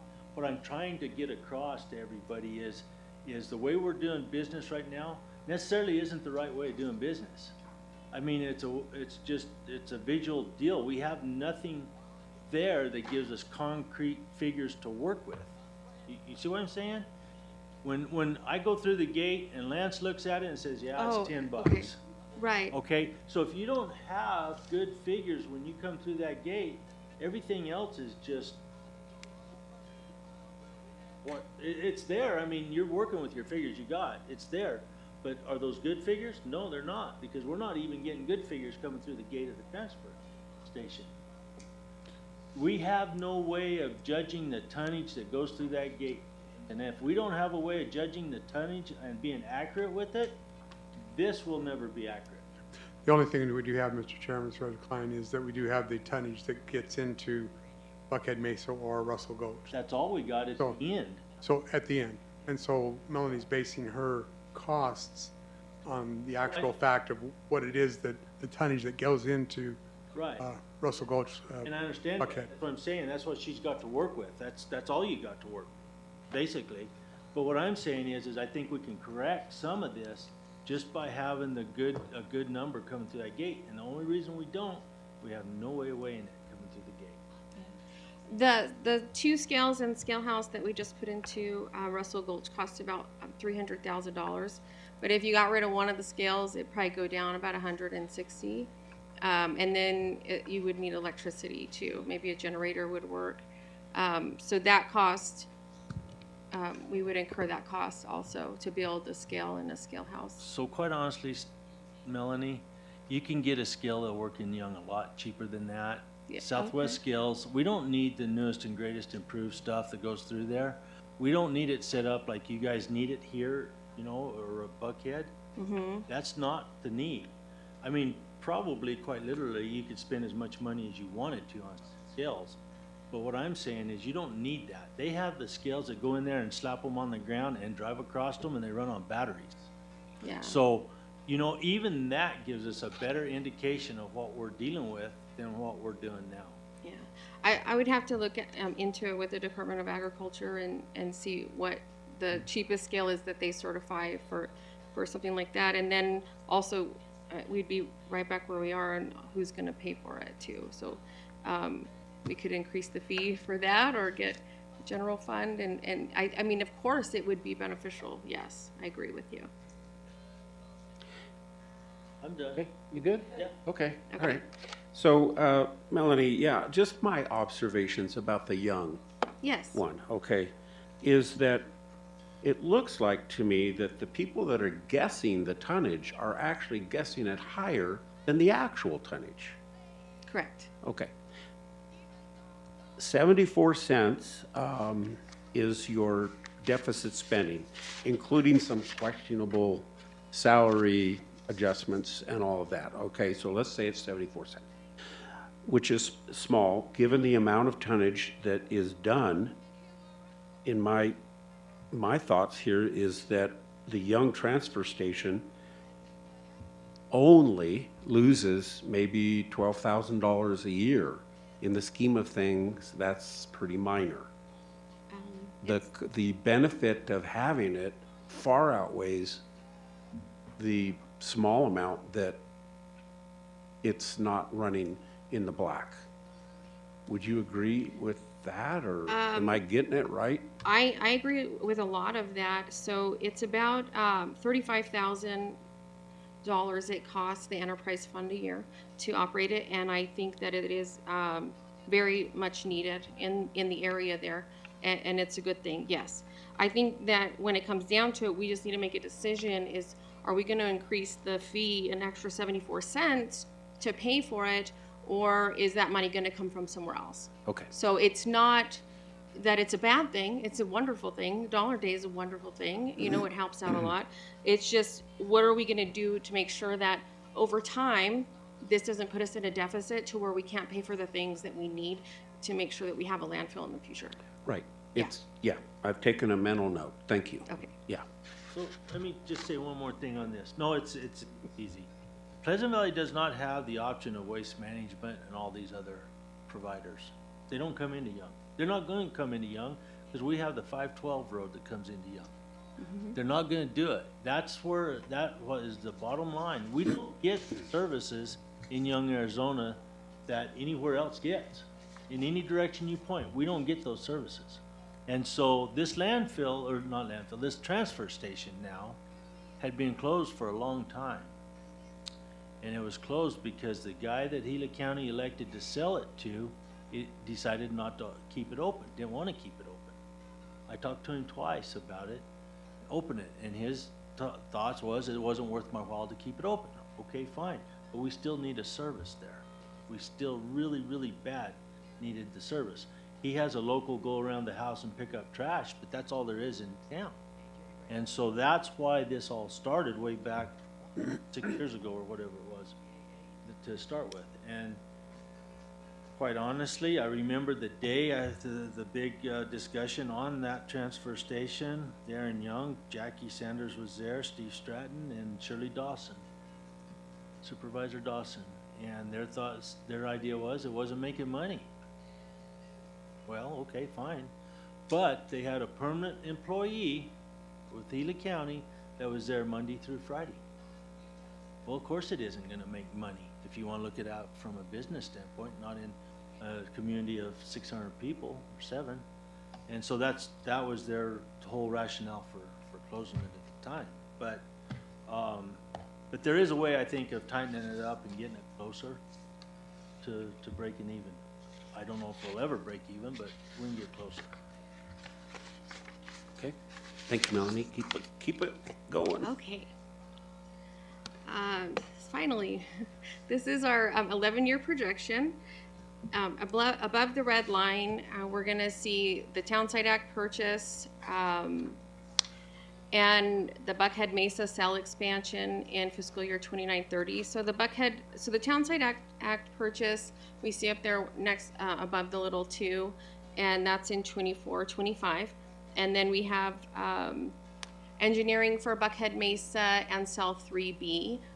We talked about that's a 7-year process, so we would start the engineering there. And those top notations, they have money under capital expansion below. So we go over to the one that is number 7. That's where we're going to start the Buckhead Mesa landfill expansion, and then number 8 is where we would start the cell 3B expansion. We don't see the land purchase for something in the Globe area for a landfill. It's 10 years out, so we wouldn't even be purchasing it until the 11 or 12 there. So all of the lines and numbers that we talked about in slide 8 are listed and pulled out over time based on the growth rates that we talked about in slide 8, which is the revenues 1%, and that's based on the tonnages. The expenditures are 3%, and closure costs 2%, and that is an equal of 5% of expenses with only 1% growth. If we look down at the bottom section of the fund balance, you'll see based on current tonnages and fees, the amount goes negative in fiscal year 29-30. So the EOY fund balance, if we pull it all the way out where it has number 8, it's number 7, we go negative $2.9 million in that year based on the tonnage fees that we are collecting now. These projections are not based on, or actually based with the assumption that the $108,000 and the $35,000 from Dollar Day and the Young Transfer Station are subsidized. We're pretending that that money came from somewhere else and it's part of our revenue. So if we were to take that away, those numbers would be higher, and quite possibly we would even go negative in 28-29.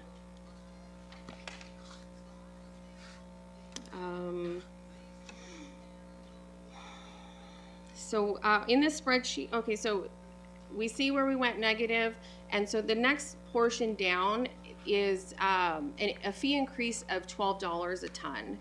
And that $12 a ton increase is still under the assumption that Dollar Days and the Young Transfer Station are subsidized, and if we pull that out over time, we don't end up going negative at all over the next 11 years until we get to the part with our post-closure financial assurance. So if we factor in that 2% that we have to deduct and hold into that bank account, we end up going negative in 2030, 2031, and it's about almost $900,000 negative that we go that year. And that is after the 2 expansions are done, and then we're just getting ready to, we would be getting ready to purchase land in Globe for another landfill. So, Mr. Chair, if I may, so what you're saying is subsidize the Dollar Day, subsidize the transfer station, and give you a $12 increase per ton? It's an option, yes. So if we were able to subsidize Dollar Day and the Young Transfer Station somehow and do a $12 increase, then we would be good for the next 11 years. We would also have the option, I talked about that in, I think, the last slide, to increase for Dollar Day those 2 amounts that so $2.23 and 74 cents. So if we were to put those together, it's $2.97. So on top of the $12 a ton, we could put $2.97, and then we would basically still go negative in 2030, 31, but it wouldn't be that much. So maybe I don't know what I'm saying here, which is sometimes the case, but so right now we have people that can't afford the dump, and they wait until Dollar Day to go dump. We have a lot of those people out there. You raise that to $12 or whatever you want to raise it to, you're only going to increase that. There'll be more people that will hold out until that Saturday rolls around where they can dump for $1. Yeah. And we can look over this next year too and rerun those dollar day numbers, and we can increase the fee. So if we increase the fee, it would be almost $15 a ton to subsidize dollar day in the Young Transfer Station. And then we'd have to rerun the dollar day numbers and see really how much it costs us in the future. Dollar days, like I said, it's important. It's necessary. It keeps the right-of-ways clean, and it stops illegal dumping. But that has to be paid for by something. And here, if it's not paid for, then we just can't. We won't be able to do the expansions we need, and that money's going to have to come from somewhere else. So. Go ahead, Tim. I'm not real sure. Yeah, no, I understand all the projections. I understand all the fees and you know, everything has to be accountable for. Even our HERF funds where we spend it on roads, we have to put an hourly rate to our men to justify the money that we spend. And so, yeah, I don't think any of us want to get rid of the Young Transfer Station or dollar dump days, because we've seen the benefit of them. And okay, inflation, look at gas, go to the grocery store. I mean, a little bottle of mayonnaise is $6. It's like, wow. And so if it's a $2 dump day, I think that's still a great benefit to the community. And if it helps costs down the road, if they can afford $1, they can afford $2, and it still helps the public, because our code enforcements are getting more serious. We're fining people for having messes, so we need to leave them out. And okay, if it's up to 1,000 pounds or 500 pounds or whatever it is, and it's $2 to dump, I still think that's a reasonable figure to look at the future. I mean, everybody understands inflation, and so can we subsidize dollar dump day in another way? Well, that's up to the finance people to look at and give us suggestions. But still, is it a benefit to the people and to the county? Because people are using that, and you can tell by the land at the line at the landfill. And so would we have that same line at $2? I think we still would, because it's still a great benefit to the public. But I think it's great that you're projecting the future, so that we have, because of the way the dump is operated in the past, we've got hit with a ton of left hooks. And so I'm glad we're getting those left hooks behind us, and I appreciate that, and I appreciate you doing the calculations. So as we look forward, if we're not here 10 years down the road or 2 years down the road, we're not creating problems that someone in the future is going to get left hooked. So I appreciate all the work that you have all done in this. But like I say, I understand fee increases, and I think the public do too, although we hate them. That's just the world today. So like I say, I think a $2 dump day would still be popular if it's not a dollar dump day. So I want to take what you said and go on that too. You could probably raise it to a $10 dump day, and it's still a really good bargain compared to going there on any normal work day and paying the 50 some odd dollars a ton right now. You know what I'm saying? So I think there again, there's ways of making up some of this. I'm not saying we're going to get out of subsidizing anything. I don't think we will. But I'm saying that maybe there's a way of juggling something else to pick up some of the slack, but yet still give the people an opportunity or a break once a month or whatever it is to go to the dump, you know. So Is it okay if I weigh in? Of course. Real quick. So I think we're heading down a track where we understand, because it's been a long time since we've increased our fees at the dump, right? How many years would that be about? I think it's over 10 years. Yeah. Yes. So Actually, about 5 years. yeah. Oh, is it 5 years? Oh, Actually, sorry. about 5 years. Okay. So we have to look at it, inflation, cost, everything. $10 for a dump day, I don't think we need to go that high. If we did 3, it would cover all the costs that you want. If we did $3 dump day, up to the first ton, and then regular prices after that, right? So suggestion is let's increase to $2. I'm suggesting let's increase to $3. We cover it. I think there's, I apologize, I think there's a disconnect. The $2.35 is representative of all the tonnage that we get across the county. So everybody that pays a fee at the gate pays $2.35 that subsidizes dollar day already. Because that's how much it costs the enterprise fund, and that's all the money that we make every year. Yeah, okay, no, I'm talking about the dollar days. Yes. You are too. Yes, Well, so then- here, I'm gonna go back really Okay. quick, and I just think something's lost in translation a little bit. So dollar day cost the enterprise fund the equivalent of $2.23 per ton to recover the unrecovered tonnage fee for dollar days. So basically what it's saying is that we got that 54,000 tons over the year. The revenue was $2.6 million, and then of that $2.6 million that we received in tonnage fees pays for dollar day, which is $108,000. So it would cost $108,000 to cover the cost of dollar day. So if we would need to increase the tonnage fee for all 54,000 tons to subsidize dollar day by the tonnage fee coming in. Okay, I see now.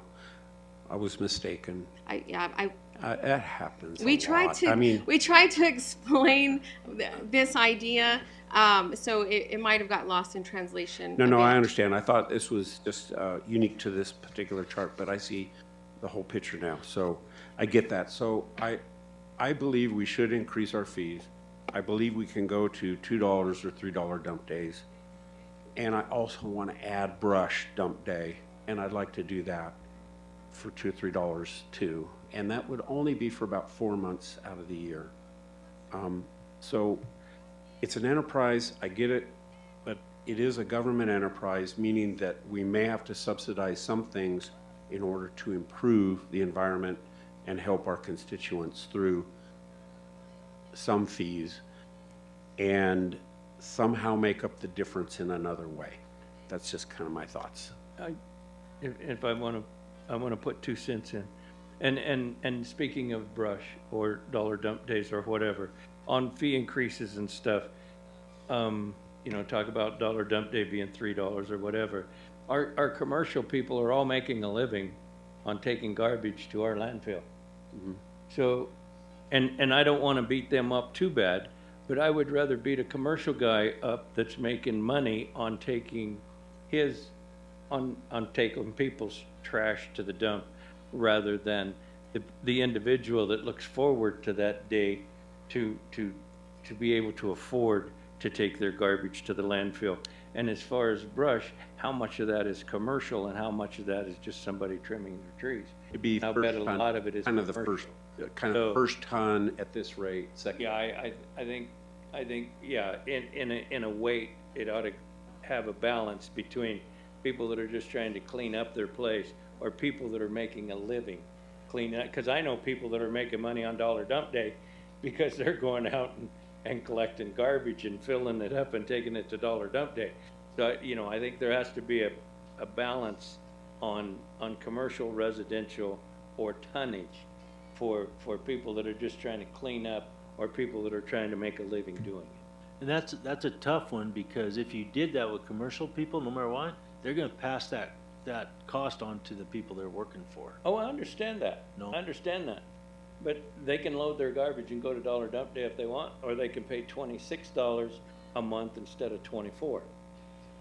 So I think when we look at fees, we have to balance out between trying to help people and not, like I say, not beat up the commercial people, but not beat up the people that are trying to clean their place up either.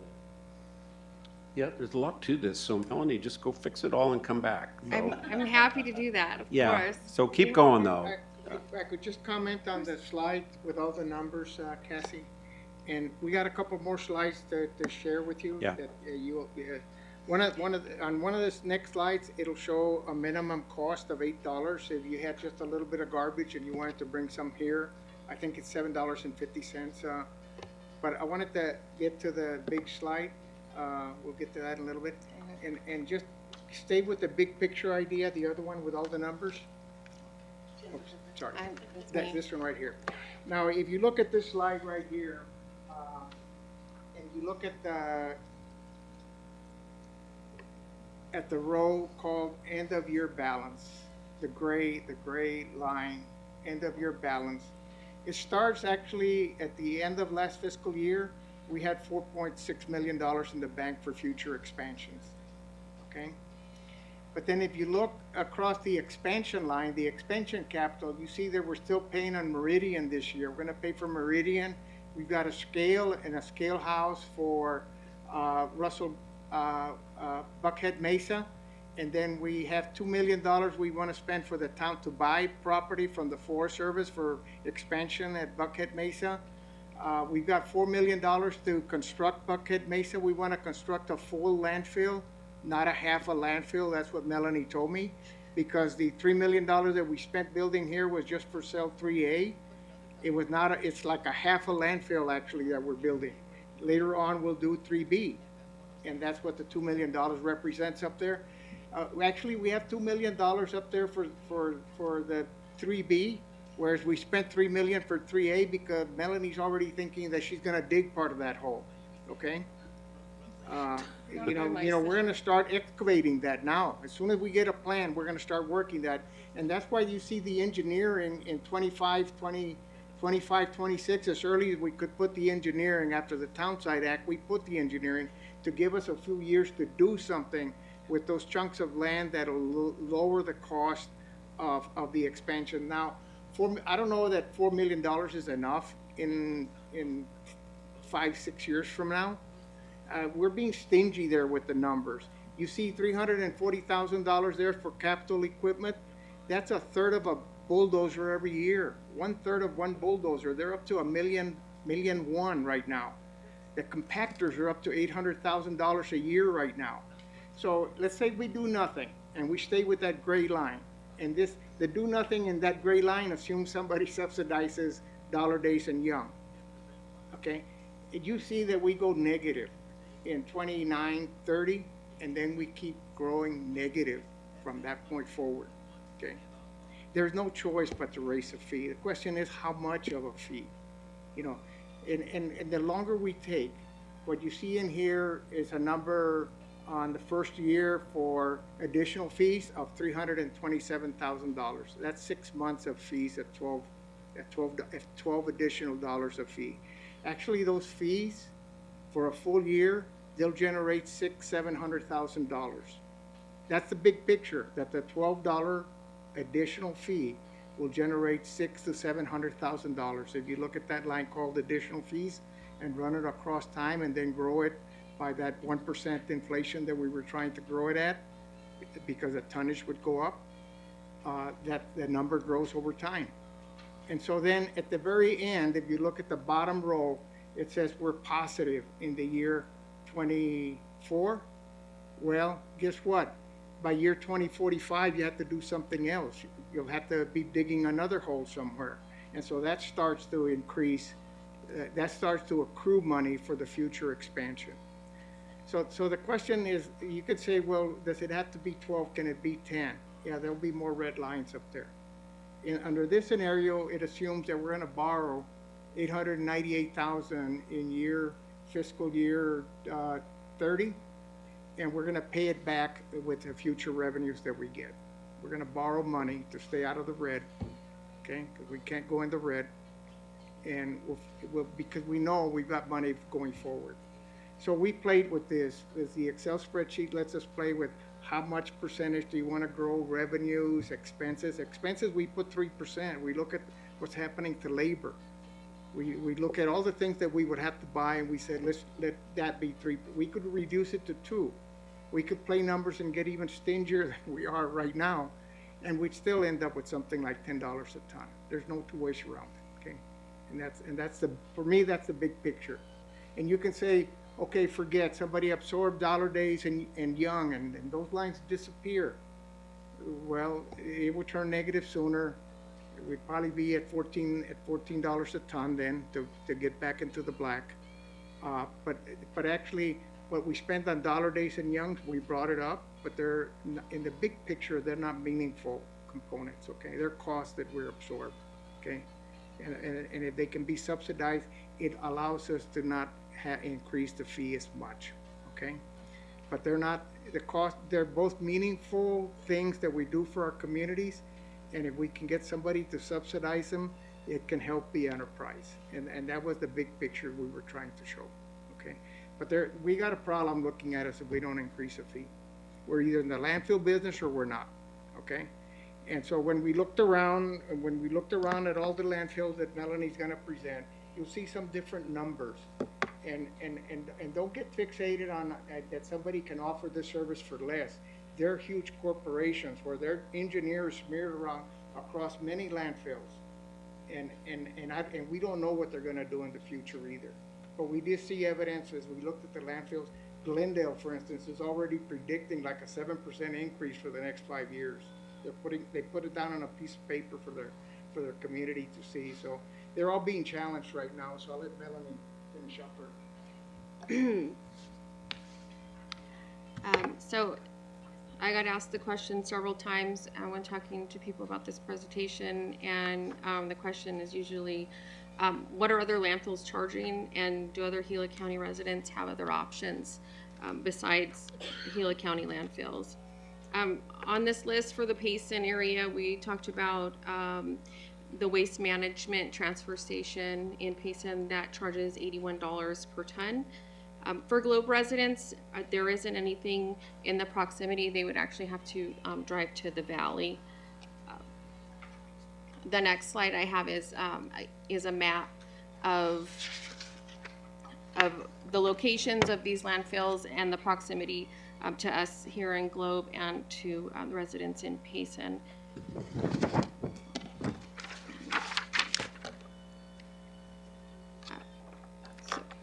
So Gila County, we already talked about, is 3% private land, and there's not a whole lot of landfill space available. It makes it tough to compete with sites like Northwest Regional that currently have 1,200 acres of landfill space, and they charge $38. Northwest Regional is, it's pretty far. I think it's out towards Surprise. So Surprise and City of Glendale, they're around $38. Ironwood landfill that is south of us is about $63. Apache Junction charges $49.60. They're about 65 miles away from us.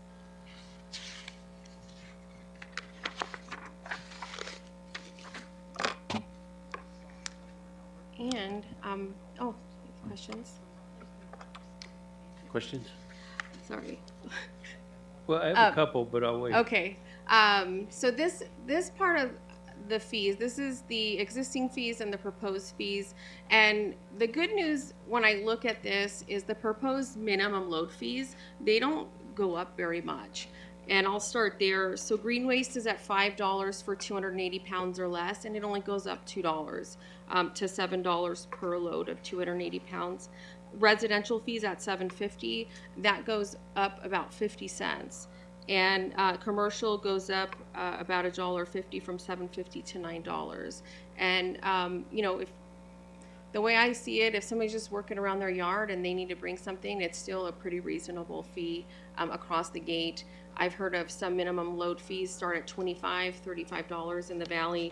They might even be listed on that list. So here we have about $12, kind of rounded with the with residential and commercial. So green waste is $34.50 right now, and this would propose a $12 increase of $46.50, and the residential is $44.51, and if you add $12 to that, it's $56.50. They would save a penny, and then commercial is $53.12, and I just rounded it down that 12 cents to $65 even. So Melanie, so I get that, the $12, so, and I don't want to throw a wrench in anything at all. I just was thinking to myself, what if we did a progressive increase over time instead of just the full 12 whack?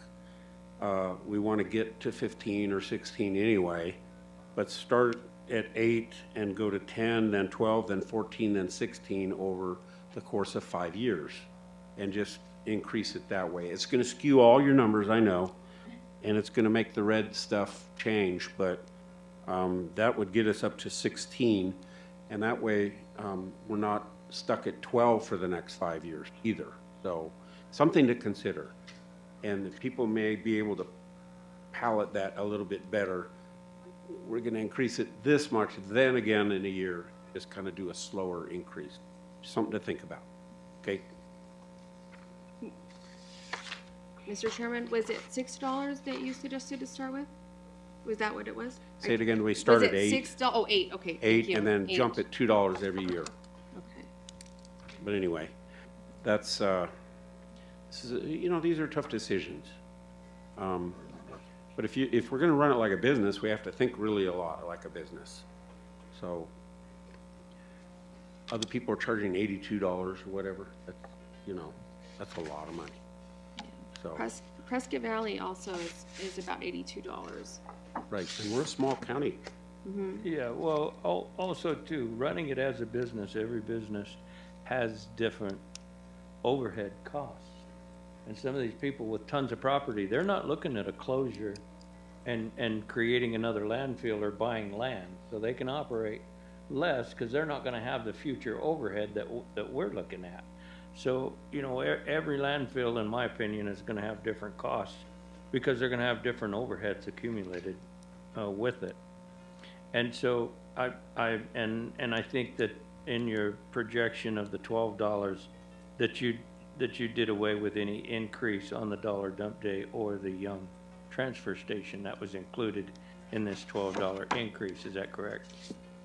That $12 increase is assuming that Dollar Day and the Young Transfer Station is subsidized. That Right, and either the general fund paid for it or somebody else paid for it. Not that we got rid of it, but it was paid for. Okay, and a question being that we're talking the landfill, and I haven't heard anything, and it doesn't matter one way or the other, but what do you see with recycle in the future? I mean, in the past, that was a major thing, and, you know, I was even looking at like recycling and even composting and things to try to keep from filling up our landfill.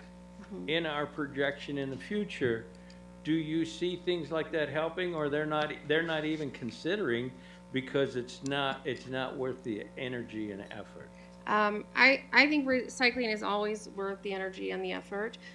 Reducing the amount that goes into our landfill is also worth our energy and effort.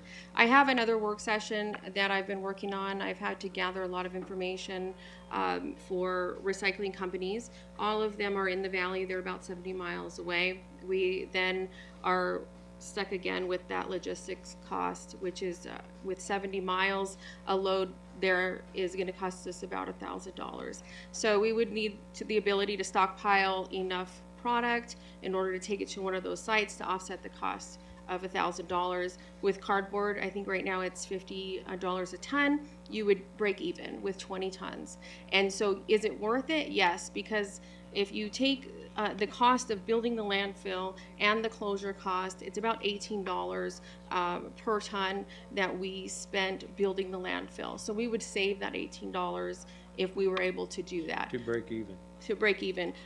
In order to stockpile that much information or that much commodities for recycling, we would need a baler to bale cardboard. We would need a 10-wheeler with a flatbed to take it out to the valley, and things like that. So I've been putting all those numbers together. I've been talking to several companies near Phoenix, and right, because I appreciate hearing that, because I think we pay a shredder to come here and shred the courthouse papers or whatever, they come and shred it and haul it off, and it's like, wait a minute.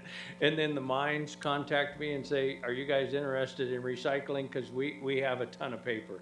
And so, like I say, I was thinking composting and things like this, but we're paying people to haul our paper away, and if we got back into recycling, or like you say, put a little bit of money into a truck and a baler or shredder or whatever we needed to do to keep from filling our landfills going future, I mean, I think that would be cost effective to be able to keep from doing our landfills, as well as satisfying the public, because a lot of the public wants to recycle. Of course, a lot of them want to put their garbage in a paper bin, which doesn't help us, but anyway, I had to ask about recycling, and I'm glad that you think it's worthwhile as we go forward to maybe also something to look into. Supervisor Klein? I think there's a lot to think about here. I don't like raising fees. I'll just be straightforward with you. I do not like that. There's too many people that are having issues now and whatever, but it's something that we have to consider and we have to look at. We need the numbers to see. As far as subsidizing anything, it's up to us three. So. Okay, thank you, Melanie, for the presentation. Hopefully you get kind of a taste of what we're thinking we'd like to see. Really appreciate that you're exploring ideas for, you know, helping not fill the landfills and just thinking toward the future, because I think maybe in the past we haven't looked so much for what's going to happen in 10 years. And you're doing that, and I really appreciate that. So. It's really important. So we want to stay sustainable in this right here, or it starts pulling off money from somewhere else. So, Mr. Chair, may I make a statement on that? Yeah. Okay. Just really quick. This board has picked up a lot of stuff that should have been dealt with a long time ago. Yeah. And that's why we're sitting in these tough positions right now. And for all those people that are out there listening, that is a fact. You know, this has been pushed off and set aside and not dealt with for a long time, to where we are now in that chair to make these decisions. And these decisions now are not easy, but we're here to make them, and we will make them. But that's why we're faced with what we're faced with. Right. That's what it is. And it kind of irritates me a lot. But it also sets me to the mindset of I don't want to leave the next District 3 supervisor in the same chair I'm in right now, facing those issues. So that's what I think we need to be looking at, and we need to work with this and fix it and go from there. That's just being responsible, because we could just say, Melanie, forget all what you're doing. We're all going to be off the board in another 5 years, and we don't even care what happens in 2030. It may not be that long. And we can before that. Yeah. But you know, we could do that. But that's irresponsible, and I'm glad to see everyone saying, you know, let's be responsible and look at this long range with some vision. So thank you. I appreciate that. It's been a tough, long day for everybody. So I agree. thank you. Yeah, thanks. Look forward to more. And with that, I will go to item number 4, call to the public, and I will call Vince back up if he's wanting to talk some more. And I apologize, Mr. Hudson, if I didn't call on you after the vacation rental, and I think that's when you wanted to say something. So if you have something now, then I'll give you some time to do that. Well, okay? I appreciate you guys taking time for me to talk. I think the vacation rental thing is something, we have one, but we need guidance, because there's so many people that their places are not taken up, and they're not there to take care of the clients when they come. And we hear all these stories when people stay at our place. How come you guys greet us? How come this? How come that? Because we're involved in it and we want it right. And if you get to where people's got to pay for something or they can't do it, they're either going to do a better job or quit doing it. And and that's what we need as a county, you know. And I'm not from this area, but we live here now, and we want to do what best for everybody, because at the end of the day, if the stuff like Randy talked about is going on, it's only going to get worse. Okay. So I thank you for that. That gal that just gave that presentation, boy, you guys need to take your hat off to her. Yeah. Because she's got her ducks in a row. We have a lot of great employees. Yeah, you do. Okay, thank you very much. Thank you, Mr. Hudson. Any more people here in Globe? Call to the public. Anyone on the internet? No. And we had a total of how many? Okay, great. And Joseph, are you still with us? Yes, I am. Okay, any call to the public? Doesn't look like it. Nope. Okay, then, let's go to item number 5. I'll just ask the members to be brief, but we can have a brief, a summary of current events going on. Mr. Manager, do you have something for us? Mr. Chairman, if I could take a couple of minutes, I attended the Arizona Department of Transportation Rural Transportation Summit last week and wanted to give you an update on that. I think it's important to attend that summit in that we can stay in front of the ADOT board and let them know that Gila County exists and that we need attention to our roads in Gila County. And so over the next 5 years, ADOT has, according to the report, committed about $200 million to roads. These are state roads in Gila County. Some of those projects are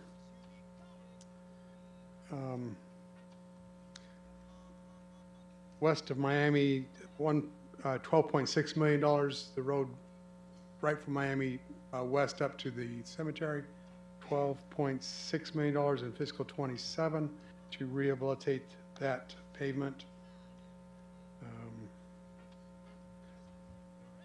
Small one from right through downtown Globe from Santee to up to the 6077 intersection, $11 million for pavement rehabilitation in 26 as well. From Seneca up to the top of Timber Camp project, fiscal 24, this fiscal year, $3.4 million for rehabilitation of pavement, extension of pavement there. East of town, essentially through Cutter, road lighting, which I think is important. You listen to all the ambulances that go by here. So about $3.1 million committed in 26 for lighting through Cutter and through that area. Again, lighting in Canyon Day, $515,000 plus planning of $350,000, so about $866,000. The road rehabilitation near Winkleman of $1.5 million.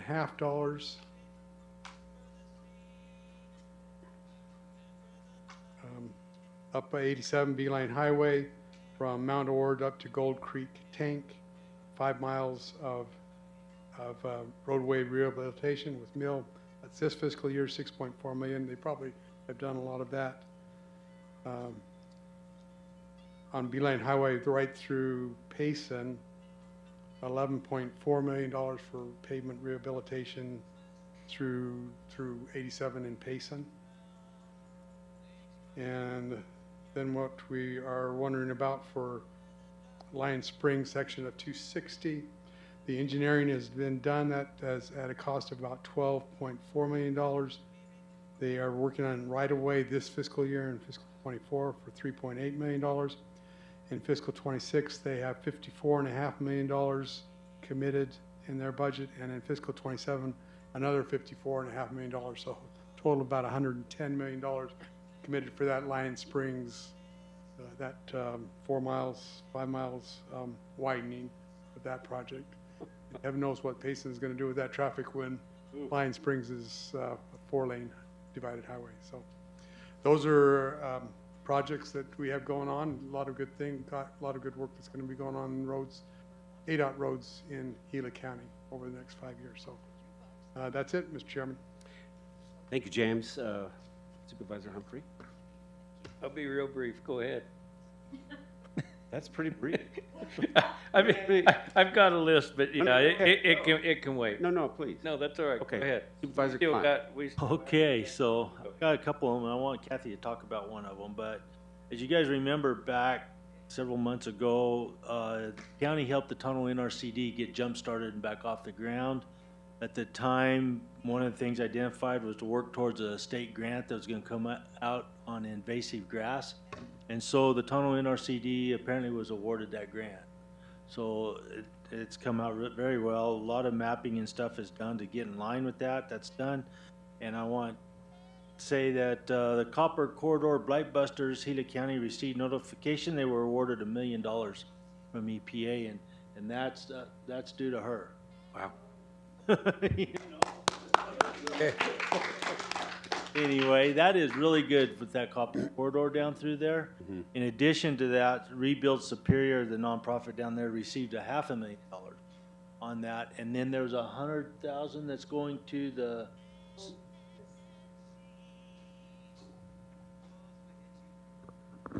As a condition of the grant application, you had to partner with a nonprofit in your area and give them 10% of the grant funds received. So with the 1 million, and it wasn't all due to me, this was a group project. You had to give 10%, so Gila County's 10% will go to the nonprofit Copper Corridor EDC, and they'll help, their purpose is to help spread the word and gather clients and buildings, whatever, from the Copper Corridor. So with this grant, we can do demo. With the last one, we could do the assessments of the hazardous materials, but this time we can, with some of those buildings that got assessed, we can now go back and tear them down. So that's the good part about this one. It's exciting to do that. Really good grant. So with that, that's all I had. Mr. Perfect. I love that. So, real quick, been working on getting the 4-H shooting sports into the north, into Payson, and that's on schedule. It's in progress. We're going to have Kerry James and Jimbo Armstrong as instructors. And so this is a process that's been started. It'll take a little while to do it. Of course, we just got done with the CSA Summit. That was great. I was on KMOG a few days ago, Monday, last week, and I spoke last night at the Republican Volunteer Group, yet another group in Payson that's concerned about, the direction of our country and the elections and all of that. So that was good.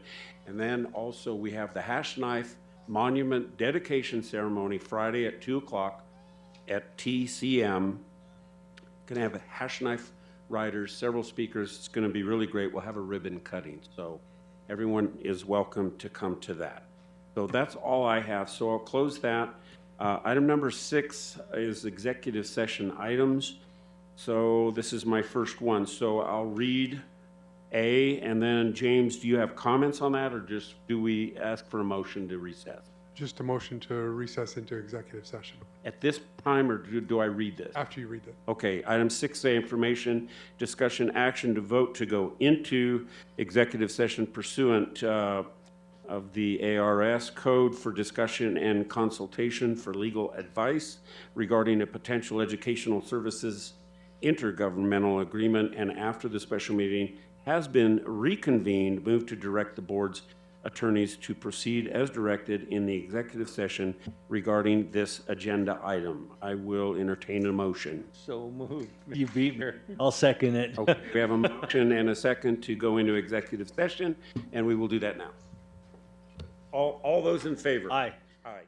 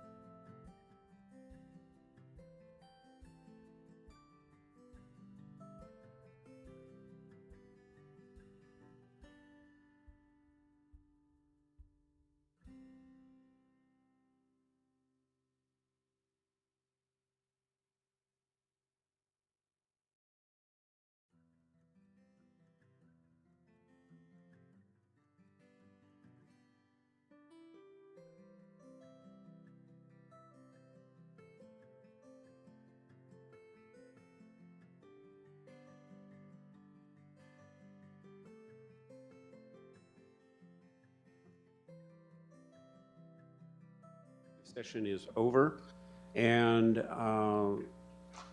Manager Menlove wants to I think. know afterwards. Okay, so, Motion. all right, so then with regard to the executive session, I will entertain a motion.